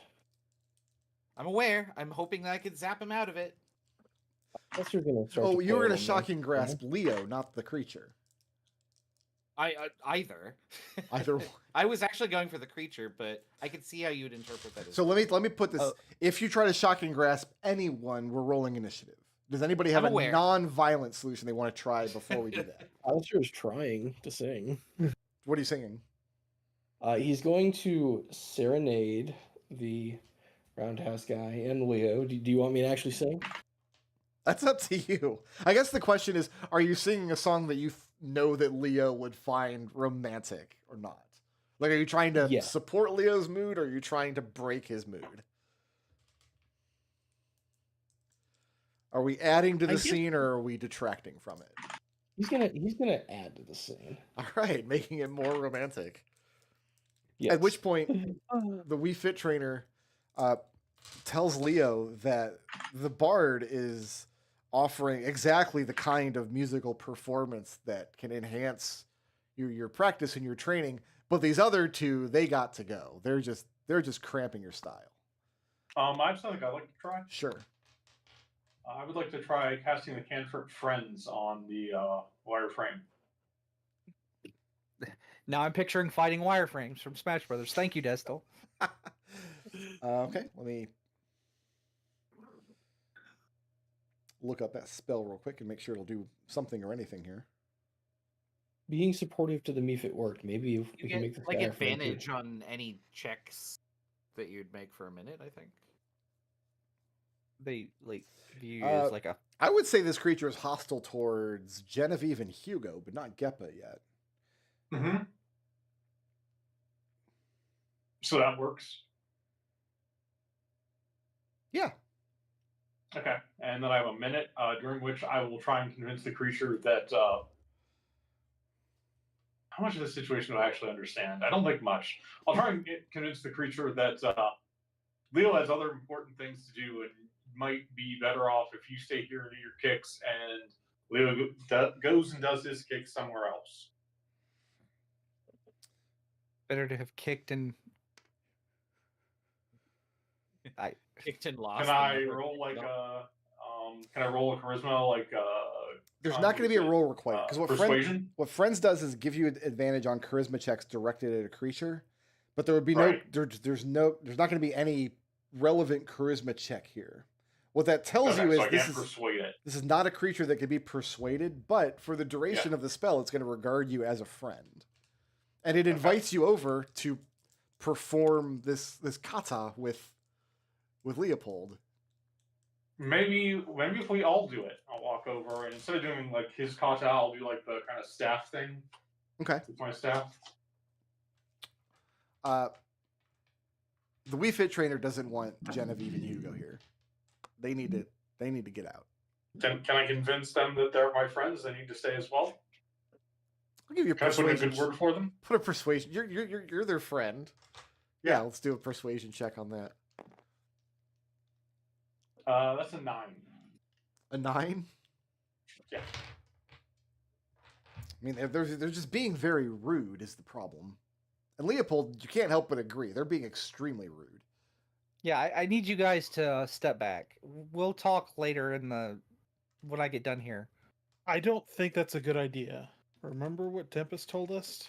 This only lasts for a minute, and then the creature becomes hostile to me when it ends. So, Leo, the Wii Fit trainer tells you that the burly man with the axe is trying to come between you and break the two of you up.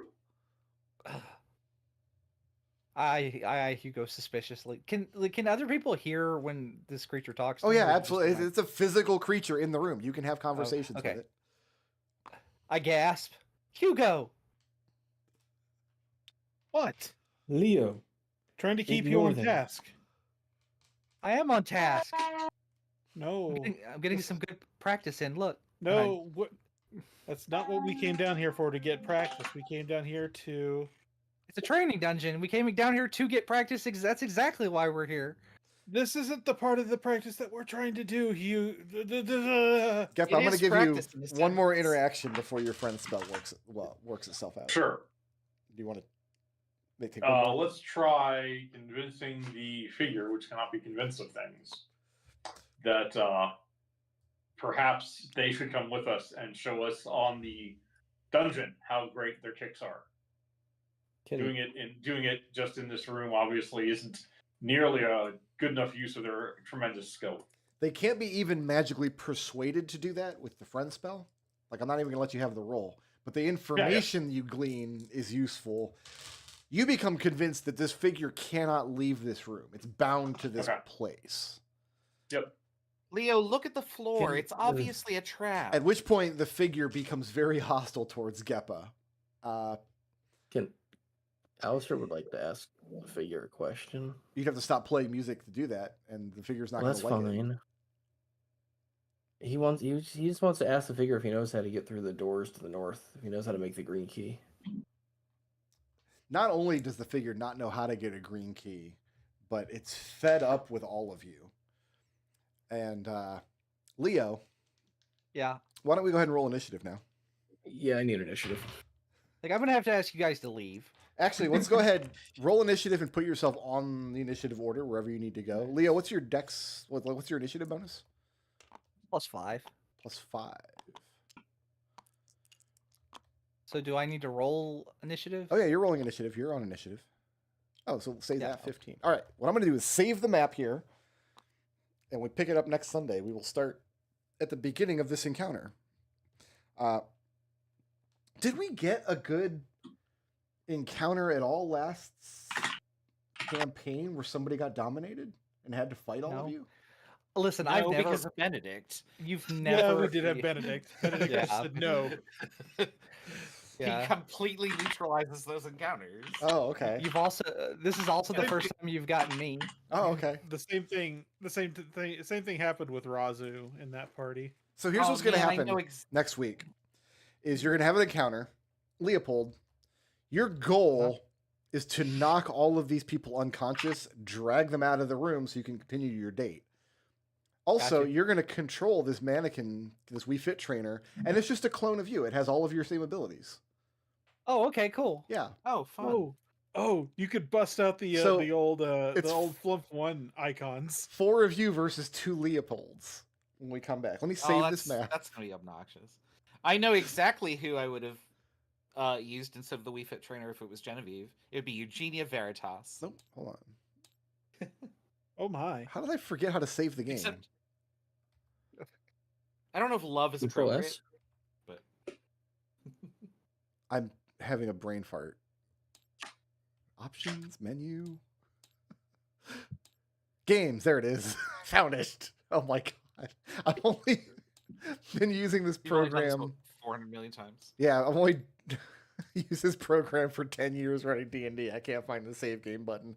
Oh my goodness. I'm going to go dark for a couple minutes while I add up some experience points for you ginger clowns. That's what I'm going to call you guys from now on, the ginger clowns. I'm not a redhead though. That's all right. It's a role-playing game. You just pretend. I don't like ginger either. So I'm going to go dark for a few minutes and add it up. If you guys want to think about some blips, I'll be back in just a few minutes.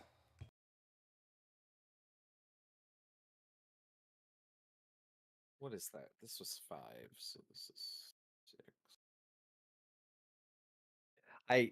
So whenever I create a character, I roll basically I have a little dice. I'm like, okay, so what is like male, female, or cryptid? And I roll cryptid for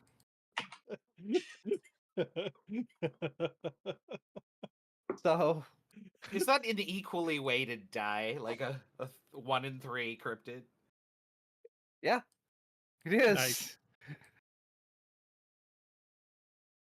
So, but due to the limitations on race for this, I was like, yeah. Random numbers. What about blips? Blipping. Who is the I'm working most, on mine. most creative? I'm just typing my own in here. Yeah. Yeah. Who is the most creative? I'll go into Raz for saying we should all touch 5 at once. Was that Raz? That was, yeah. I was gonna say that would be a party goal. Who was it actually that said let's like who decided to actually stop and search the room? That was also Genevieve. Okay, yeah. Which room? The one where it's like, well, maybe it's on the walls. Can we like start looking for something? And it was. Yeah, Alister found the secret passage, but that was a different room. Which goal It are was a we even different on? dungeon. Sorry. Hugo found the secret passage going out of the mimic colony dungeon. Mm-hmm.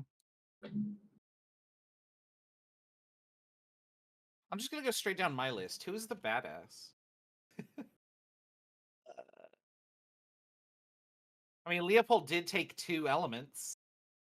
I don't know if He that was did. a badass, but Yeah. it That was did. good. It did teach us something. Yeah. I like that. I took 2 elements and then broke the puzzle.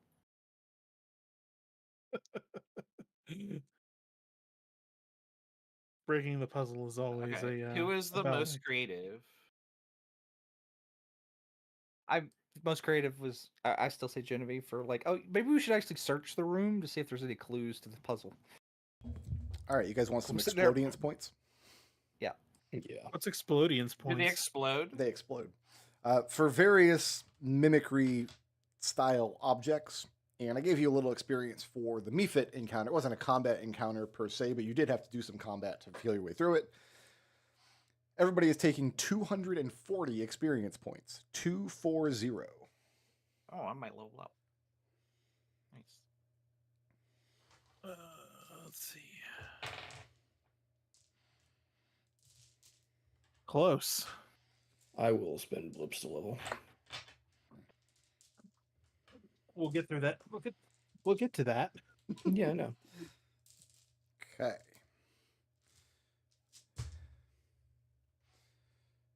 Let's save that. Bring up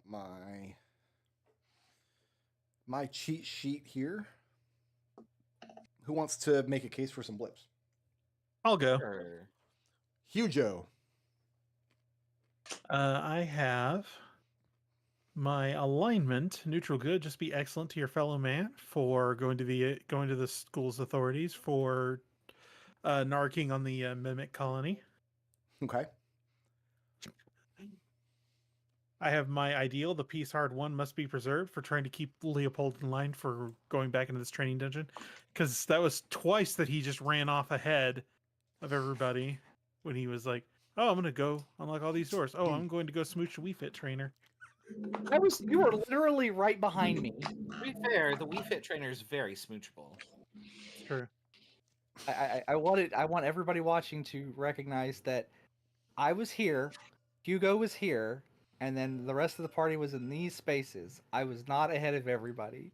It's not my fault. I saw that You were by definition. Also, you Naruto ran down the whole corridor You all were Twice. destined to do away this from encounter. everybody. Unless all 5 of you could pass a charisma save at disadvantage, which seemed unlikely. Mm-hmm. No, it makes sense. Is that it for Hugo? And you probably picked the best result. Yeah. I have that was my ideal. My flaw, I'm the biggest marker for Nisco for getting mimicked. Multiple Yeah. times. I got by the mimic. Had to Didn't even happen, see it right? coming. Yeah. You didn't see it coming, really? My favorite part about that whole interaction was immediately Alister going to back up, eyeing the table, and then going, "No, I'm good for that." Who wants to go next? I can I go. go. I heard Genevieve in there somewhere. Alignment chaos, good. Everything has an explanation. I bet I can figure it out. For reaching for some books that were actually mimics, hoping for an explanation or some history of the lab. Okay. Ideal, what would Eugenia Veritas do? For randomly trying and mixing the viscous goop in the magical apparatus. That's what she would do, yeah. And then flaw, this wasn't what was supposed to be on the exam, for expecting her friends to appreciate her practical jokes with the roaring lion a little more. What does Hugo Alister have for me? appreciated it. Alister. Chaotic good deed is some reward. That would be deferring to Hugo as a dungeon leader. For ideal, glass is always half full. The liquid leads to treasure. Put it in the urn.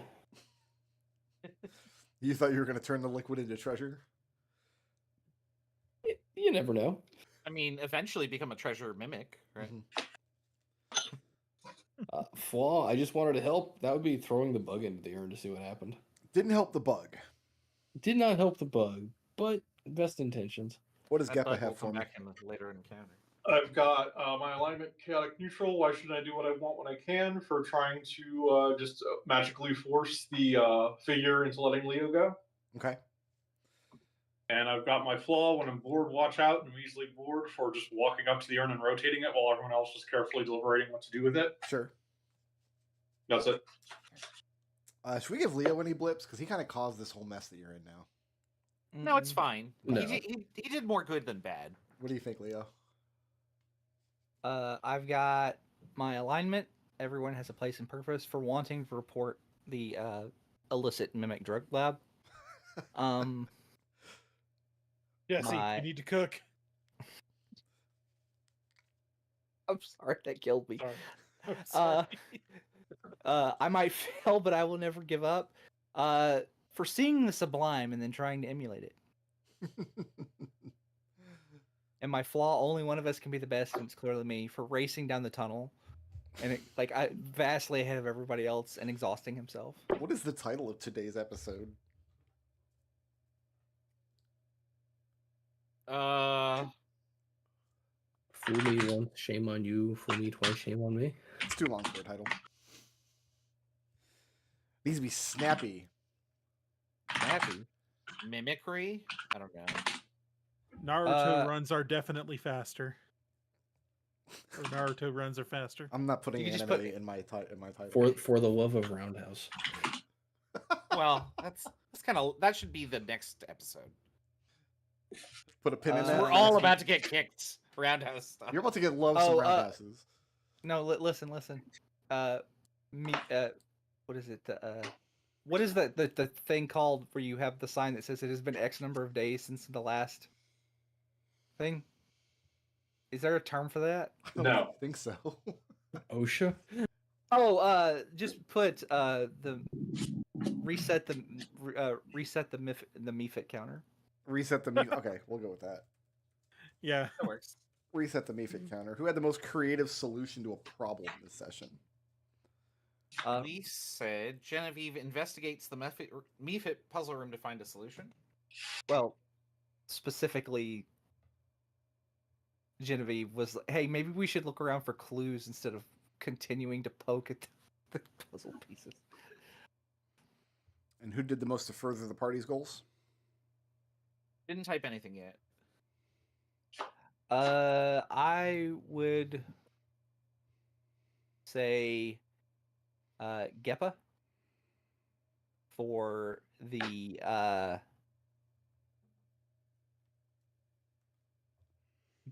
bones and also trying to bypass this room with his magic. Okay.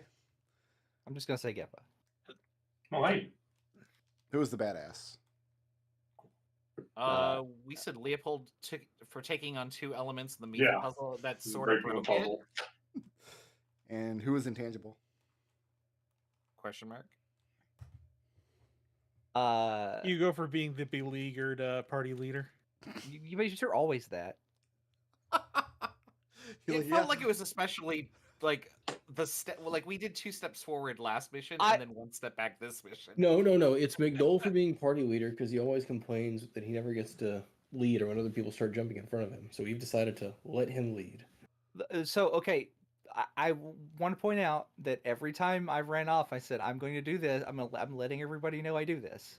Yeah, I don't do that. No one seems to be mad at me. Yeah. Well, only so many people can speak. So. We're awarding an intangible blip. I think we've gone into the Yeah. weeds here. To Hugo. To Hugo? Yes. Yes. Okay. Hugo. Blips are currently worth 20 because we're level 2. Is level 3 900? Yes. Yeah. Hugo, you have 6. You're rolling over 4. It's 20. Geppa and so- Alister have 6, and you're rolling over 3. Yep. 20 each. 20 XP each. Genevieve and Léopold, you have 4, and you earned 4, so you're rolling over at least 2.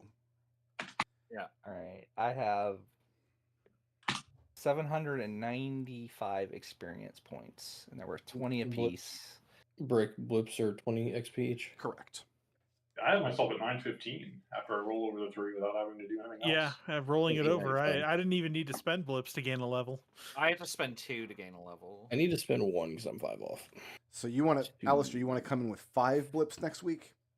Yeah. And Genevieve wants to come in with 4? Is that what I heard? Yeah. I'll start with 4. 20, 40, 60. Are you sure you didn't miss the encounter XP this week, Treble? That's way too far behind for Yeah, Yeah. you. You don't usually miss blips. Right. It's 240 Oh, I- experience for the encounters this week. I can give you all the XP totals. I just track them. No, I've used blips Okay. before, so because figure. No, I have enough to because to level. I just enough blips to level. I just gotta We figure just out how hate many. for you to be behind, you Do know? you want to cash those in now? Or wait. Yes, I'm just doing the math. So I've got Jen coming in at 4, 44. Alister coming in at 5. Hugo and Geppa both leveled without blips, and Leo's going to spend some amount here. I have to do 2. I have to roll over 4 because if I had 5 more experience, can I just have 5 experience points? No. Yeah, if you Alright. kill one more monster. I mean, We're trying, but you gotta stop. It's early. We could run the encounter. Early, it's 6:51. How much experience Only is Alister worth? 3:51. None. He's a player character. Well, we're gonna find out next week, I guess. Depends if we have Yeah, downtime 4. next week. So is Four. that Ooh. 4 on top of the 2 you've already rolled? Yes. So you're rolling So over 6 coming in total. with 2. So you're coming in with 2. Got That it. just All right. sounded like a robot fart. All right. Yep. So we come back next week. It'll be Léopold and Léopold's bestest friend against Léopold's worst friends. We'll see how that goes. We are really the worst friends if you Oh, think man. about it. Thanks for The playing, order guys. in which we go down. See you next week. Later.